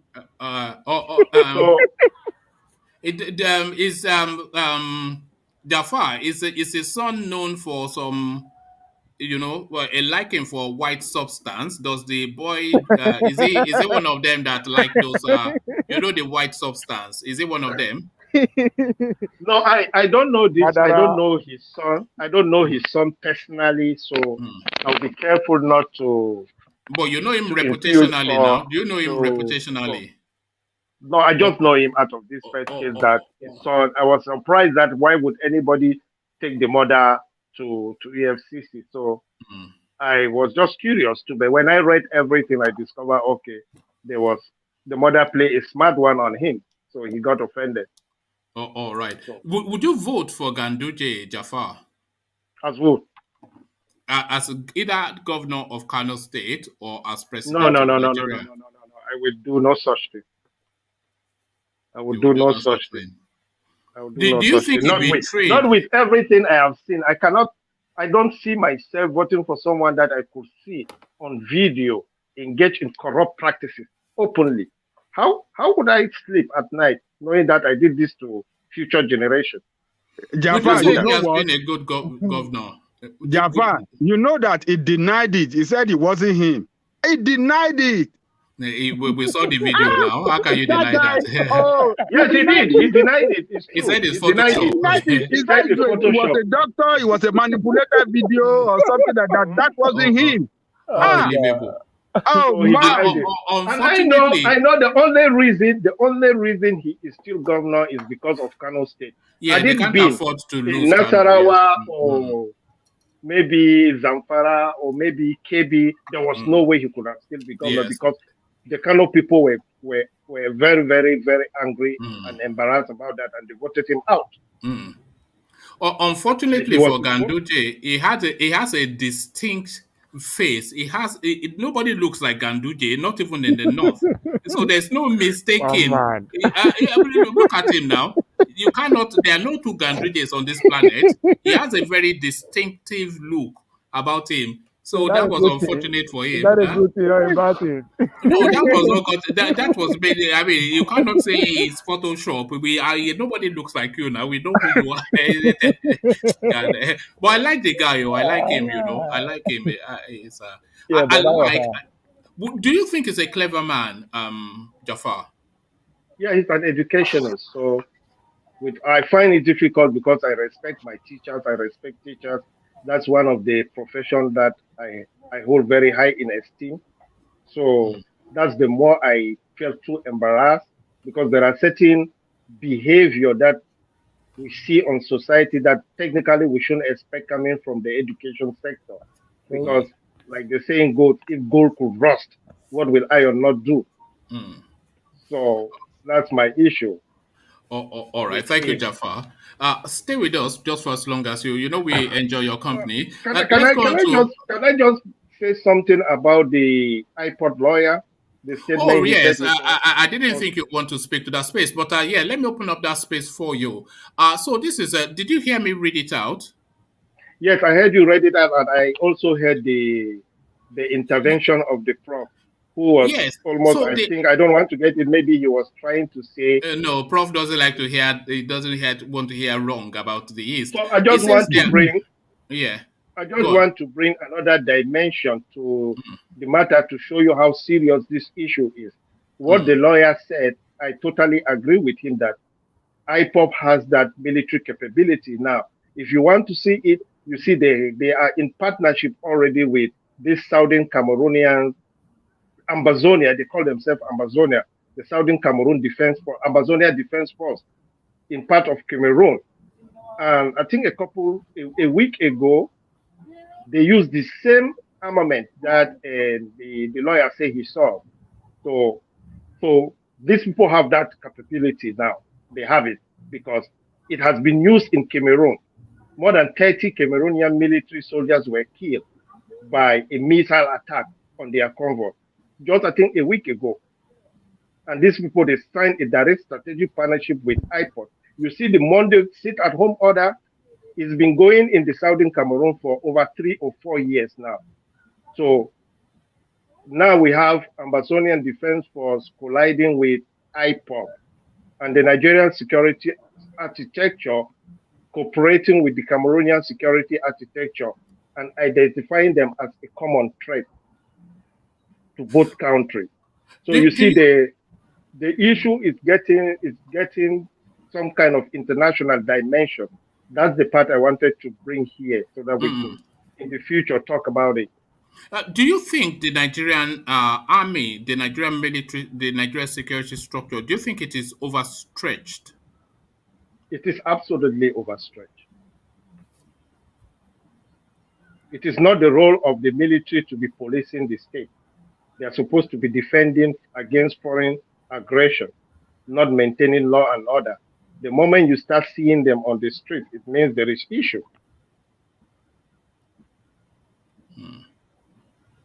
Okay. Thank you, Jafar.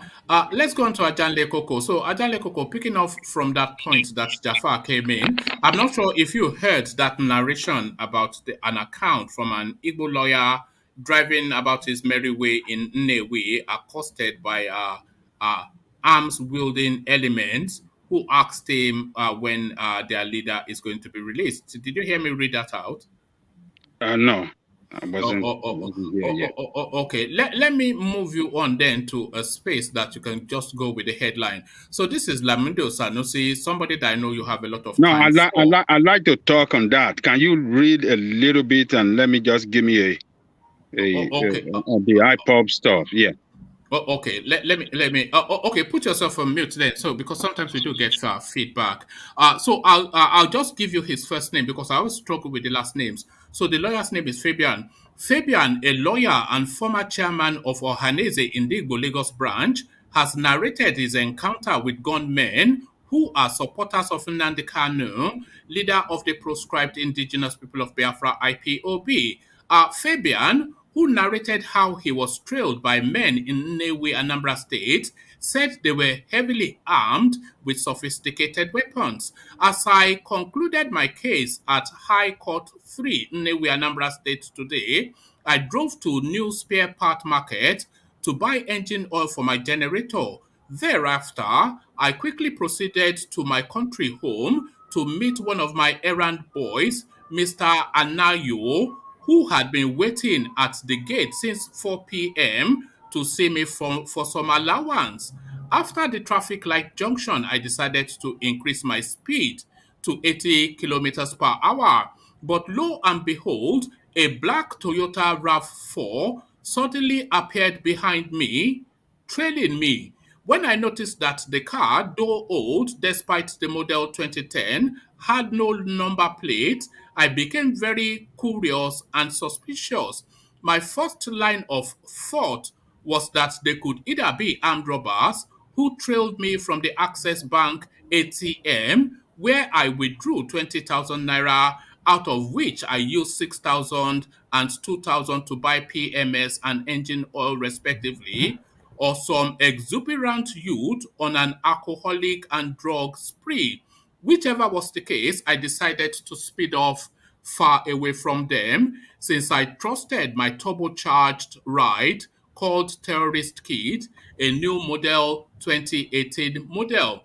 In a twinkle of an eye, I had cruised to 100 kilometers per hour, but the vehicle kept following up with a gap of less than 5 yards. I thought of driving into the Otolo police station, but quickly remembered that they had relocated to the CPS due to the fear of unknown gunmen. As I was contemplating what to do, the worst happened. As I slowed down to avoid potholes at Orizu petrol station, their car overtook me in a Gestapo style, as in a James Bond movie, and blocked both my car and an oncoming Range Rover Sport 2020 model. Then I said my last prayers and asked God to have mercy on me and accept my soul in paradise. One came to me and barked, "Oga George, what are you doing to bring Nnamdi Kanu out?" I told him that I just came back from Abuja last week, where I joined his defense team free of charge. He told me to continue and that God will bless me. While two of them were interrogating the driver of the Range Rover, the other two were chanting, "No Biafra, no election." The lawyer said the boys also threatened to blow up political meeting venues henceforth if the government does not stop wasting the lives of innocent youths who throng to their meetings. After about 10 minutes, he retreated to the range and ordered the driver, who introduced himself as a son of Igwe Arizu, Igwe Nnewi, and the owner of the petrol station, out of the car and returned his two phones to him. He continued, "As this was going on, another team arrived with a Honda Pilot. The second group shouted that they were the backup squad. Meanwhile, as their eyes were concentrated on the vehicles, I quietly reversed into Obindu petrol station, left my keys in the ignition, and scaled the dwarf fence into the cassava farmland nearby. They later left with the 4 cars and the owner of the last car, which they commandeered. Thank God they did not see any political party insignia on me and my car. Moreover, they thought I was a security agent trying to escape from them, but when they saw my lawyer's apparel, they became friendly. I am still in shock after so many hours as my BP, which shot up to 180, is yet to subside. Only the Almighty God can intervene in this imbroglio. Today, I confirm that these boys are armed to the teeth as I saw them koro wielding AK-47, machine guns, anti-aircraft missile Russian-made SMG, LA rifle, and pistols. One particular boy of about 30 years, who seemed to be the leader, had one particular boy of about 30 years, who seems to be the leader, had the ammunition belt rolled round his body like wrapper with 2 pistols in his trousers side pocket. So that is the narration now of a lawyer that had an encounter with people that he insists are IPOB members. Fabian Omungalu is the lawyer, and he, of course, a lead figure in Ohaneze in Digbo. So nobody that would want to embellish unless it was something that he actually experienced. So that was the narration, Ajale Nkoko. If I understood you well, is one of the attorney team for IPOB, right? Well, that was what he told them. Maybe he told them just to escape his life, but that was what he told them. Oh, okay, that was what he told them. He didn't. I mean, in your report, those guy recognizes him, and they ask him how is he handling the case. And you said at the beginning of this report that he was in Lagos and he represented IPOB or something like that. Yes, former chairman Ohaneze Ndigbo, Lagos branch. Former chairman Ohaneze Ndigbo, Lagos branch. Oh, Lagos, okay. Well, this is a very dangerous situation. Anti-aircraft missiles, Ajanle Koko. So, you know.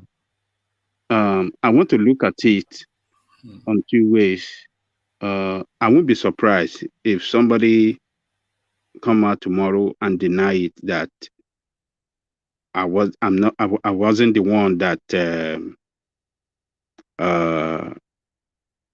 reported that story. You know, if somebody come out tomorrow and say that, oh, that was not me. I don't know who generated that story, that it wasn't me. So I won't be surprised. Number 2 is that if actually it is true that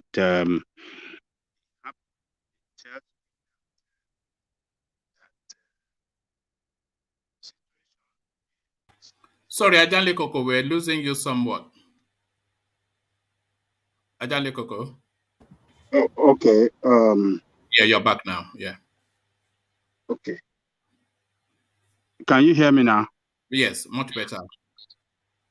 Okay. So, but it looked to me that this situation is turning to armed struggle. And armed struggle will bring more violence, more chaos. And when that ranges on, it could bring war. And the war will bring killing of innocent people and killing of a lot of people. So, but this situation is, it looks to me that is getting out of hand. The Nigerian military has been overstretched, and it looked like they cannot control this situation. They cannot have this situation happening around the country, in the north and in the east. They cannot put it under control. And the presidency is not helping as well. And why I'm blaming the presidency is that if Buhari has implemented, or let me say he has put in process the implementation of the Constituent Assembly report, this idea of agitation will have died down to some considerable level. It will have gone down drastically.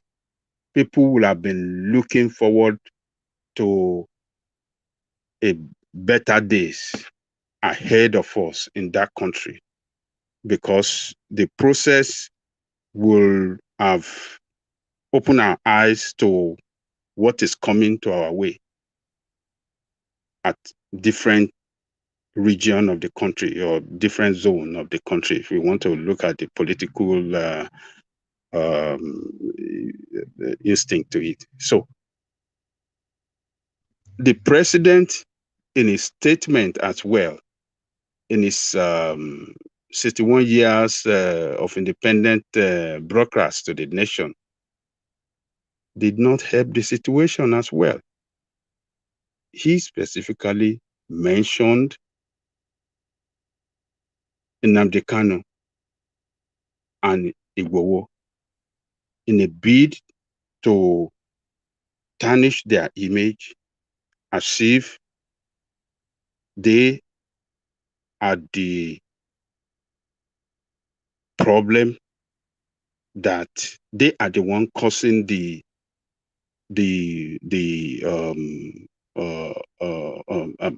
instability or the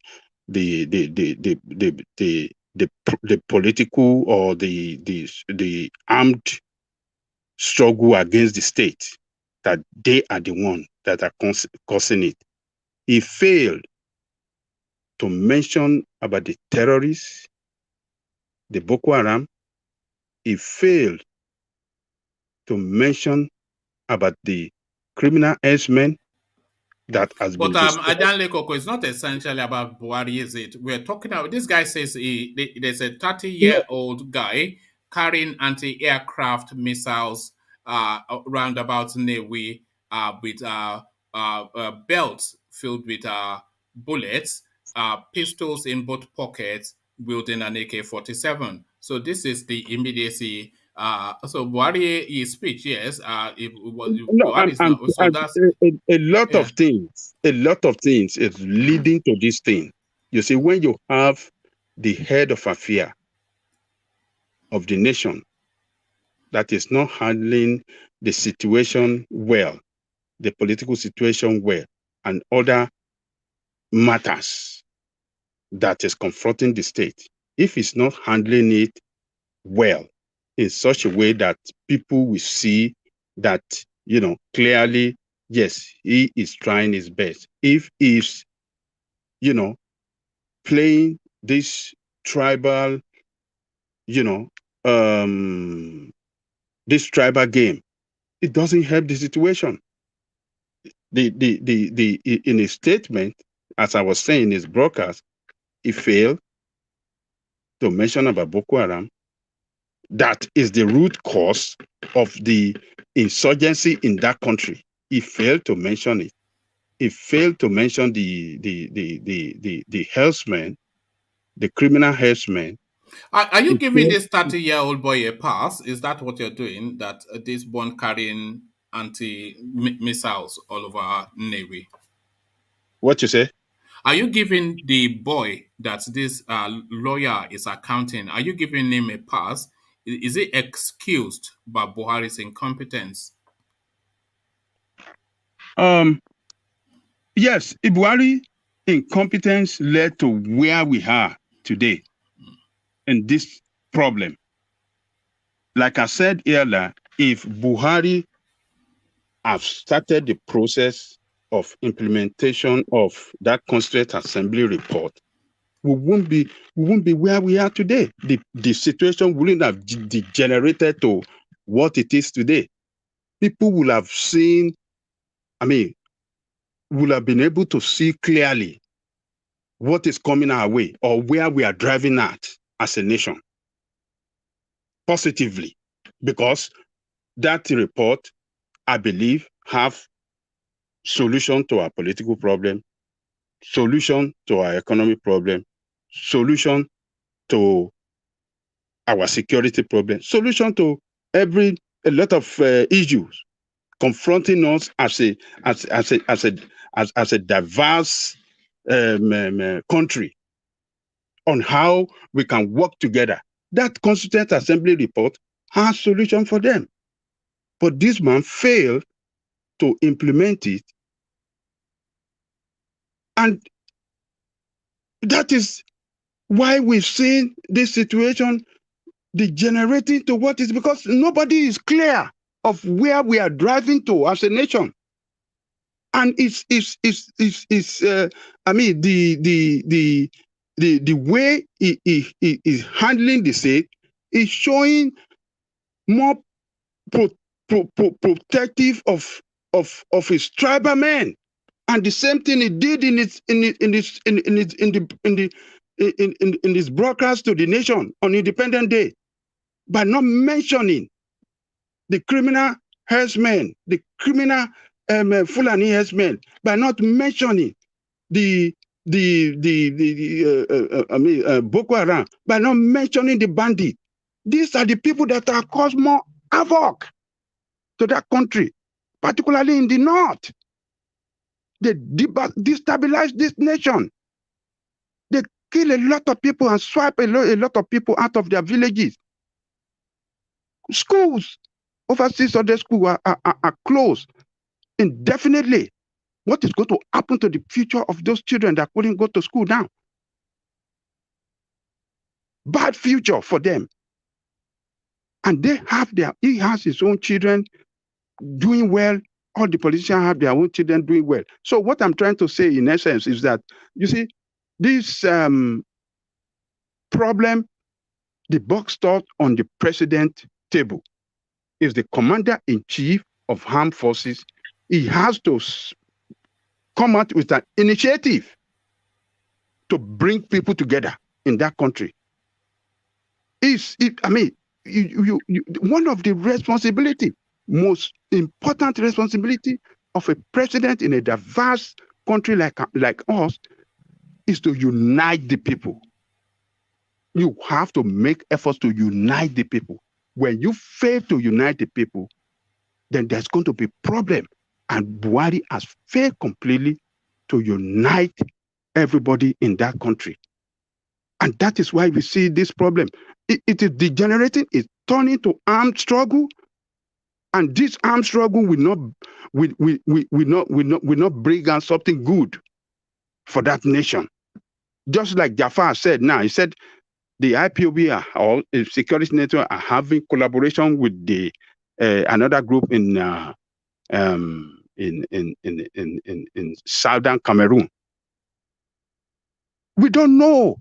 It could enlarge to what the state will not be able to handle again. And this is what we have seen today. Do we know what is going to come out from the south? Do we know what is going to come out from the southwest? This man is a criminal-minded president. I regard him as commander-in-chief of destruction of Nigeria. He has destroyed that country. It's a commander-in-chief of destruction of Nigeria. No, nobody have ever divided this question as the way we have seen it. This man a divided nation more than we have seen in the history of that country. It is sad. Look, SANUSI was talking about he has a foundation to help girls in the north to fund their education. Why is he doing that? He wants to give them future. The most vulnerable, just like the one man said that in every situation in the economy, we call them the most vulnerable because of their sex, because of their, in any time, anywhere there's problem or war, women suffer most because they don't abandon their children. They always stay there with their children. They are raped. But look at what is happening to our guests over there. Just because we have people in power that cannot what they promised the nation they're going to do. He failed to do it. He said he will crush, before he came into power, he said he will crush Boko Haram in 6 months. That was what Buhari told us. And everybody believed him that, oh, this man that was a former military general will do better than Jonathan. People down the south here, were more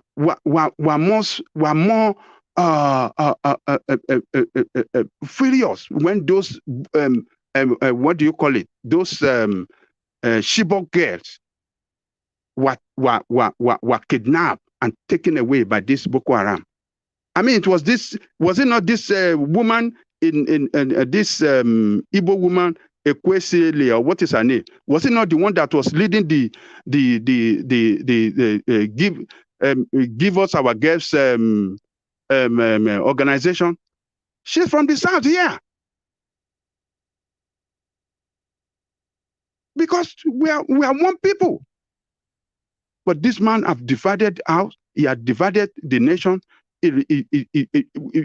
Every step of the way, the action is taken every step of the way in his appointment, in his grazing, what do you call, in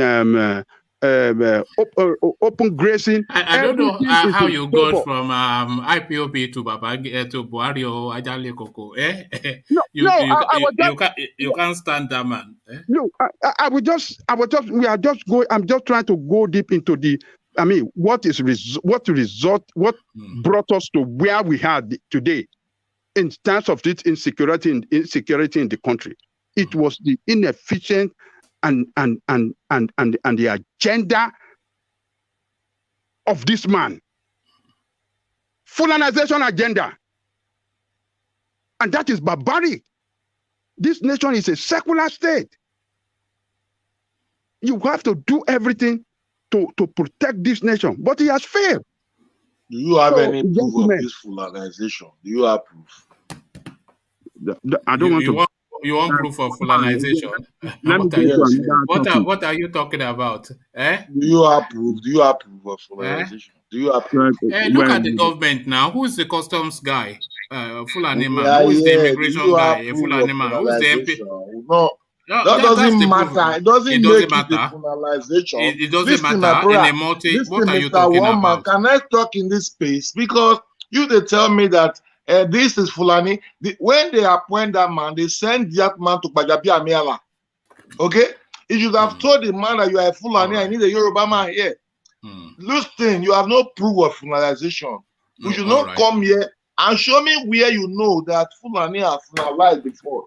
Show me where you know that they grabbed land before, that they are living today. Show me where you know they captured today, and nobody tell me. Sorry, just to hold on. Just to address what you just said, Ego, you said they sent the name to Bajabi Amila. Well, yes. they sent the name of Ibrahim Magu to Saraki, who declined it. He declined it, but Ibrahim Magu continued for years and years in an acting capacity. So they sidestepped the Senate to just hold him in that position. So I'm not quite sure what Gbadabe Amila would have done. Give When another they said, instance, sir, please. but Give another that is it, right? That's Give the one thing. more instance. What do you That's mean a one more classic instance? one. That is already the example now. That is One man, let's already the move example. on. All right. But that's the example, though, Ego. So I'm not sure that you are not overrating what the power of the assembly is. If they don't approve the thing and Buhari says they can continue in an acting capacity, then they just continue in an acting capacity. We saw it with Then Ibrahim we Magu. understand that. Then and at this juncture, Nigeria, we also understand that the National Assembly, in their own wisdom, as an arm of government, has rejected this person. And this president refused this person there.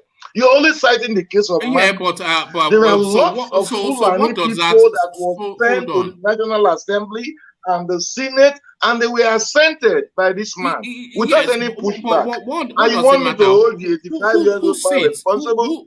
Who sits on top of the Senate? Because they actually sent the names mainly to the Senate. Who sits on top of the Senate? Lawal. Yeah, there you are. Lawal, the Senate president. So there you are. And when Lawan was elected into that post, he said he will be more cooperative with the Buhari administration. He said he was going to go the opposite direction. Both of them said that they are going to do Buhari's bid. They told the Nigerian public that both of us are Buhari boys. Is it supposed to be that way? But it's not supposed to be that way. So that answers your question, though, doesn't it? So if they send the name, they reject it. The issue of colonization, my brother, I am opposition. I don't believe. I don't agree. Well, you don't have to believe. I believe that it's the evidence is there. The elite that are fooling us. The politicians, the elite, those who we send to represent us, they are the ones just making us beggars across this country. And begin to give some people the edge. Also, Ego, when you say that the House of Representatives and the Senate should reject these names, but the names are sent in the first place, are they not? Which is totally 80% in virtually all of the years Buhari has been there, 80% of his religion and of his tribe. So he sends those names irrespective of what the houses do or don't do. He sends those names. So does he then see Nigeria as essentially the names that he is sending? Before the finalization or whatever, the Buhari administration, there was a Yaradua that led to the Goodluck Jonathan No, we are not going to... Was that guy accused of colonization, Yaradua? It wasn't colonizing as far as I'm aware. So please, I don't believe in this issue of colonization. In fact, what I think that Buhari is one of the best for the short time. He's an old man who don't have good advisors. What I think that this president, he fell into the hands of wrong advisors as an old man. That is why you defend this man, Daddy. Who told you he doesn't know what he's doing? You think that man doesn't know what he's doing? Ego, roughly about 20 years ago, Buhari then, when he wasn't an old man but a middle-aged man, he went to Ibadan to go and defend the right of the Fulanis to have dominion over the people of Ibadan in their markets. This is what he did. He did it in Lagos as well. We all know when Buhari came to power, his own level and style of government, people don't like him. Nigerians were anti-Buhari. So we have known this in So how come he's president then? Among the Fulanis we have in this country, Buhari is a different Fulani man. We must understand. He's a complete anti-Nigeria, if I will put it that way. A different Fulani man.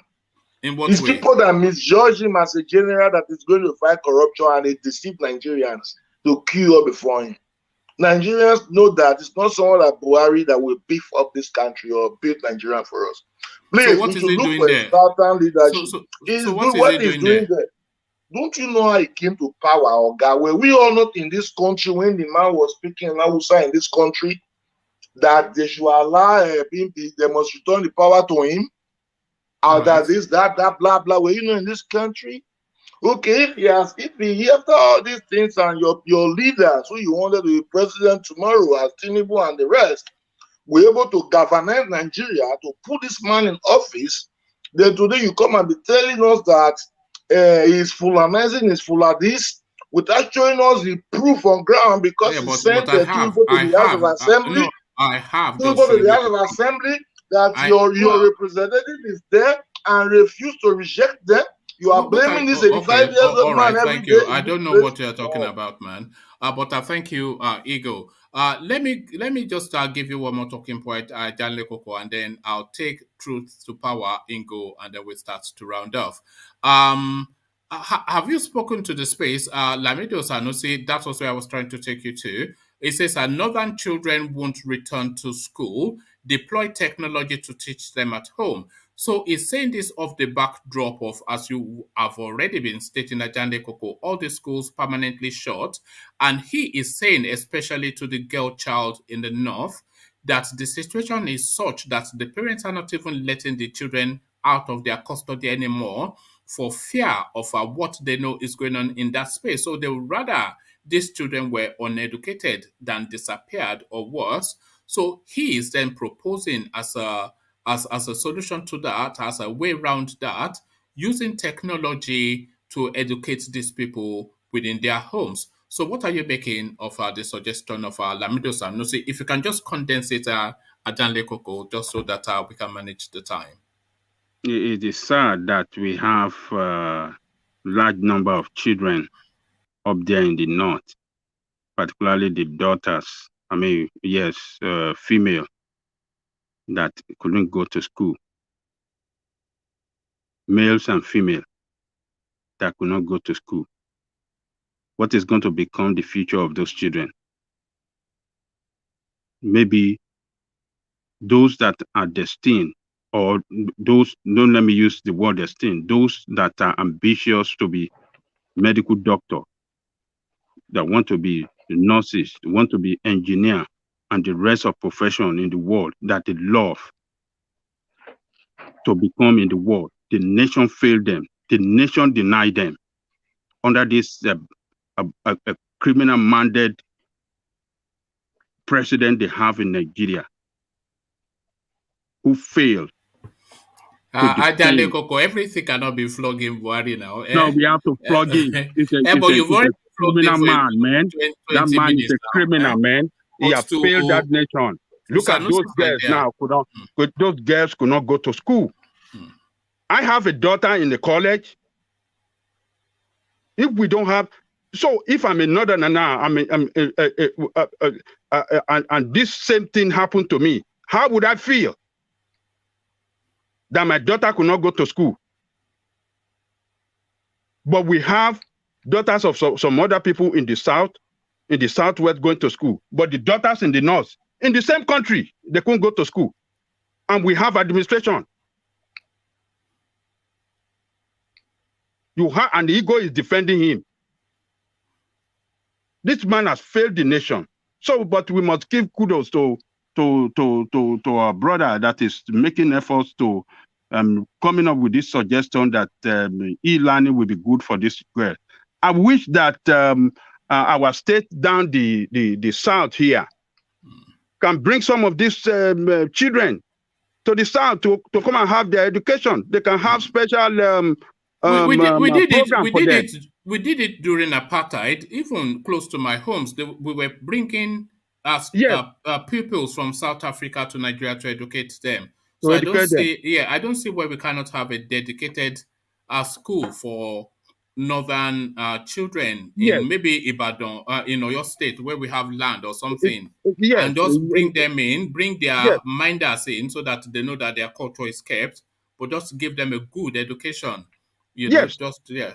I wish this state can work out a program with all these schools that are closed down in the north and bring them to our space there and give those children education. But now they destroy the future of these children. I think that's a better idea than, although e-learning is a good idea too, but I'm not sure. Where is the e-learning going to be possible? In the north? Where? How would they be able to do it? People that does not have their home anymore. How would they have in the displaced camp, or where? Where would they have it? Is it in Kaduna State they're going to have that e-learning? Kaduna that is already ravaged with terrorist activity, where the terrorists are even attacking the NDA. They're picking up children from several schools. Right there in the heart, in that state where we have our military might, Kaduna, where we have our NDA and other military schools. Is that the place they're going to, or is it in Sokoto? That banditry is they ravage everywhere? Where? It's sad, but I hope Ajanle Koko, I think sometimes when we say e-learning and we begin to imagine something that is sophisticated and out of reach, but what they could do is to download education as an app into a pad, and then, just have them educated that way. Just have somebody go there, talk them through what needs to be done, and then have their parents superintend their education. Let me tell you, e-learning is difficult, will be difficult to practice. No, we are talking about rudimentary education, by the way. English, grammar, mathematics, basic counting and reading, just at least to give them a fighting chance. But already in those northern part now, they are shutting down all the network, telephone. I mean, that's yeah, but it wouldn't need internet connection. Essentially, it's just the education is downloaded already. Already. Okay. I got you. Yeah. If they can do, but would they be able to even spend that money? Yes, that will have to be a state or federal project, I should imagine. Yeah. It has to be a project, and they have to pursue it. They have to pursue it and make sure that it achieved the purpose they set it up. But all these criminals we have, they will just lose the money, won't they? Remember what happened to the palliatives in this thing, that they went to they will go and warehouse all the iPads and start to sell it at Dugbe Market, Kano style, They will just lose the money, and they won't be able to achieve the purpose it was set up for. So it's sad when you hear news like this. I don't like it. I mean, this man have destroyed a lot of life. He have destroyed future. These children are future of that country. Okay, where's the future for the country now? When we have a lot of, where's the future for the north, for the northern Nigeria? Where's the future for the northern Nigeria? No future.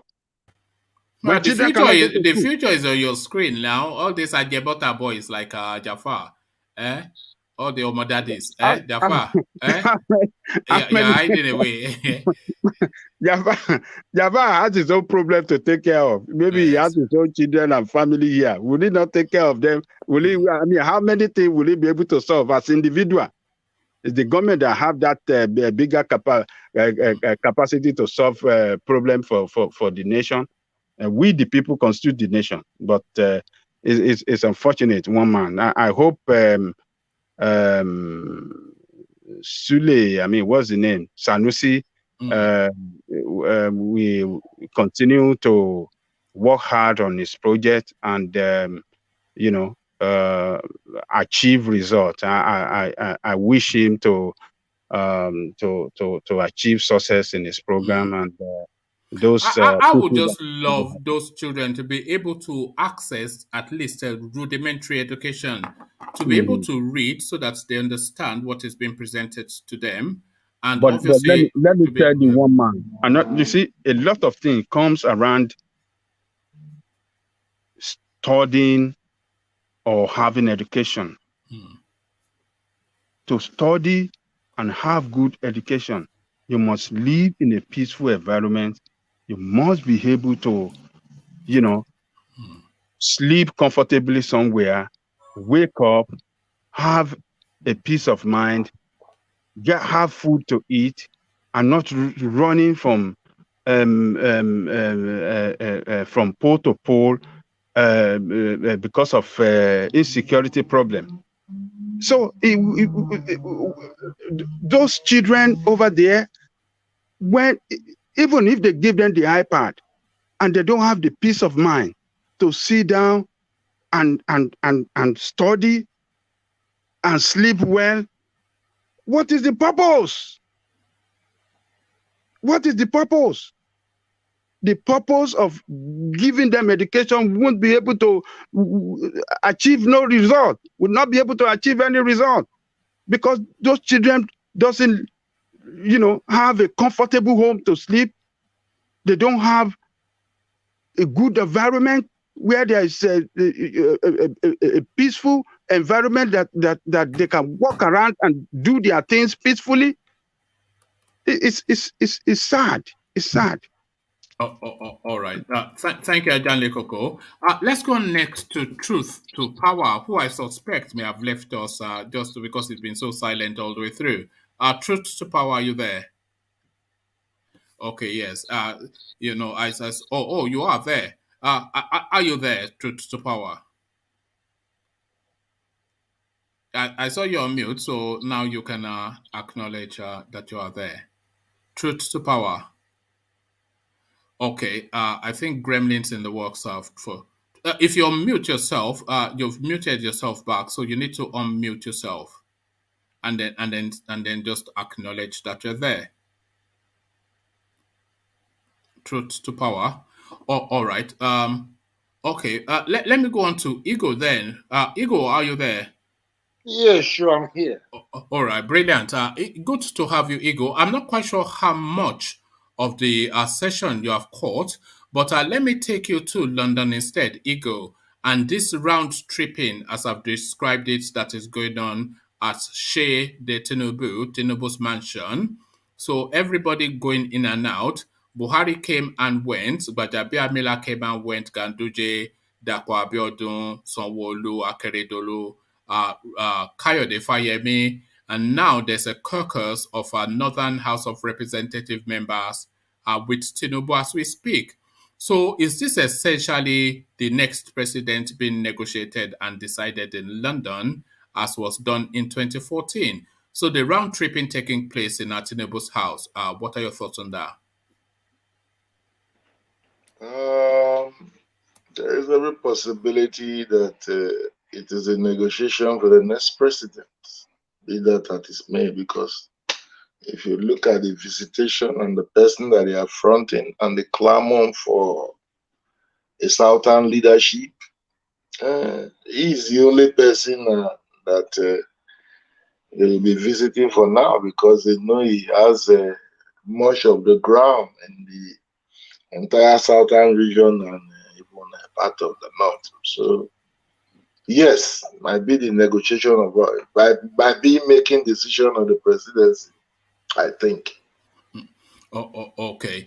And to just that story that Ajanle Koko just left, the Emir of Kano, a former, I should say, Emir of Kano, because there's no Emir of Kano anymore, because the Kano Emirate has been balkanized by Abdullahi Ganduje. He split it into about 4.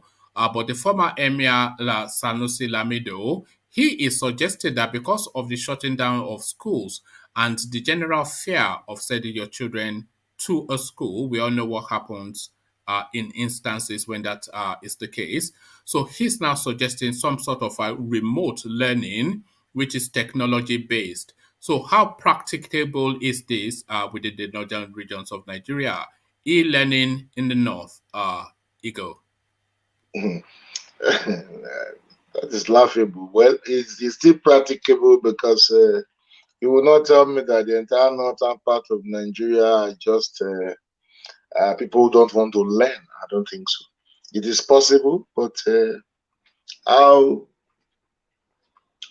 is it going? How it will go is what we don't know. It's possible, but not be able to cover a lot of people, and we don't know if the North are really ready for that kind of education for now. But it's not a bad thing though, if they can introduce the e-learning, because but I don't think that is supposed to be the issue. We expect this president to be thinking of how he can stop the killing and build the northern Nigeria for people to live in peace, like the Nigerian we used to know. Yeah, but that is in the long. That is in the long term, though. That is in the long term. You know, you can't ask students to wait whilst the president is trying to fix the country. But for the immediate term, these students that are not able to.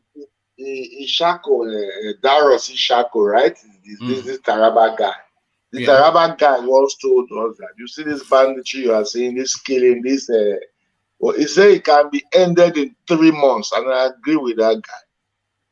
Let's not just begin to play politics, killing people, sharing money, using banditry as business, and begin to tell us that there is no way out. These things will not continue, and if this man leave office without fixing or making peace in the north, it will be very difficult to find peace in the north unless the sitting or the incoming president will be very ruthless. If it can be ended in 3 months, then why has it not been ended in 3 months? If it can be ended in 3 months. I'm just quoting Daros Ishaku, and I said that, and I also use the word politics and politicians. You know, it has become a business. The man was said it is stop this business and all these things they are doing with Nigerian lives, that this banditry, insurgency, even BOKO Haram can be wiped out of this region in 3 months. And I completely agree with him. See, no insurgency can fight any government and just take over the country like that. It's very, very difficult.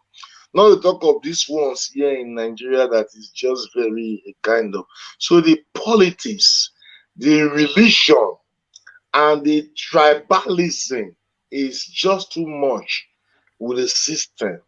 That is why the killing continues and people continue to kill. The reason why sometimes I said I always want people, I'm not a Buhari fan, I'm not a Buharist.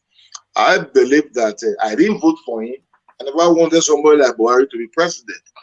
But I believe that it is time, we the Nigerian people, I believe that we are even the problem of this our country. We are the number one problem for these politicians. It is time we understand that our representatives should go there and do what we want. If they don't go there and do it, when they come back to their mother and their fathers in the village, we should make sure we hold them responsible for failing us up there. If we hold these people, they will not put anybody forward there or endorse anyone forward there that will mislead Nigeria. So when we fail to hold these people responsible, we don't see them for 5 years and we put them in power. And people like them, boy, we always have leaders like them, Buhari, and then we come forward to begin to shout everywhere we go every day in the name of no. These things can be reduced. As wicked as Buhari is, as Nigeria may think, as evil they might see him to be, let me tell you, Buhari alone, we have 3 arms of government in this country. Buhari alone cannot just come up and fulanize this country or take over this country without the support of me and your representatives. This is my position. I'm not telling you that this person is that or this person is this. So this is my position. So I believe that we should, as a people, as the number one problem of this country, we should begin to make the right decision. Not when we come and talk, where they go give us 1 million and tell us to go give people 200 naira and go and vote for this group. We talk finish, we put the money in our pocket. When they misbehave, we come here and shout that we do this, we do that. No. We have a lot also to play, we as a people. And we are part of all this killing that this country is killing us. The people of the country are part of it. All right. Thank you, Igor. Igor, let me take you to the eastern quarters finally. And this story now, when it first broke, I thought it was just for one day, but it looks as though this is now a policy position for the foreseeable future. IPOB restates order to remove Nigerian flags from all corners of the southeast. So when they first did this thing, I thought it was just them trying to turn their back on the Independence Day celebration that was going on in Nigeria. But this story now reverberates again on the 2nd of October, which then tells you that it is an ongoing position. They've said they don't want to see Nigerian flags in what they have termed Biafra land, and they have encouraged all businesses, churches, etc., every institution to remove the flags voluntarily. And then they went on to add that if they don't do it voluntarily, then they will do it in their own way. So we know what they mean when they say they will do it in their own way. So by one form or the other, the Eastern Quarters now essentially withdrawing itself from the Nigerian state. What are you making then of this directive from IPOB? Moving into a region of anarchy. Now, let me come. You see these things that is going on now in the region and the declaration and the things that this IPOB are saying. You will not say to me clearly that Buhari is not hearing this. You will not say to me clearly that those advisors and those people around him, wherever, that make the presidency are not hearing this. It was some days back, was he on this 1st of October or so, in the address of Abu Salam Abubakar, he said, agitation, secession, these old things can be wiped out of this country through equality. What does it mean? Through a non-marginalization, through everybody for one right. That is what this man said. That simply means the message is getting to them clearly that the country is not balanced. So, if this message is coming from Ipob, let me tell you, don't be surprised. One day Ipob will just get up and declare Biafra in that region. Because they've impacted threat on people, and we see how streets are getting empty each time they say. So, if you look at the way the things are going, I bet you a good leadership is coming to Nigeria come 2023. The person that they will put in the seat of power come 2023 must know what to do. In this country, this is my position. Because if that person fails, Nigeria will fail. Nigeria has not failed yet. Nigeria has not failed because we are seeing a state of anarchy moving close to the eastern region, the entire region of the Eastern Quarter, where a group of people is now declaring that there should be no Nigerian flag there. When that is done, immediately they will not order these same people to raise up the Biafra flag across the Eastern Quarter. There is a fail to do so, they will also do it in their own way. Is that not where we are moving to? So these things now, to an extent, you need high-level dialogue. The presidency, the leadership from the Senate and the House of Representatives. Ego, do you think Buhari understands any other language other than force? Because we have not seen him demonstrate any other language other than we will deal with them. That is the only thing he ever says. He's a military man. You know, Buhari is a military man. Yes. And this go back to what I used to normally. Yeah, but does he not understand that in some cases the guns are not enough? The guns are not sufficient enough of a solution to certain problems, and this is what we're seeing now. How long has he been dealing with these Biafrans and they are not going away? So is it time for him to acknowledge that it's not just Yamutu? Yamutu is not the answer to everything. Acknowledge that unless it's advisors. Don't you see Buhari declaring that? He is declaring that he knew the sponsor for this and that and that. He wanted to and he said he would deal with them. He said he would deal with them. Yeah. Okay, but we have not had the names of the BOKO No, we had that with that Janle Koko. But what I just wanted to rest with was that he said he knows the sponsors of these people, and again he says he will deal with them.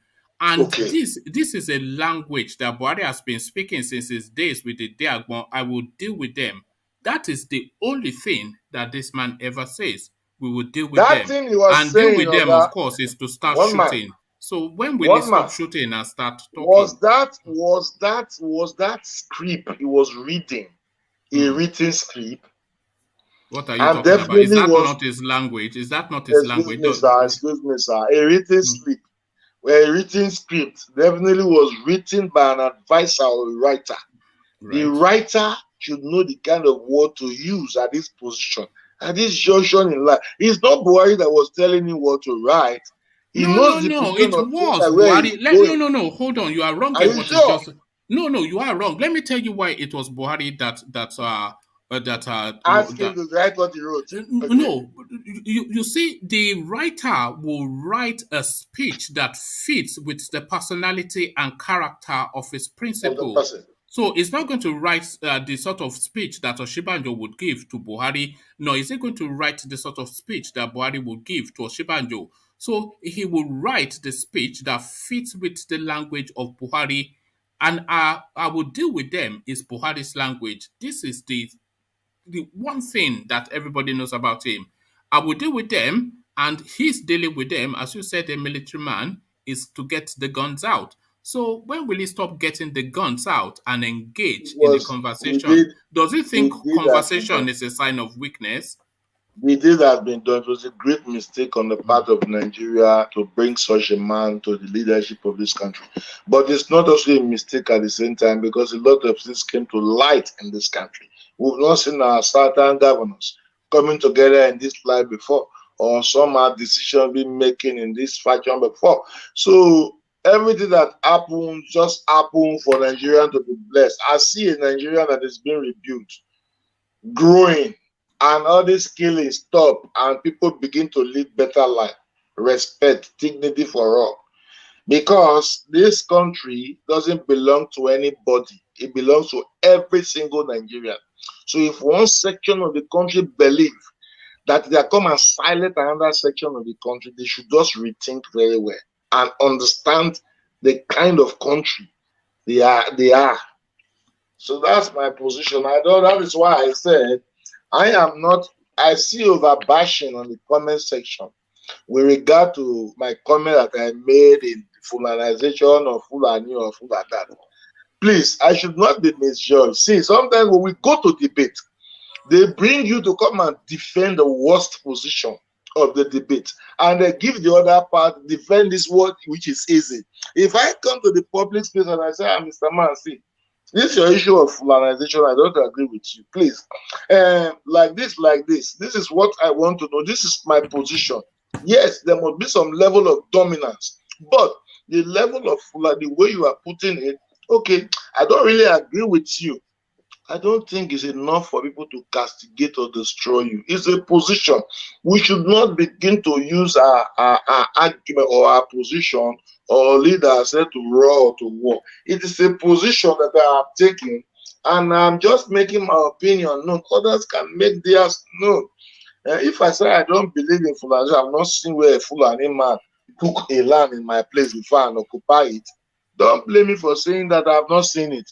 If you have seen it in the north, come here and tell us that yes, I saw it. It's not offensive. It's just a matter of position. So this is mine. All right, thank you, Igor. And that is the beauty of it, isn't it? Imagine if we all come here and we all agree on the same thing. That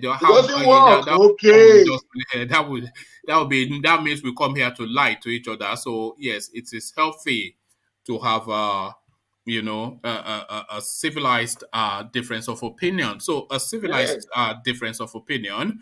We start to round off. So we go Jafar, if he's still with us. We come to you, Igor, while you are still with us. And then Ajanle Koko to round it off. But as ever, I must now really be strict with the time as we try to reduce the length of the session. So Jafar, are you still with us? Yes, sir. So Jafar, you know the form. So just your closing thoughts, things you were not able to say, what you still like to get across. Jafar, ladies and gentlemen. So I just want to join Ego in saying that we are the part of our own problems, and until we start holding our local leaders, that's our state representative, our National Assembly representative, our legislator, our senators, our governors in our various states accountable to their action and inaction, and not always focus on the federal government, we will not make any headway as a people. And I wish everyone a wonderful weekend and good night. Oh, all right. Thank you, Jafar. We are getting used to your company now. So anytime you do have the time to spare, just please come and hang out with us. So Jafar, a new discovery of the channel, a voice that I'm sure you all delight with. Have a good evening, Jafar. So Ego, just in that same spirit of just a short summary, your closing thoughts. Ego. Okay. Yeah. Like I was saying, I don't know.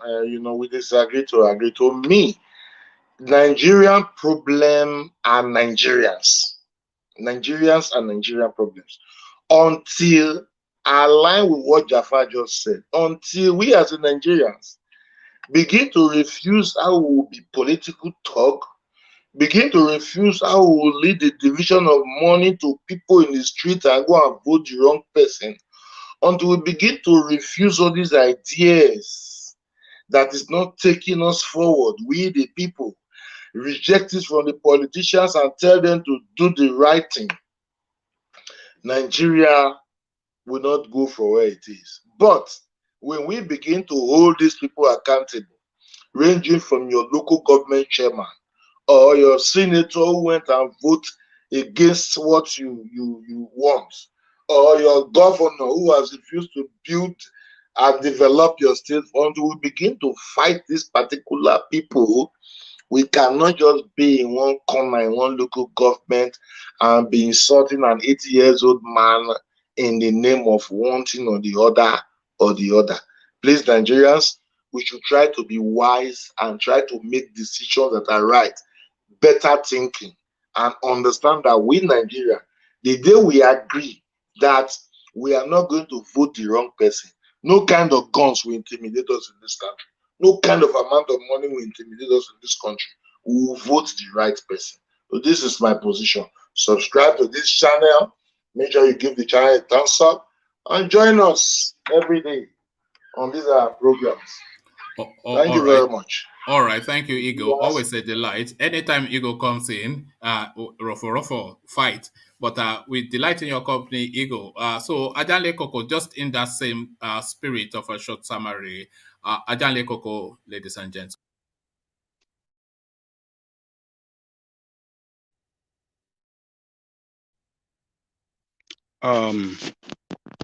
Nigerian political process is a fraud.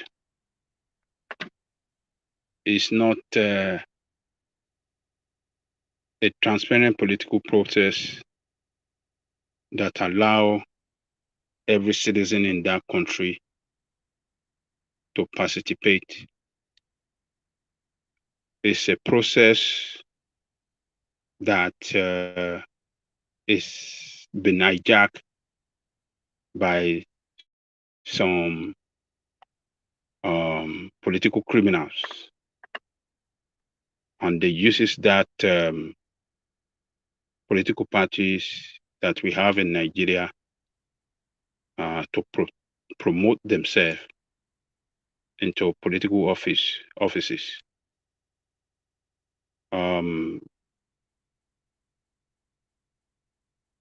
All of them in all political offices, in assembly and all the rest, are not representing the people. They don't represent us. They represent their family and they represent their political fathers. And that is why they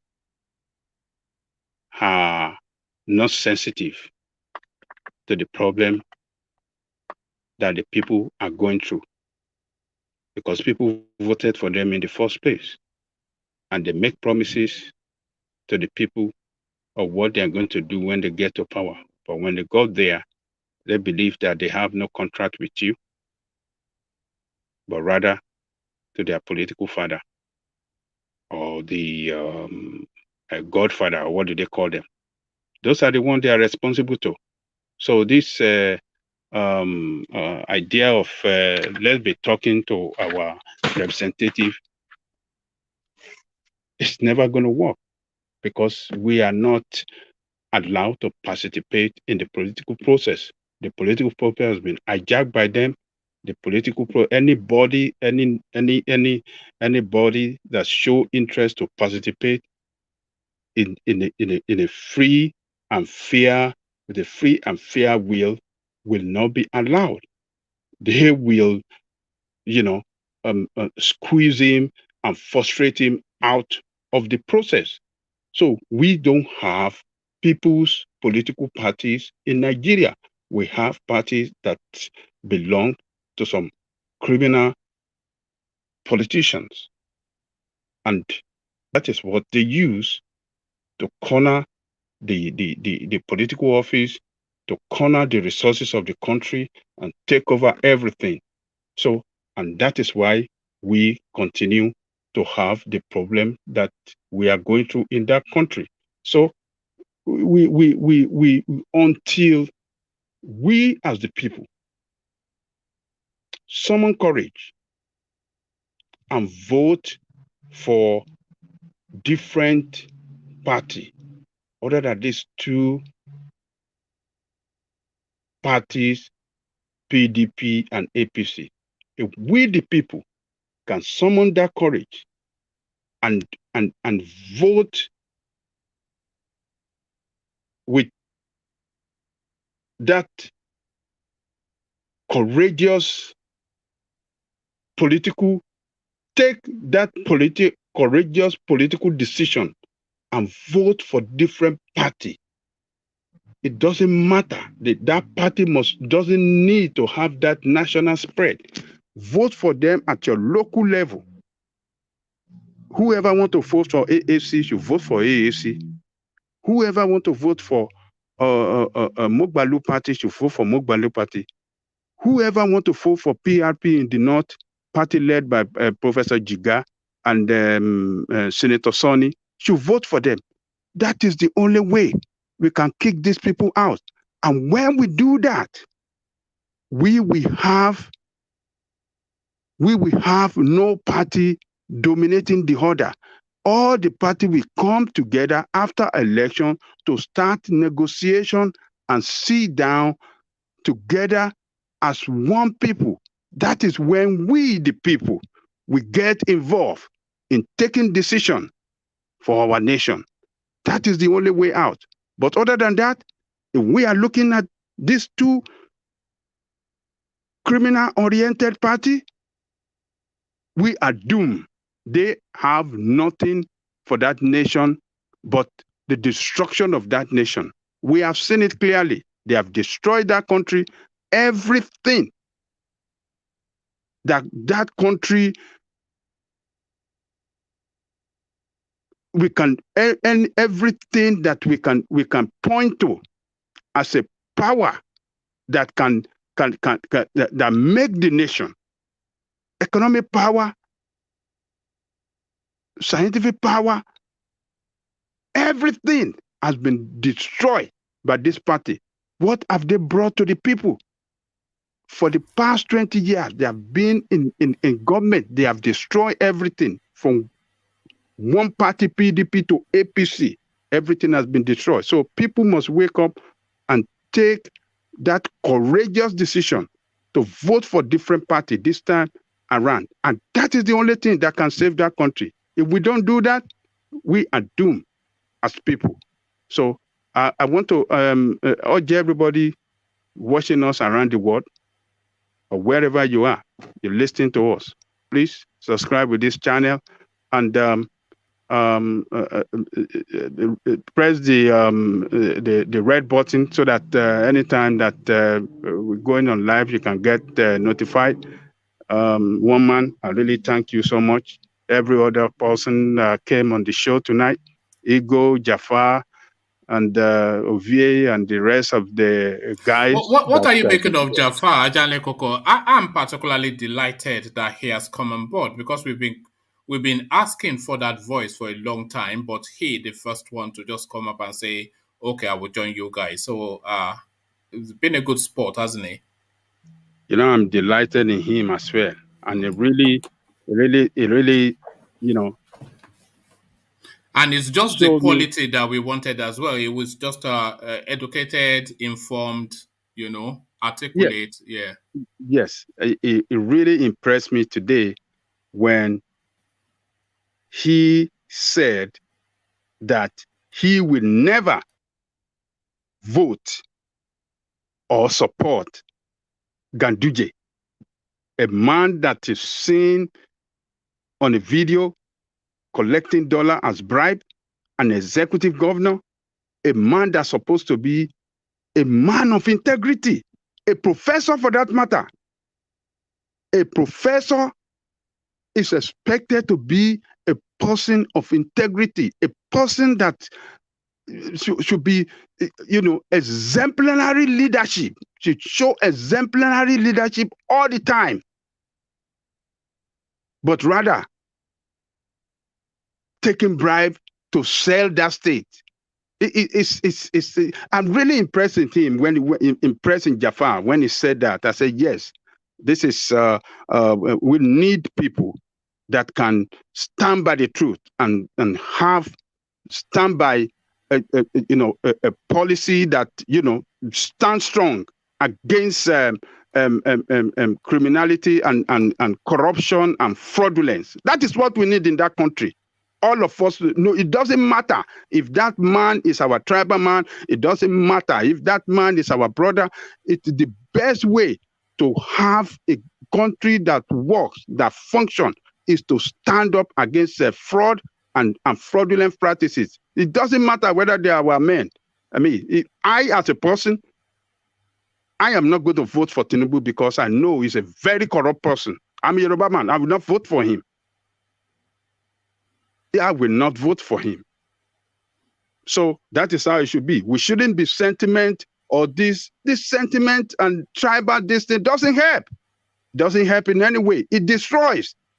When you see your man destroying the nation and you can't stand up against him, you think because it will come tomorrow to come and destroy you. That is the way it works. So one man, I really thank you. I really thank you. So, all right. Thank you, Jafar is a blessing to this platform, and we encourage him to come back. I mean, every day, and let us be doing it together. All right. Thank you, Ajanle Koko. A real delight to hear from Ajanle Koko. So Ajanle Koko, he was late, but well worth the wait. So Ajanle Koko rounds it off as only he can. So I'll leave it there. Carry the conversation on within the comment section here. I say peace.